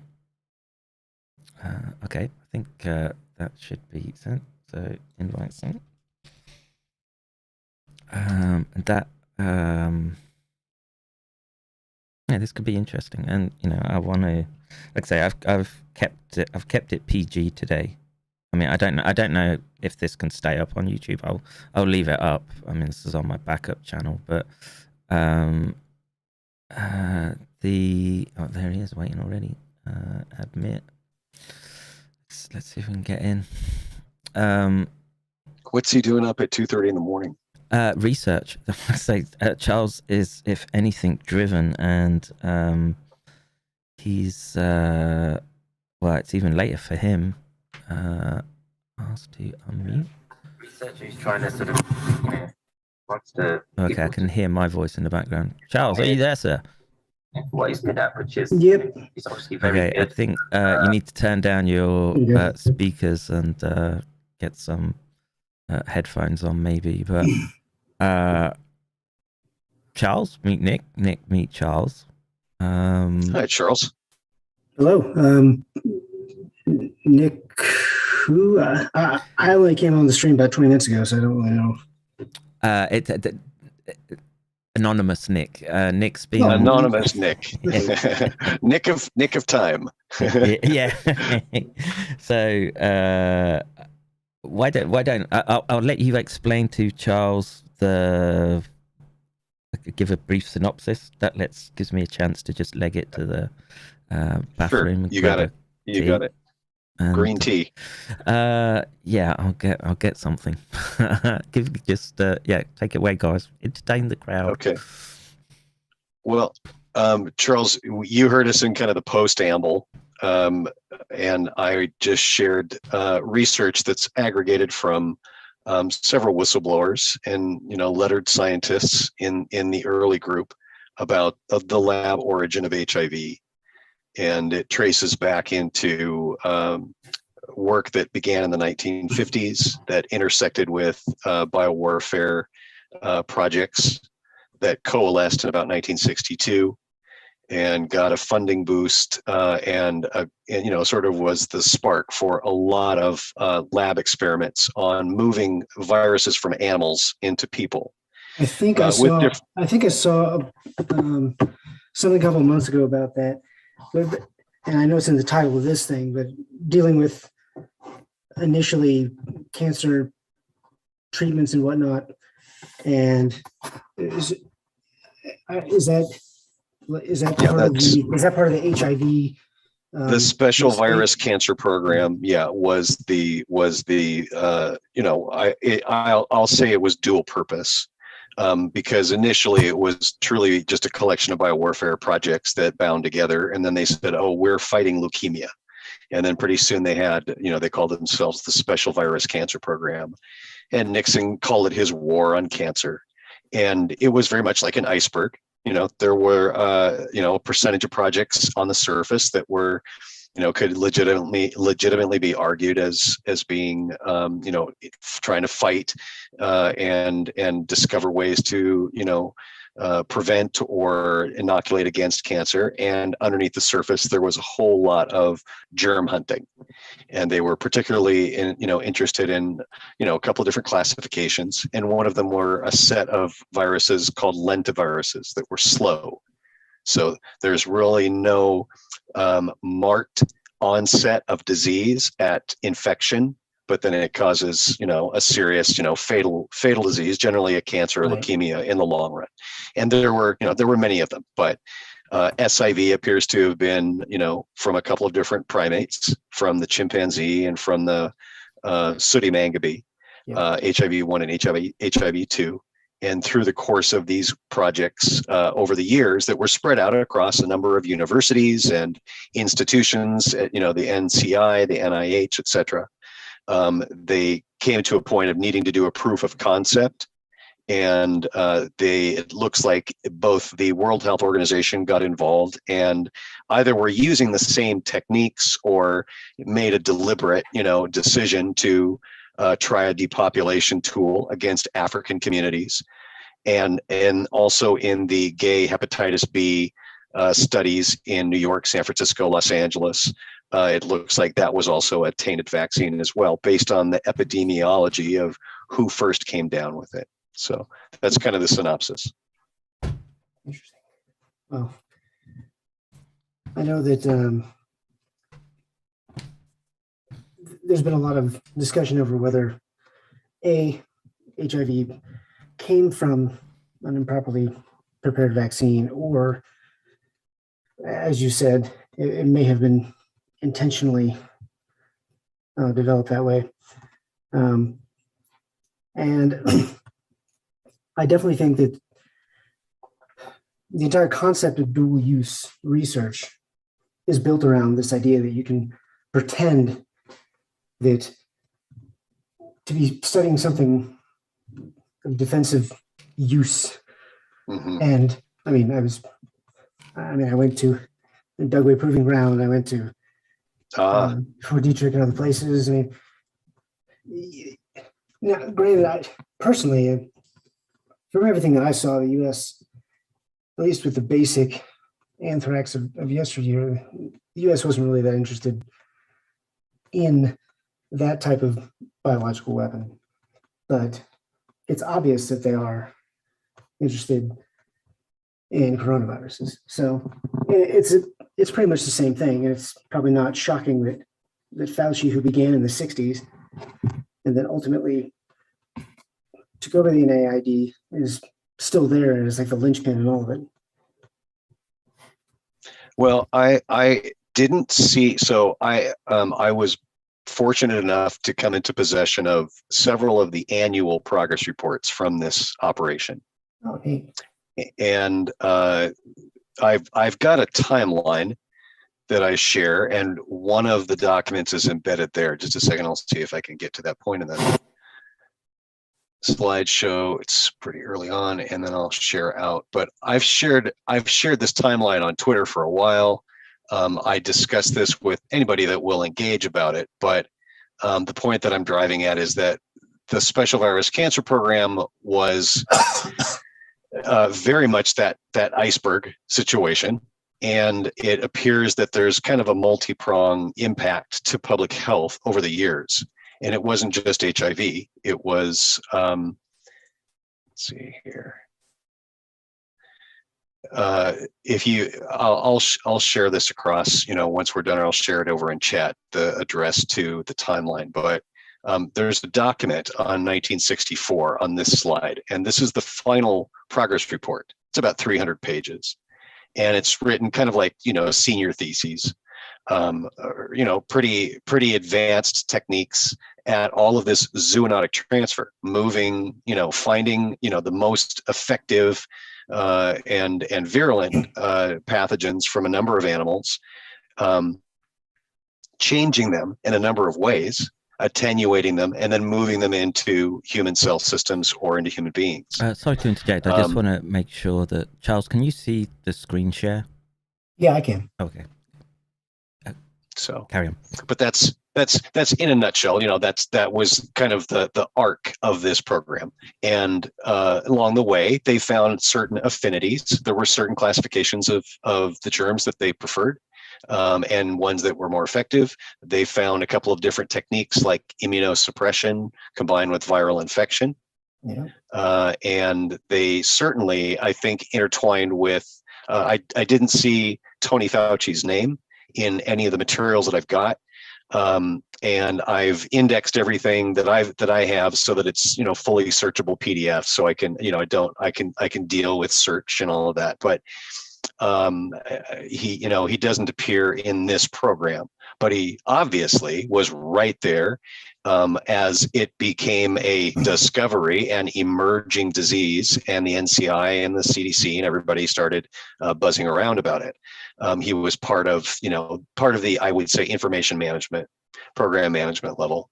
But I think there's really important stories that could be learned beyond Judy Mikovits, and her testimony about having a conflict with him, and other reports from colleagues about his behavior. I think that one of the effects of this whole debacle with coronavirus is there's going to be a microscopic examination of his career and conduct. And it's kind of inevitable, and that'll be good because that's part of breaking down the ivory tower. So, well, yeah, I'm fairly well versed in Fauci's insanity. So that's one of the two or three main things that I've written about.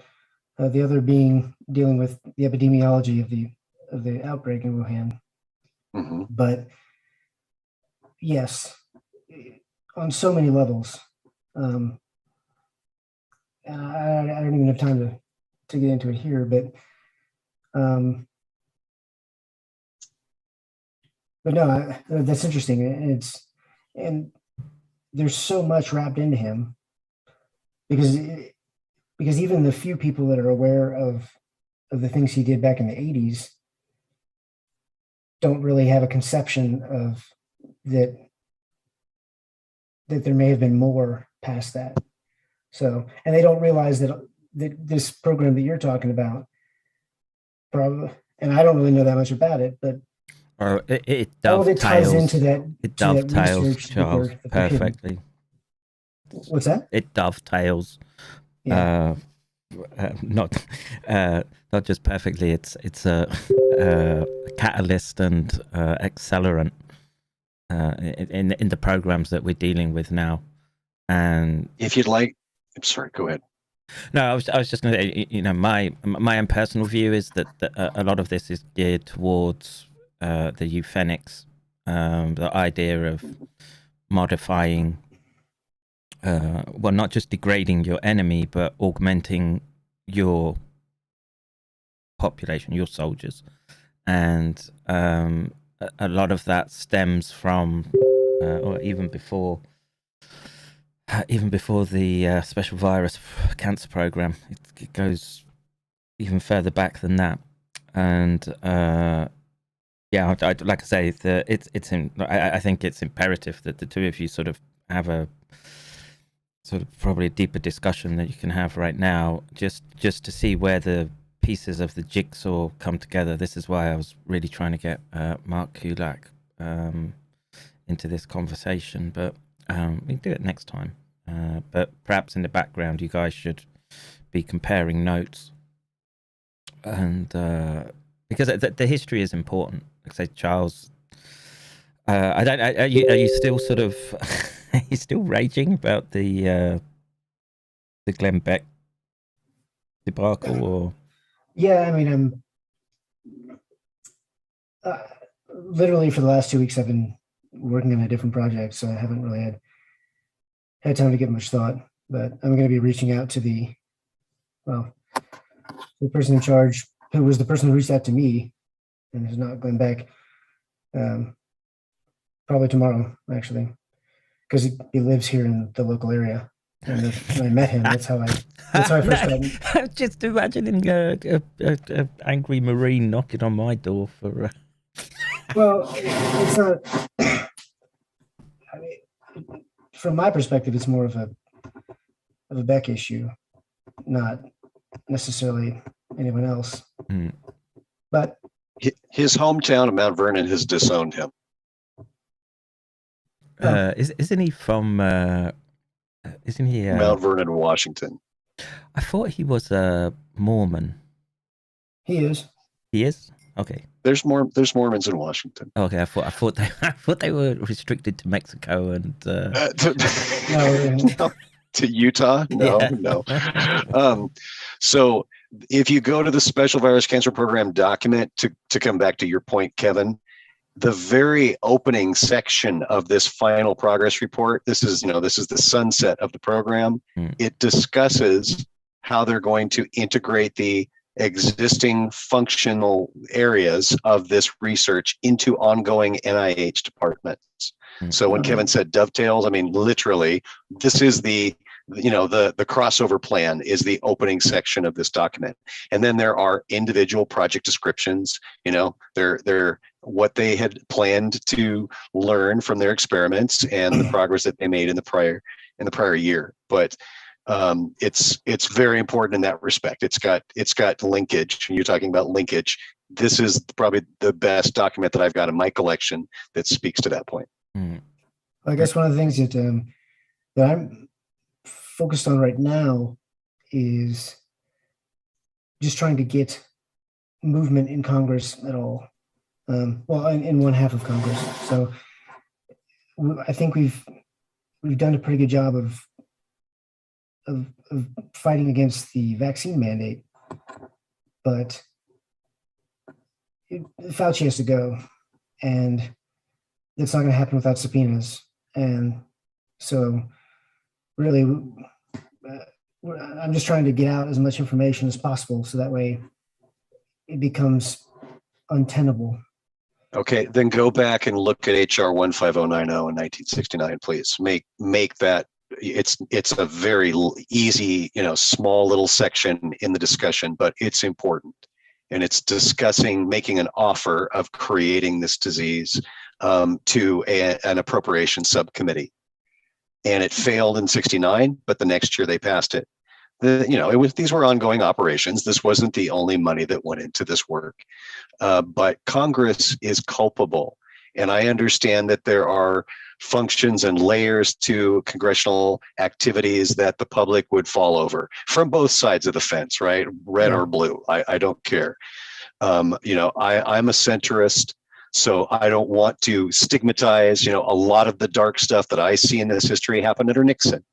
But that doesn't mean to me that every person that's in the Republican Party is Richard Nixon or would do these things, or is Henry Kissinger for that matter. I really see it as an existential question for mankind. And since it's in our house, I think I agree, we align that we want to get it cleaned up. We want to take care of this mess. Well, we don't have a choice. If 5.2 million people watch the Super Bowl, they write a news story about it the next day. So the fact that there hasn't been an investigation when 5.2 million people died of a disease that obviously came from a laboratory.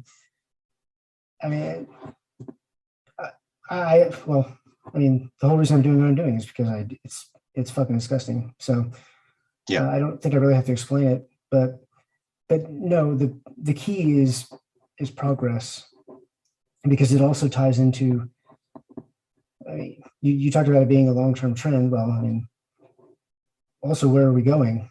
And this is exactly the wrong approach we need to be taking with science and science's interaction with the public heading into the next 20 years of humanity. So we need to clear this out now, and we need to.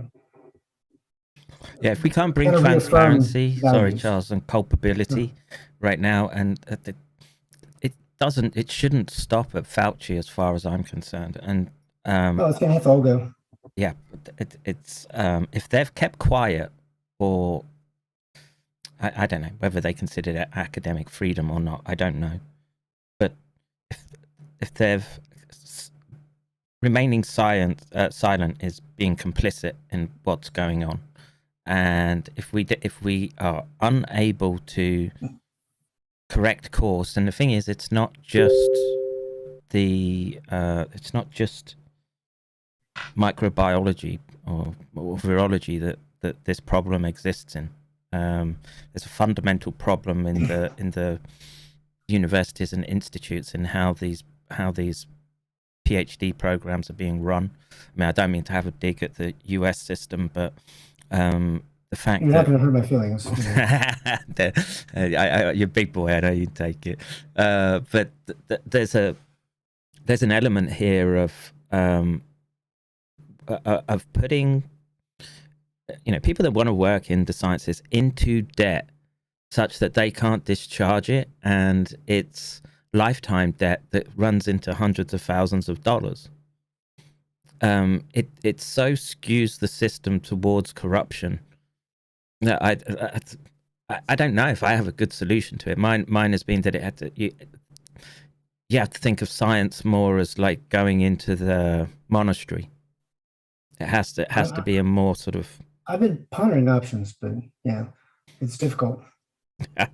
Let's say it. That's the best I've come up with, and obviously it's not gonna take, but.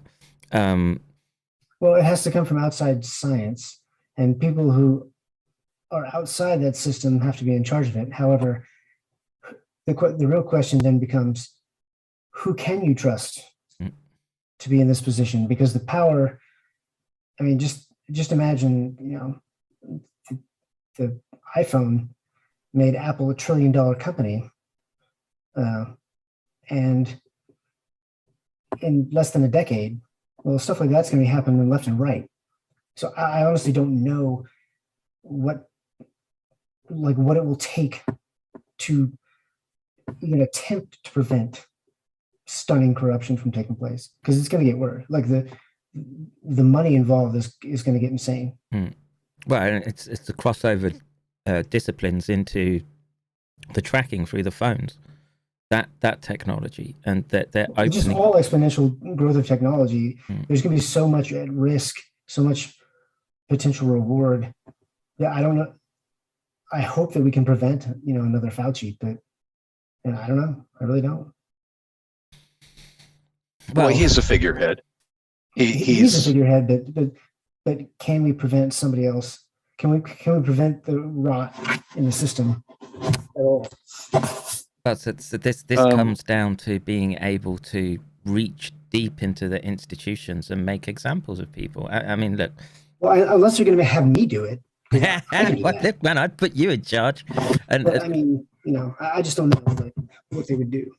I mean, the only reason that I can speak to this is that I can say, oh, I was part of international academia, but you know, China we can just isolate, right? And if there's the will there to do that, Right.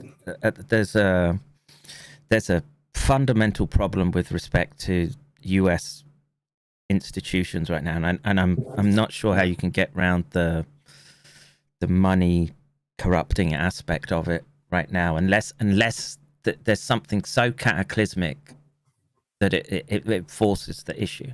And Well, I mean, this should be cataclysmic enough. Like, yeah, I know, man. you know, just my personal opinion. I mean, the fact that they're look, I was just reading in my chat that they're trying to change the constitution in Japan to make vaccines so that they can mandate vaccines right now. Because at the moment, like I say, I was pretty sure that they couldn't, but they're saying they're coming for children in February, and they're looking for this amendment right now. Wow. Well, the thing is, I can't get out of here now unless I get jabbed up and commit to the or put myself into their system. And well, like I say, we need to like I say, I mean, hammer home, we have to do every option, right? And what for better or worse, what you think about interventions made in the Middle East, at least they made a show of saying, well, we're sending in weapon inspectors and we're doing the supposed to be civilized actions, right, before sending in the Marine Corps. And I don't know, I guess if well, I spoke about this earlier, which is just the built-in defensive mechanism of the US, which is that you guys have avenues open to you that are not available to other people in the world, and you can do it in a way that you don't have to turn into Mogadishu. It's just that there's I mean, as much as I want to be Somalian, I mean,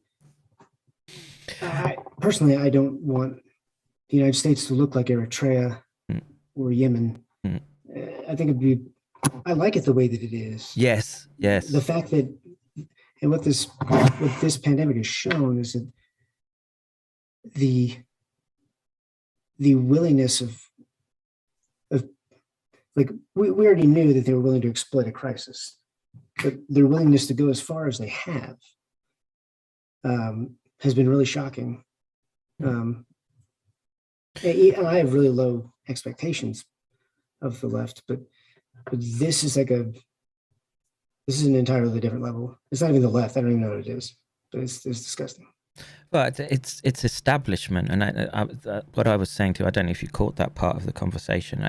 A lot of the reason I think that they're going so full tilt is that because there's such a history here that goes back generations, involves so many people, that those who are on the chopping block right now realize that it's make or break, or not make or break. It's go time for them to avoid the wrath that's going to be the if you believe in karma or not, but the wrath of people who have been hurt by these approaches. And the problem is that there's been a lot of people impacted by these programs, and you know that preempt document, the fact that I'm still seeing people go backwards and forwards on Twitter about origins in the light of that document, engaged in all sorts of mental jujitsu to ignore the implications of it.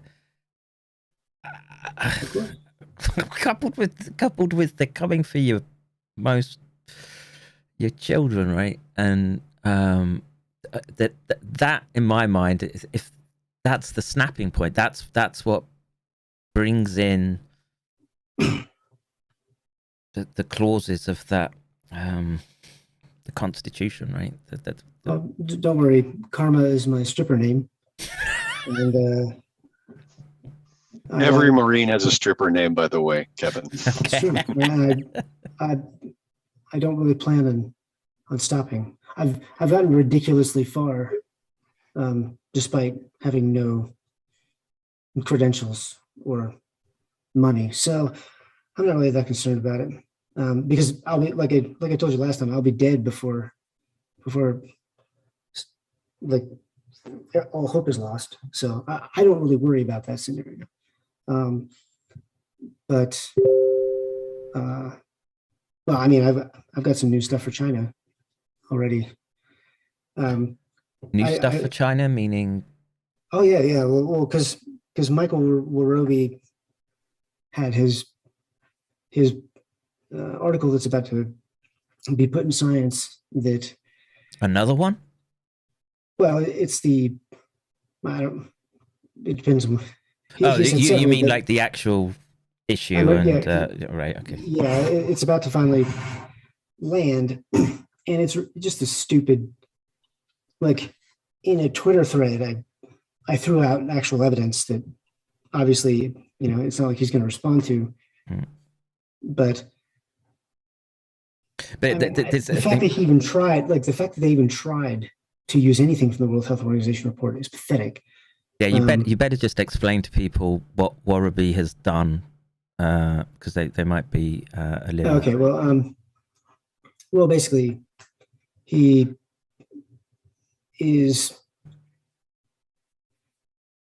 trying to defend the like to say that a lab leak is less likely because based on a study of the genome samples from the earliest cases in Wuhan, pretty much everything points to the market,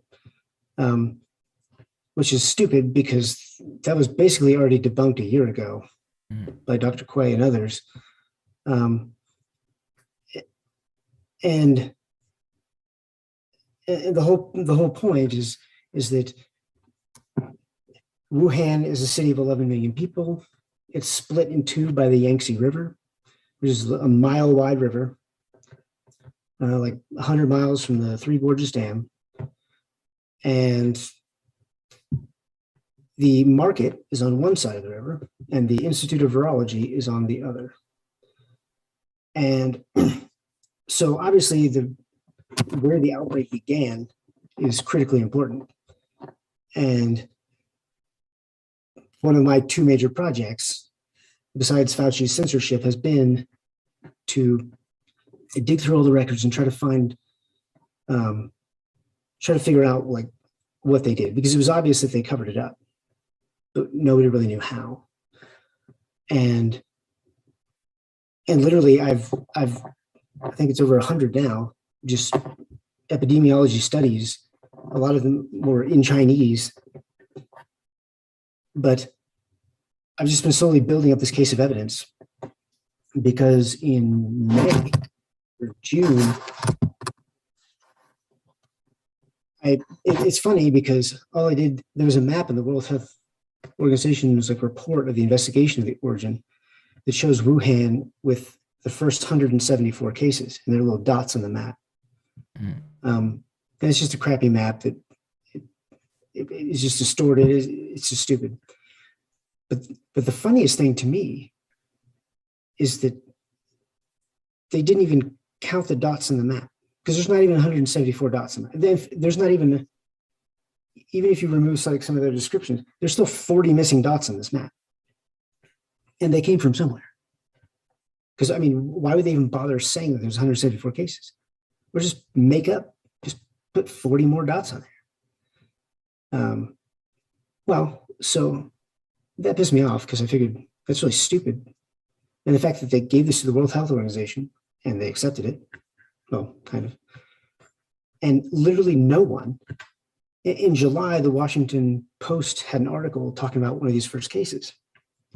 And I pointed out that to the authors of that article, and we kind of had it back and forth, that, right, well, first of all, we've already figured out the thing that they were pointing out.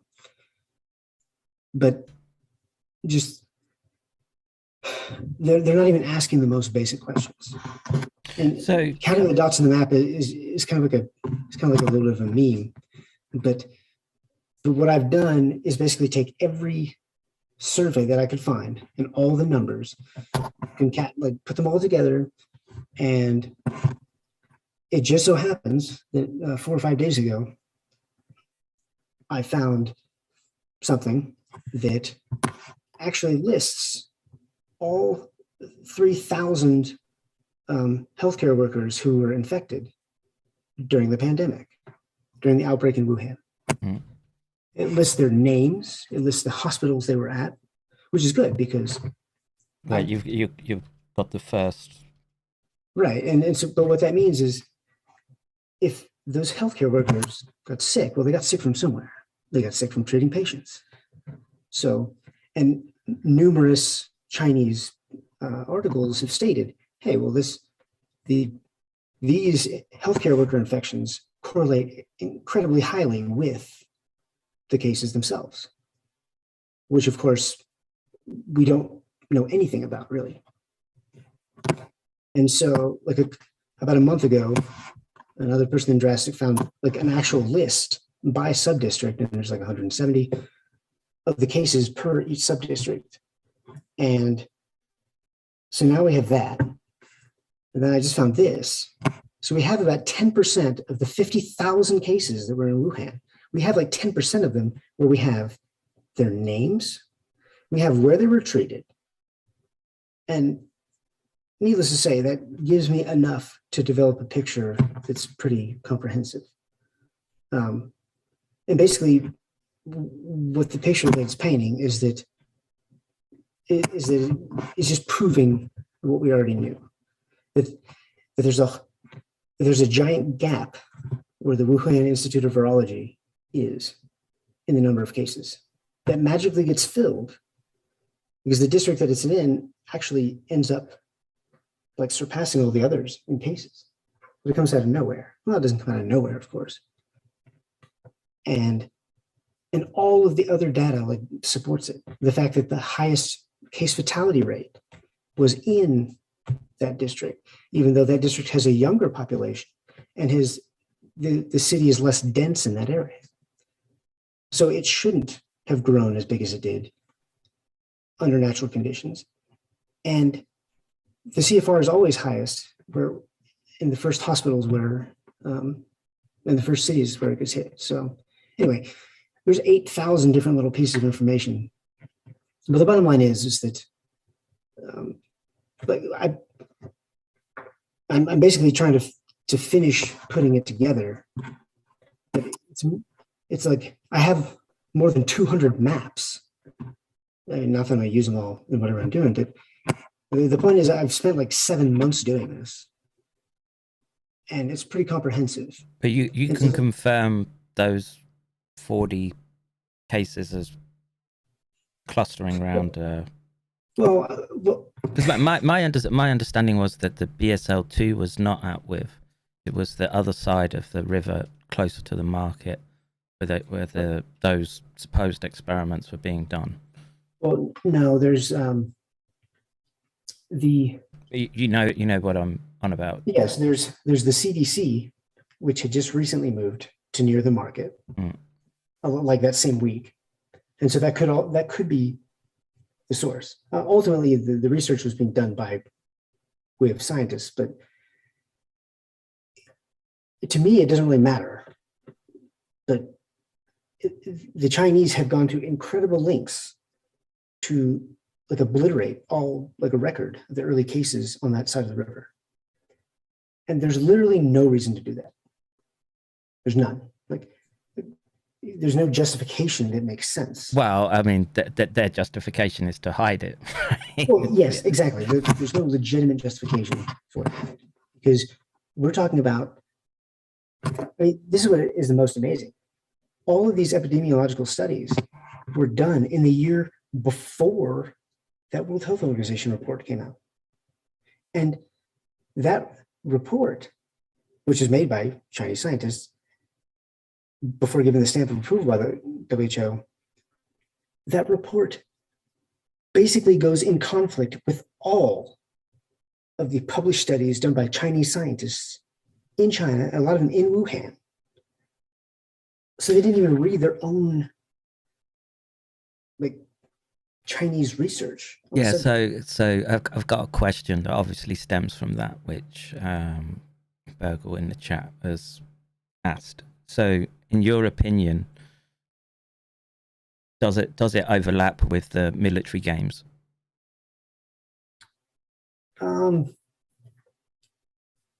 Well, because to have those numbers, like 40 cases that are around Wuhan, I mean, in my mind, there's evidence that goes back to October, at least. I know people are trying to push it back even further, but yeah. See, and the problem is that it's really hard to know exactly like what could have, like we don't know exactly how it started.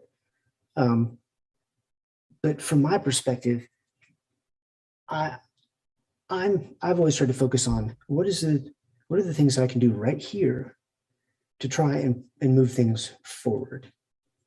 And the big key for me was that, first of all, we have to get people to understand that this is like this was a cover up, and like we know it's a cover up, and so we can move beyond that and not even pretend that it's kind of like when you are talking about, well, let's stop talking. Like, I wish we could finish this lab leak stuff so that way we can move on to the rest of this crazy shit. And just like with Fauci is like the key turd in the punch bowl over here, this pretension that China didn't cover something up, that has to go. Because what I think is that as soon as like everybody accepts, oh, okay, yeah, this is bullshit, and like then there's an automatic question that comes next, which is, okay, well, what are they hiding? And that's what really matters. Now, like personally, based on like the genomic evidence and everything, I still think that it was, October or November, just because the number of mutations was so low in the beginning. And as it stands, we currently have a single genome that all the others can be traced to, even though Roby doesn't admit it. So I don't think that it's possible that what the ethical skeptic is, because he just recently came out with something that, like a study where he says, okay, well, China was having this in 2018 and in 2019. And I actually, I did a thread where I went through his argument. In fact, if you go to my Twitter, I had two big threads recently, one disputing Roby stuff, and the other using actually some of the same information to point out that there's not, I don't know, I don't see enough evidence that can bridge the gap back to that point. So what I think is that you mean the 2018 point that ethical skeptic is putting forward? So I think it was fall 2019, and eventually, I think we'll learn more about, okay, was it the military games? Was it just vaccine? I mean, there's so much progress that's been made by the geneticists, in Drastic and elsewhere. I mean, just the fact that people are even considering, openly, including, the Zunati, the fact that everybody's kind of like, oh, hey, this Omicron variant, that's weird. Okay. Even they are admitting that those mutations don't really look natural. So that it would be interesting if some of the vape death post-mortem materials could be tested for coronavirus to see if that epidemic of kids with vaping deaths was really about vape. Yeah, and I actually talked to, I know there's somebody on Twitter, I don't remember her name, but who has been a big proponent of that. I mean, I am just discussed for it with full her. transparency. Sorry, Charles, just for full transparency. That whole timeline has to. We can't just give it an artificial timeline. When you investigate something, you push back and follow leads. There's the going offline of the USAMRIID database in the August. Okay, that's convenient. Can we find out who was going in and out of USAMRIID in that month? I'm pretty sure they must keep records. You got to get past a couple of Marines at the gate, right? If you got to get in there. Would they be Marines, Charles, or is that just regular army? That'd be Army. Yeah. Well, anyway, you got to get past someone with some guns, right? And yeah, and look, I don't. I mean, at this point, just based on what I've seen, I don't reject basically any hypothesis that has some merit. I know that the vaping thing, and also that kind of somewhat ties to the mysterious outbreaks in a couple of nursing homes in Northern Virginia.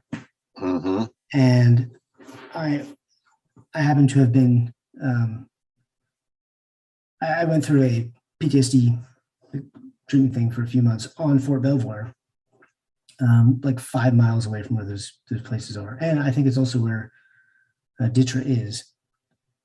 And I don't know, it doesn't seem as likely to me, because I mean, could it have been some sort of precursor? Yes, I could. But based on the fact that we can trace all of the genome so far back to a single point in Wuhan, to a single patient, I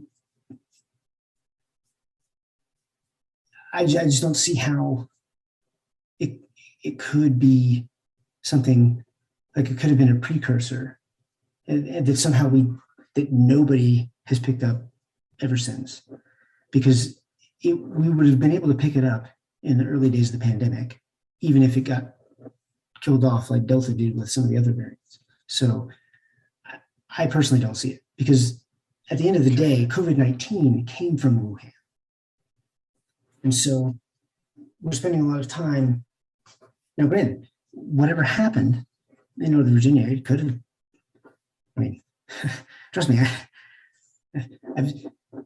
I know about the U.S. history of mistakes. I could go on forever about that, but yeah, if it was a multi-vectored approach, if it was if it was an operation versus a leak, or somebody went home sick from the lab and it caught on like wildfire, I first of all, upon reflection, thinking about the exposures and the additional potential cases that would have occurred if there were, if those kids, the vaping death kids were, around their parents or grandparents. You're right. There isn't really an epidemiologic footprint in the U.S. that supports it. Yeah. So, and that's been my problem, is that, okay, yes, let's say they had lung damage. Well, that's great, but except it's the opposite age group. And even if there was something, even if they were vaping and that was making their lungs more susceptible to whatever it was, well, there's a lot of old people that still smoke, and it would have caught on if it was as contagious as it was. So that's why, like, I try to separate that from whatever happened in Wuhan. Mm-hmm. And don't get me wrong, because I mean, there's things that haven't been released yet that are going to soon be released, that they're going to support the fact that the U.S. was helping on this. But so there's plenty of explanation for COVID in Wuhan between all the various actors there. And now, am I scared? Because I know that the United States is certainly doing all sorts of shit. Yes, of course. Mm-hmm. Because Now, well, personally, what's scary to me is that our scientists are much better, generally speaking, than Chinese scientists. The Chinese are really good at brute force something like quantum computing, I guess. But when it comes down to it, they're just not as good at the technical stuff. And that includes in the life sciences.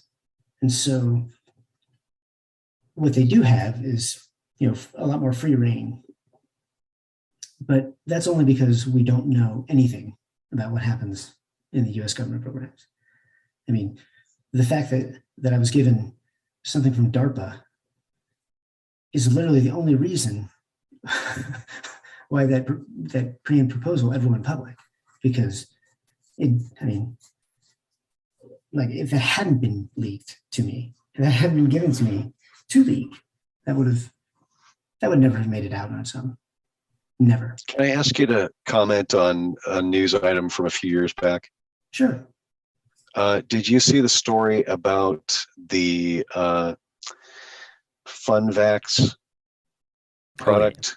It looked like it was a DARPA injectable product. It could have been aerosolized, and it turned off a certain portion of gene expression in the brain related, as they saw it, as researchers saw it, related to fundamental religious thought. And so the idea of the product, yeah. I've heard about that, yeah. Have you seen the actual clip? It was a presentation. It looked like a Bill Gates nerd was standing in front of a PowerPoint, and there were a few people with their backs to the camera in the foreground. Okay. Do you? No. So I did. I was briefly exposed to something that was classified. That was like a what if type of scenario with several things. And please don't discuss anything that would violate your agreements. All I was going to say is that I know that trying to manipulate brain or target certain things. I know Kevin's really big on it, but targeting certain genotypes or whatever, so I'm aware that like the CIA has been trying to look at this stuff, and our scientists, because we have the best scientists in the world, I know they're doing that. After the war, we sure did. Yeah, and I remember seeing something. I remember seeing a video, but I don't know if it was public. So, but I've also seen it's on the internet. I mean, I've watched it. The scope of the video is that they can localize religious fervor to various brain networks, and they suggest targeting the yes, I've seen VMAT2. Yeah, VMAT2. Yeah, I've seen the video. And if they were to do that, I would say that there would be a footprint of it, because they've got to use some vector to get past the blood-brain barrier. And again, they talked about using an adenovirus. Yeah, again, which is pretty common. Yeah. You would. You're not going to see a clean lesion, right? So unless their tech is far better than what they're rolling out right now, and who would be doing a microscopic autopsy on someone's brain because they lost their religious fervor? Who would ever know? Who would ever know that change had occurred? I mean, I would expect there to be a corollary like we see with the current rollout, where there's a spike in cerebral accidents that look abnormal in the young, for example. And okay, you can make the argument that the medical systems in the Middle East are not up to scratch, but one, you've got to get the vector out there, so that means some dispersal of some kind, and so then a drone with a roboticized box underneath it full of mosquitoes that can be flown at range into a community to make it look like absolute natural insect vector, if it was ever discovered. Well, to be honest, like insect vector for that type of dispersal is much less. And this is just total speculation on my part, but it's much less likely simply because we have high capabilities in aerosol. Mm-hmm. So and it would be much more dependable coming from an aerosol vector. So that's why one of the things with when they talked about like a potential Wuhan, like a release at the airport prior to the games.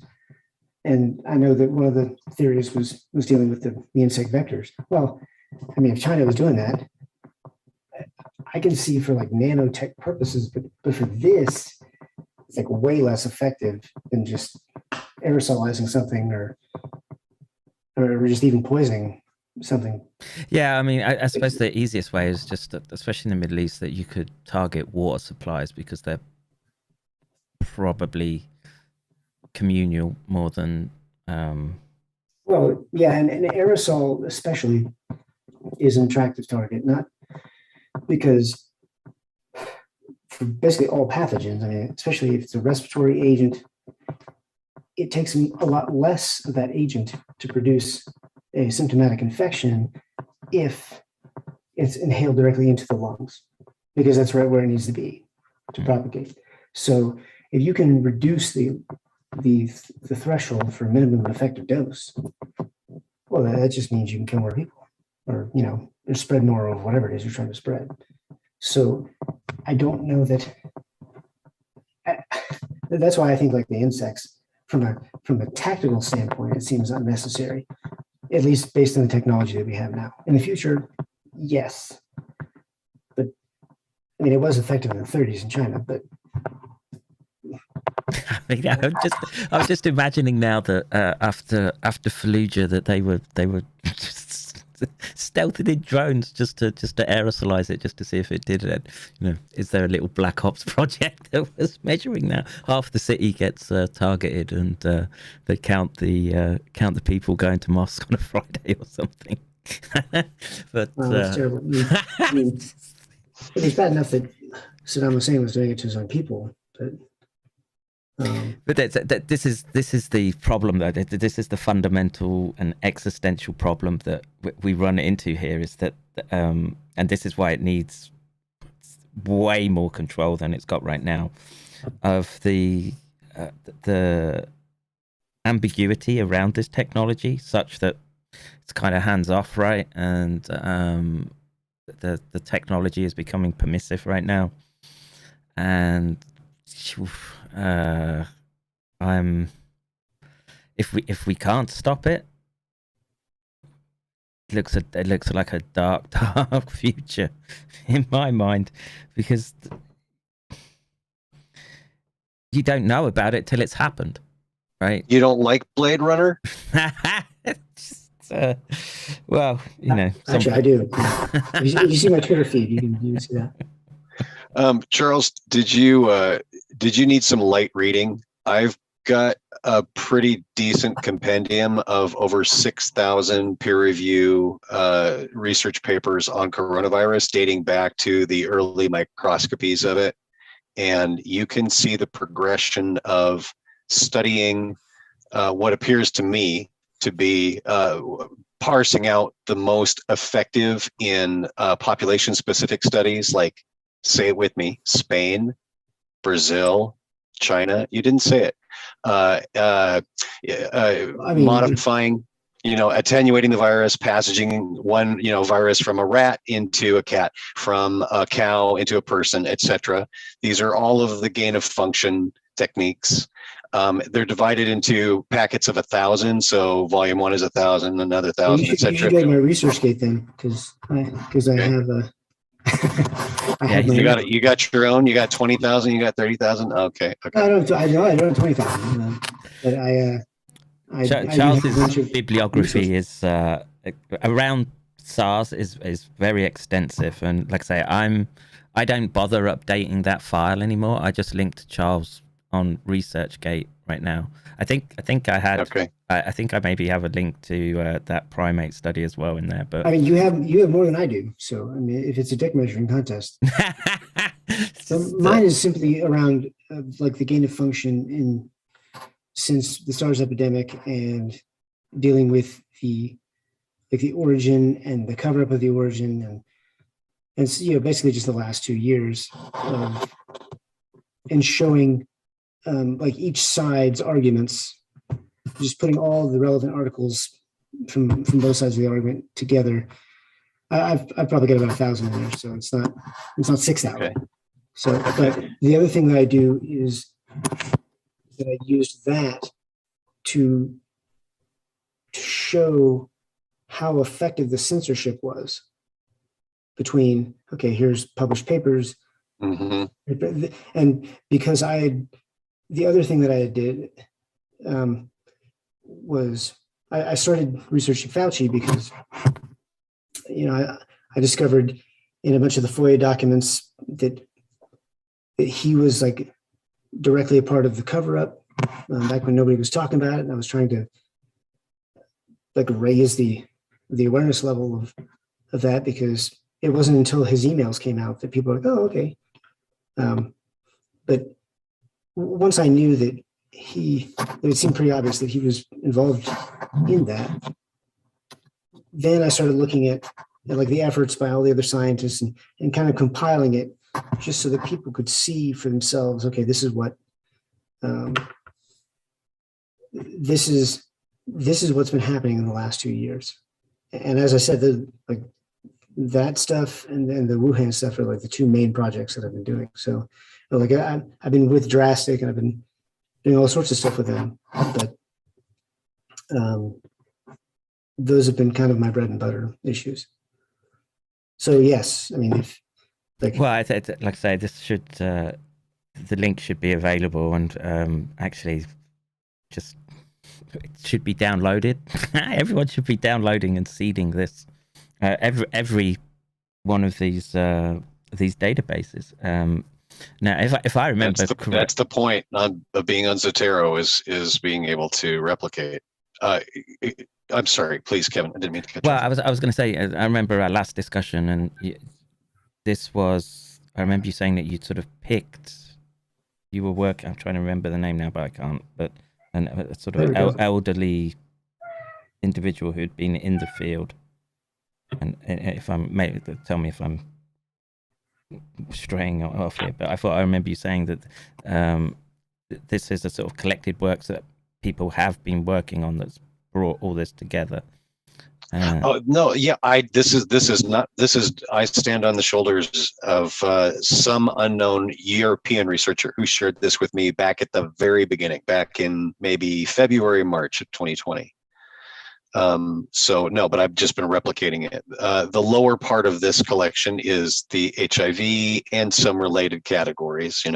Primatology is a very interesting collection, but as far as COVID, this is a chronological progression, and that HIV topic of how did it get, how did HIV get somehow genetically, the GP120 become a component of this coronavirus? Well, back in 2006, here they are stripping the protein coat off of HIV and wrapping it around a coronavirus nucleus in a vaccine attempt, that far back. So there's plenty of footprints, very, very specific. This is a useful tool that it's free. You can get a certain amount of material in there for free. And I don't keep full text in here. I don't own them. I can't just distribute them. So anyway, this is in the chat. I sent it over to you guys. Yeah, I just opened it up. Okay. Let's see. Oh, good. Well, so actually, there's questions in the chat with open to both of you, I guess. Opinions on GP120 being in SARS-CoV-2. I mean, I've heard, what's his name? What do I call Porky Pig? Neil Stewart, is it? They were making the argument that they could have natural explanations for that. I haven't sort of dug into it, but I mean that GP120 protein, has been around for a long time with respect to this dual use research. I'm less inclined to believe some natural emergence than the idea that they're expressing it through some plasmid or some vector of some form, and hoping, well, vaccines are just the cover, right? But well, and I'm not like an expert on that particular use of that protein, but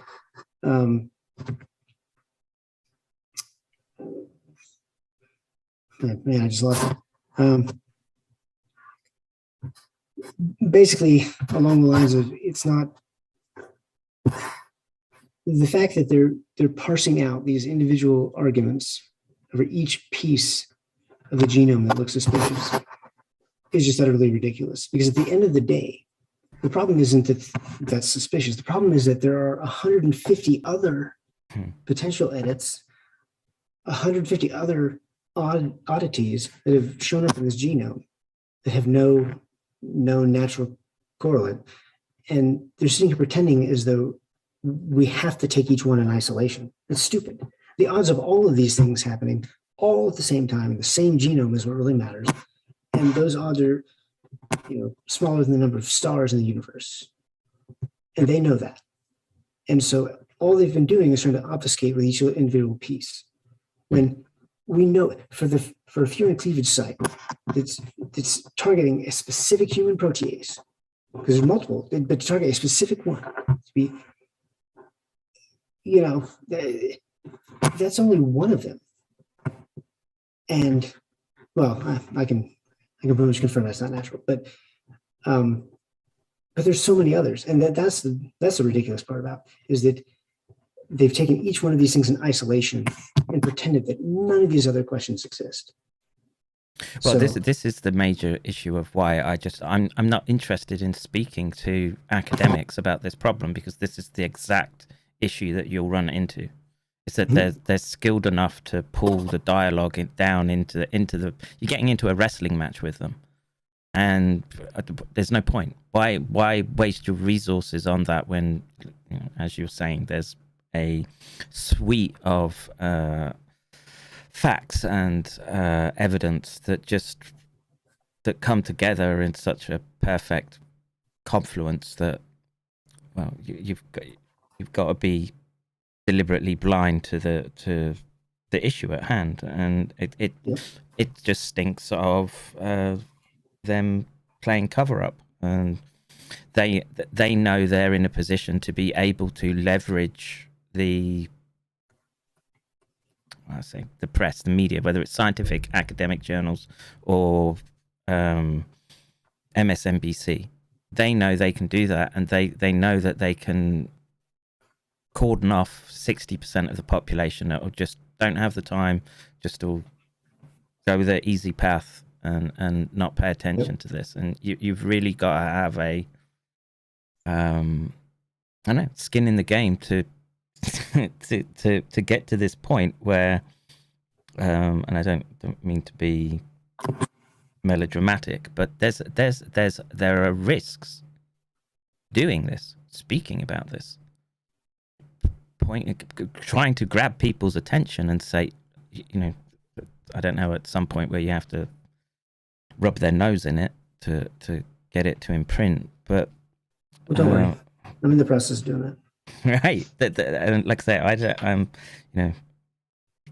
from what I'm, like I say, I just speak to my little corner, and it's more, I don't know, the emperor has no clothes approach is what I'm taking. And again, I'm not in the US. You guys are, and it really sort of comes down to what the US population does, and oof. I don't know if he's listening, but I was just asking Jesse Matchy if he wanted to come on and talk about the Ghislaine Maxwell trial, and he paraphrasing him he's despairing at just how how difficult it is to get people to pay attention to something so existential, particularly in the US, that he's he's struggling with that mentally, and I get it. I've been there. Yeah. And I think it's the same for anyone who's in this, I don't know what we do, whistleblowing game, I don't know, an analysis game, that there's not 5,000 people watching this live instead of I don't know what gets 5,000 views. I never watch anything like that, but I know there are things that do. And even we got to a point where Charles has managed to get his work on like network television and like one of the biggest names, and you just see skullduggery in that component of people. Well, it's I don't want to call it plagiarism per se, but it was brushing up against it. And it was definitely frustrating because they had that, just the YouTube video. So not even like on the Blaze network itself, but just on their little, because they also posted videos on the YouTube. And just that video has almost 750,000 views. And it's like the second most watched one in the last 6 months. So I'm going to make a point of that when I talk to him. But just think about that. There were millions of people that saw that. And, we got some good information out, but there was also an opportunity lost. It's millions. And not just because, it would have been nice to have 100,000 people visit my blog, yes. But just, there's 300 million adults in the United States that we have to reach. It's a lot of people. And thankfully, we already have half the Congress. So, but we still have to get the people on board. And yes, so to call it frustrating is to be putting it mildly, to have them not make the most of that opportunity.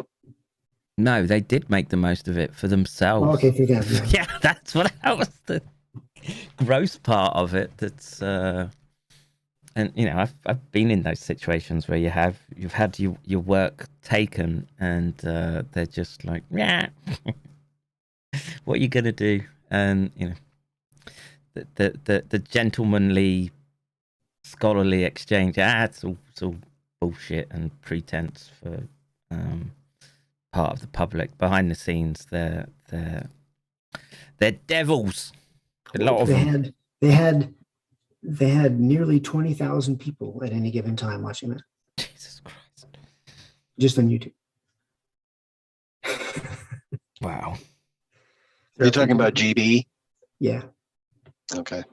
So that's a lot of people. So we're getting out though. So things are improving. But it's how it happens is also important. Yeah, but we're in this. The clock is against us right now. This is what I'm concerned about. This is why I'm just. Oh, me too. I'm going the route I am. Is just it doesn't matter now what happens, because if they manage to drag it over the line in the direction that they want to go, all this work, which I don't know. Bring Nick into the conversation, that literally points to that there've been research programs that have crossed over into human experimentation on humans, where it looks like it's, they've kind of started off, we can pick this particular group, no one's going to care, to the point now where they've rolled it out to they'll just roll it out en masse, and by the time they came for me, there was no one left. Yeah, that old saying. Yeah. Well, and so let me again try to say, take heart, and you're doing the good work, and be as preemptive and as predictive as you can in your strategy and your exposures. Well, I'm all over. And say again. No, I was making a joke because the documents that I leaked about a month and a half ago, it was part of the preempt project. So. Well, but having made it through the era that our community did, and I was a kid during the worst of it. But I definitely, it was my warfare, as far as PTSD. So I recognize what you've experienced, and I have some vet friends who have been through some real pretty shit over in the Gulf. But life does go on, and there's going to be, I think, what the power structure at the top is most afraid of is, anarchy and people in the streets. And there are people that are doing that part, that are keeping up that pressure. And there's the good arguments of well-founded scientific dispute and debate about side effects of the products and about efficacy of treatments that don't include the products, and about the ongoing, the growing numbers in the sample size of people that have been injured or killed by the products. And I think that it's a little bit of a race. It's kind of a horse race as far as reaching that tipping point. I said that before, but I think we just need to keep our chin up as best we can, and keep our personal resources and our capabilities as flexible and as open as possible, based on our circumstances. So. Yeah, so I don't know. We can sort of wrap it up here, but I've been sort of hammering on this the last few weeks. Is that the clock is running out, and you've got to, in some essence, you've got to sort of drop the purity tests somewhat, because you've got to. You don't know who you're going to be relying on when the time comes to it. So find out who's on your side. And just be good to each other, I guess, is what we should be doing our side. And but also make sure that you're bearing some teeth to the other side, so they know what's on the line. And they have the luxury of time and resources on their side. But they shouldn't feel that comfortable. I think they should begin to feel some pressure.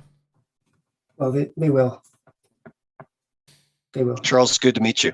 Well, it's good to meet you, whoever you are. Nick. I'm Nick. I'm a little surprised that I haven't run into you before, but I guess if I have no idea who you are and you're anonymous, then maybe I shouldn't be surprised. Well, I mean, Nick sort of pops up now and again, and perhaps you should be more visible on Twitter. I don't know. I guess sort of tweet the link out. I'll leave this one up on YouTube. I don't know if it'll get taken down or not. I found that. I saw the link. My secure email is on my Twitter. So. Okay. But this is backup channel, and like I say, my main, we would have had 200 people here listening and sharing it out, but I don't know. There's still, let me just check. Oh, no, there's 100 people watching. There's spread this out. I mean, this is when the what would you call it? I don't know. I mean, like, what I'm sort of doing right now, I feel I did my science 18 months ago, and it's just infotainment for people to pay attention to, rather than them being subsumed by the technicality of the problem we're having to address right now. Yeah. And we need everyone here can bring something to that. Or this particular problem. So thank you, gentlemen. I know it's late in the USA. It is. These are what they call the wee hours. Yes, I know them well. Yeah, just share it out, I guess. Let people know that there was, I feel, constructive discussion to be had here. There was good, there's evidence and links for people to follow, and for people to be able to formulate the arguments in their own heads as look, man, everyone's going to be facing this decision right now, and yes, we got a break with the mandates. Thank God. Thank God. I'd hit my yellow button, but not this time.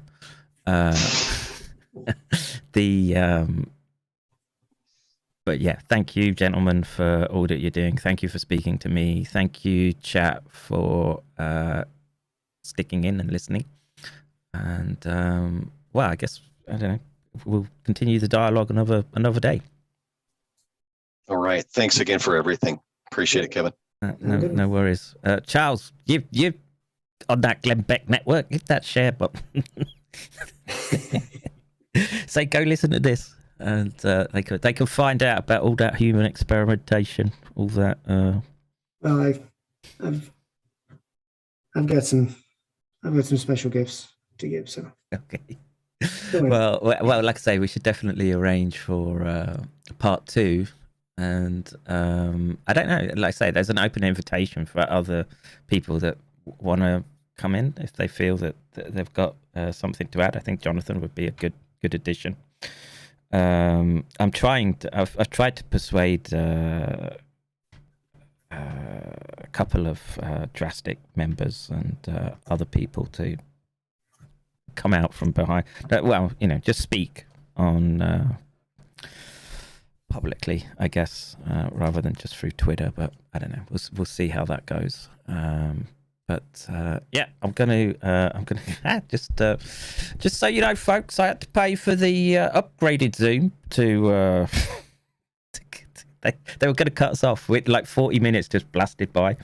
And I don't know if you could hear me frantically trying to fill in the forms in the background there, but I got it in just in time. So oh, you upgraded your account because the timer was going? Yeah, so you can talk singly for as yes. long as you want, right? But if as soon as you go over to it, yeah, I know. And they got me. But it was too important not to do it. So, and people can find Charles at the Substack Prometheus Shrugged. Is that right, yep. Charles? Shout out where people can find you. Well, just Prometheus Shrugged .substack.com, and there I've got all of my research is there, or is linked there.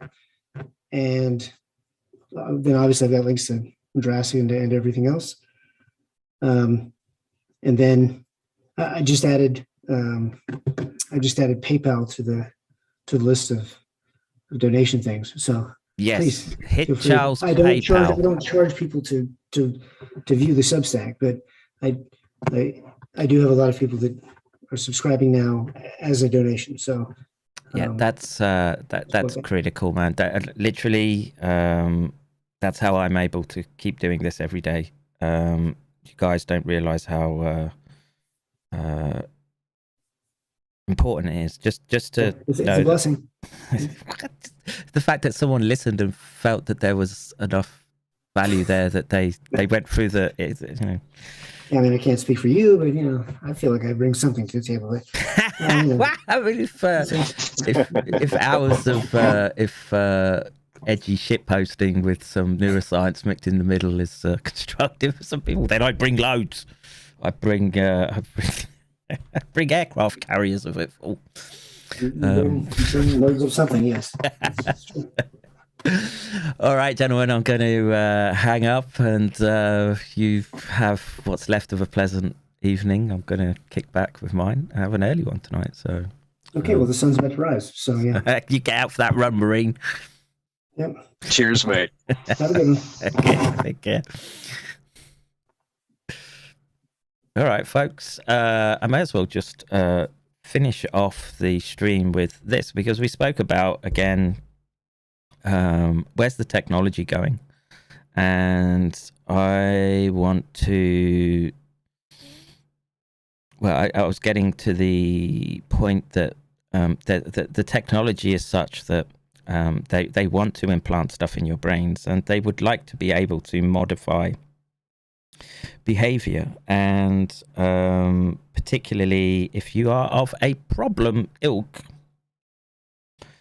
you are a excessive drinker or smoker or gambler or whatever other little bits of enjoyment we have, that is an ever decreasing landscape as the corporates decide what's best for you. This is realistically on the horizon. It's rolled out in China for addiction. I was talking about Professor Frank Plummer, of course, at Winnipeg, who'd received exactly the same type of technology, which you're going to see here. And just quickly, I want to bring up Delgado's bull. So it's not new. This is the thing to take away. So this was 1965. Before I was born, they were able to engage in these types of interventions. So Jose Delgado bull. Let's have a look at this. We'll put some sound on, and then we'll look at the modern incarnation of it. And how that can be used in the paradigm of corporate behavioral nudging. This is not science fiction. So take it away, Jose. Electronic mind control research is not new. A scientific milestone in this area came in the 1960s, when Dr. Jose Delgado demonstrated remote control over a charging bull. By connecting a radio antenna to electrodes inserted into the bull's brain, Delgado proved that the animal's aggressive impulses could be thwarted by electronically manipulating the bull's muscle reflexes. Do you realize the fantastic possibilities if from the outside we could modify the inside? Could we give messages to the inside? But the beauty is that now we are not using electrodes. In recent years, Delgado has shown that the behavior of monkeys can be altered using low-power, pulsating magnetic fields. But in these experiments, there were no antenna implants. Any function in the brain, emotions, intellect, I haven't seen that replicated, replicated, by the way. Perhaps modify by this non-invasive technology. Delgado's research has so far been limited to animals. But in the Soviet Union, a radio frequency, or RF device, has been used for over 30 years to manipulate the moods of mental patients. That dystopian face on that stimulator there with his his blue flashing eyes. Oh my God, that's the stuff of nightmares. So I guess these are the equivalents of RTMS. Look, can you impact behavior? Yes, but I'm not, I don't know. Does it work like the electrode in the bull that you can zap? No, it doesn't. And the issue is that you can't get the power and the frequencies in there that you need. The impact of I want to find that robot. The impact of the stimulation has to be targeted, and even in a condition where it's targeted, it's the brain adapts quickly, which we'll sort of take a look at. But where's that blue robot? Frequency, or RF device, has been used for over 30 years to manipulate the moods of mental patients. Look at that! Oh my God, that's straight out of Orwell's 1984. You will comply. You will comply. Um, so let's have a look at the modern equivalent of the monkey experiments. We could see, where's the monkey In the laying Soviet down? Union, a radio frequency But yeah, has so far been limited. as a practitioner of the art, I'm enjoying the paper measuring, and well, I would say there is the stimulation pulse maybe that they're giving, and I don't know. I mean, how much of that system is disrupted by stimulation artifact? I mean, I'd like to see the full raw data, and unfortunately, there's not much in English about Delgado. So maybe maybe if I could speak Spanish, I could find more details with respect to his experimentation. But we'll look at the modern day equivalent. So this therapeutic approach has been used and is an established gold standard treatment for Parkinson's disease. So you target output nodes or critical nodes in the basal ganglia, and you stimulate at a high frequency, and you're able to restore function in someone who's Parkinsonian or someone who has essential tremors, etc. Can we do away with the therapeutic drugs? Not really.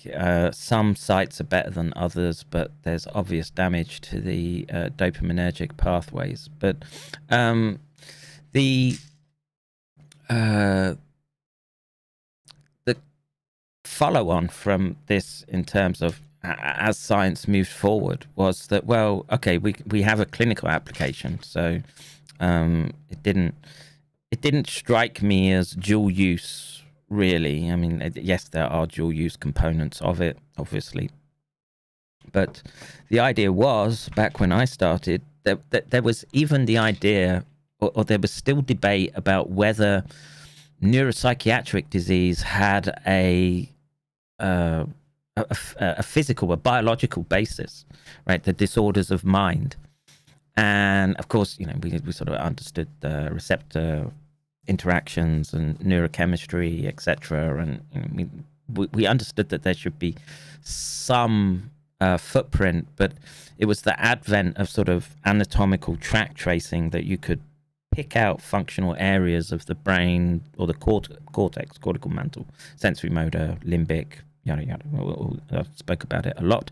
If you are unfamiliar, you could go back and take through the stream of consciousness that is McCairn Dojo and find more formal lectures. But here what we're going to see is the interruption of goal-directed behavior. Now, this is a big deal because, like the bull, okay, so the bull is acting very much on fight or flight reflex when he sees the human being, right? It's there's not much forethought that goes into the mind of a fighting bull, and we want to know whether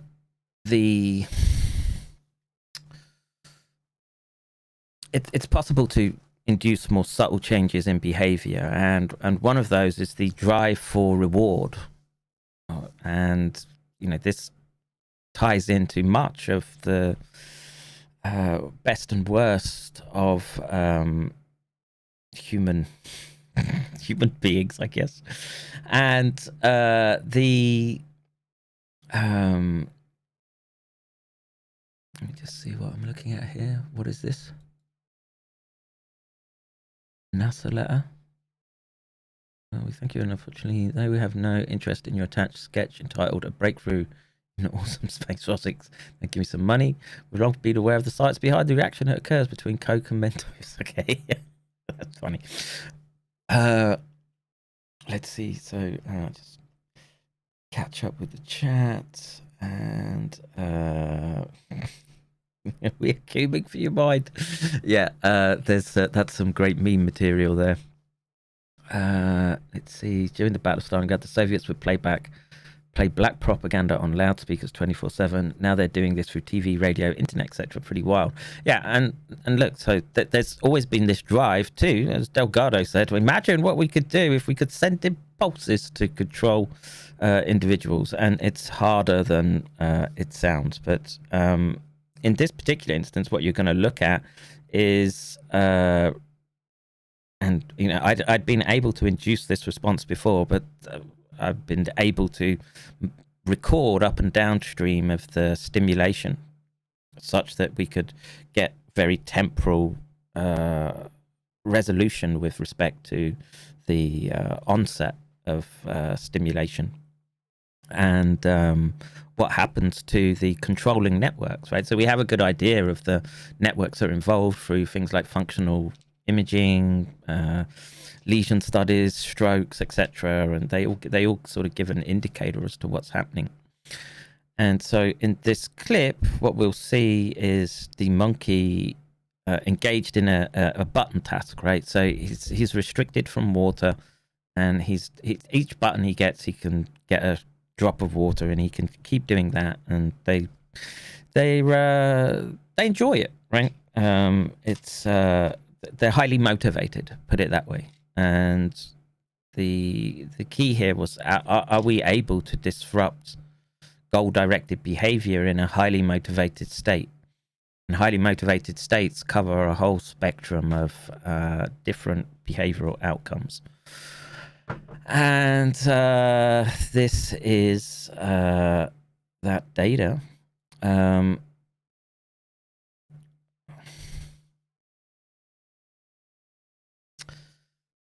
Play. So the thing to pay attention to is obviously the monkey moving his arm here, top left-hand corner. In the next panel, you can see in white it says DBS off. That's deep brain stimulation. It's not stimulating at the moment. You can see the recording devices and stimulation electrodes on the monkey's head. And when the counter reaches 60 seconds, deep brain stimulation will occur in exactly the same place that Frank Plummer was getting stimulated, which is the nucleus accumbens. And there's a radical disruption to the monkey's behavior. So, and you can see, like, they're very fluid movements to the button. They're quick. The monkey is snapping to it. He's interested in what he's doing. So DBS now comes on. It's turned red, and now the monkey stops. So even within the next trial, something's going on in his brain. He can drink. He's not paralyzed. He can move. But there's been a change in the behavioral state such that the water reward no longer has salience for the animal. And this, you'll see, it goes off. And suddenly, boom, he goes back to doing the task again. Now, are we able to extend this out further to string chains of behavior together? I'm not so sure that's possible, because there's a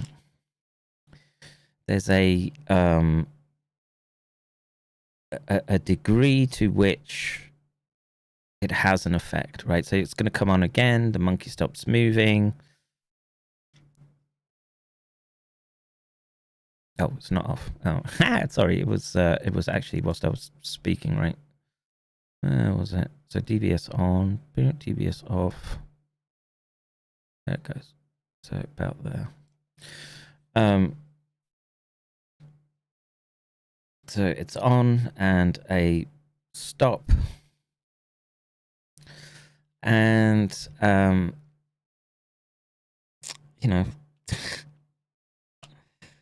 what have I done here, right? Did I do anything that hadn't been done? Not really. I mean, Delgado did it to a charging bull. The difference being that this was being done in a higher order animal. And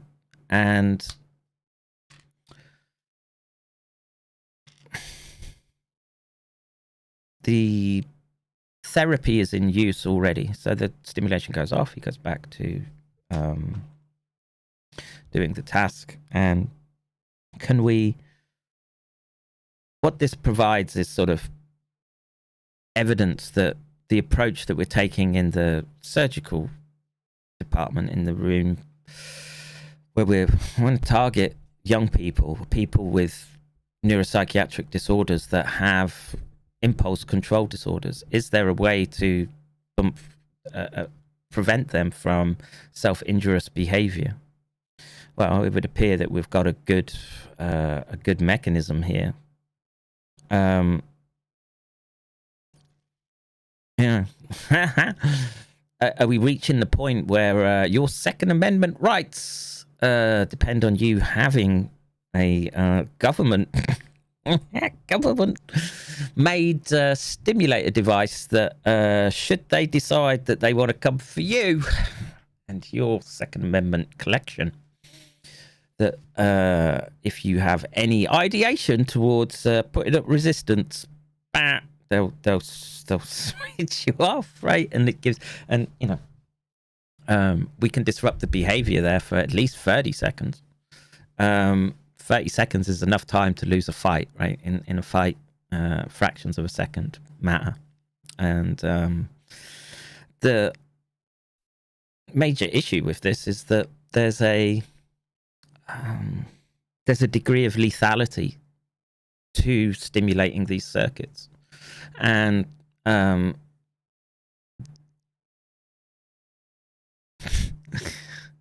those at the top, I can assure you, the very top, aren't interested that there's a lethal way to interact with those networks. They don't care. Don't care. What, I've watched it. We'll have the discussion. It's like, we're doing it anyway. And for me, that's disturbing. And I have to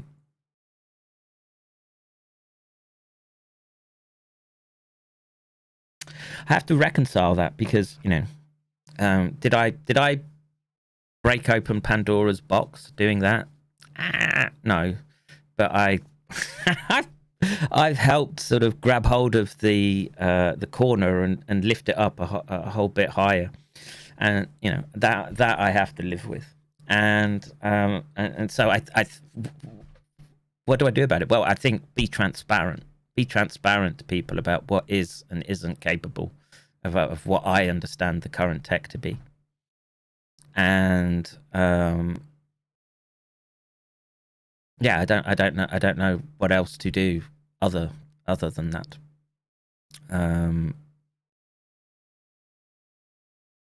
But yeah, there we go. In terms of the discussion of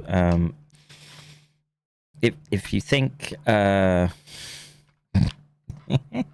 if you think the virology people are bananas, wait till you see the other fucked up parts of should we say biotechnology. All right, so on that cheery point, folks, I'm going to drop out of the conversation. So thank you, Marty, for putting the links. Please, if you can spare a shekel for an old ex-leper, I'd appreciate it. Oh, I'll just say someone has my bill to Zoom. Oh wait, there's another one. Let's just see this. Someone's got a message there. I'll leave that there. Martha just saying thank you, Doc 07 to you. And yep, that's me out of here. I'm going to leave this one up.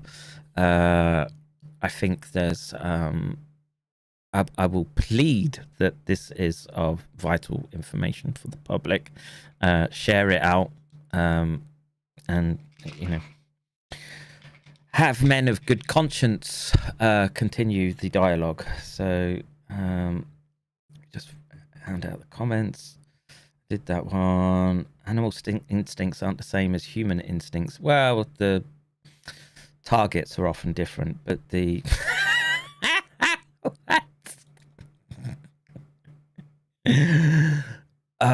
Please bring this one up. What a great way to end. Sven, awesome. Get the jab. Get the jab. Hilarious. They better bring all the king's horses and all the king's men to try and knock this god-toting egg off his wall. This roller podger. Shout out to you, sir, and the fighting spirit. Fight to your last breath, son. Alberto has found the paper. I mean, if this is the paper I'm thinking of.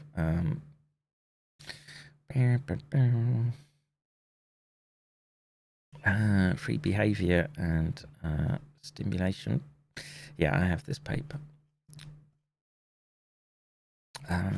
But again, the problem was that it was difficult to quantify the behavior, and I'm gonna guess synonym analysis, and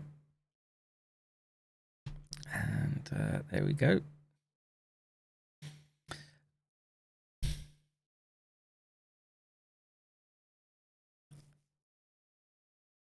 And if you look at the brain papers I did that were published in 2004, we have, something similar to this, a bit more focused on the experiment paradigm, but yeah, there you go. That's the the start of this nightmare. Fucking balls. Bullshit, baby. No. Brilliant. Brilliant. Let me just bring that one up.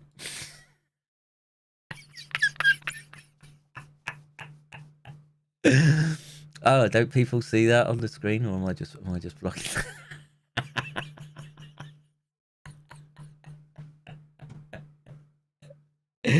Hilarious. All right, guys, take care. God bless. I don't know which camera I was speaking to. That one, maybe. See you in the next one. And I've got to do some yard work this weekend. So I don't know how broken I'll be after that, but I'll try and be here. And of course, depending on what happens in the SARS-CoV-2 nightmare. All right. Let me just find my buttons. Oh, I can do it on the Streamlab here. So take care, guys. God bless.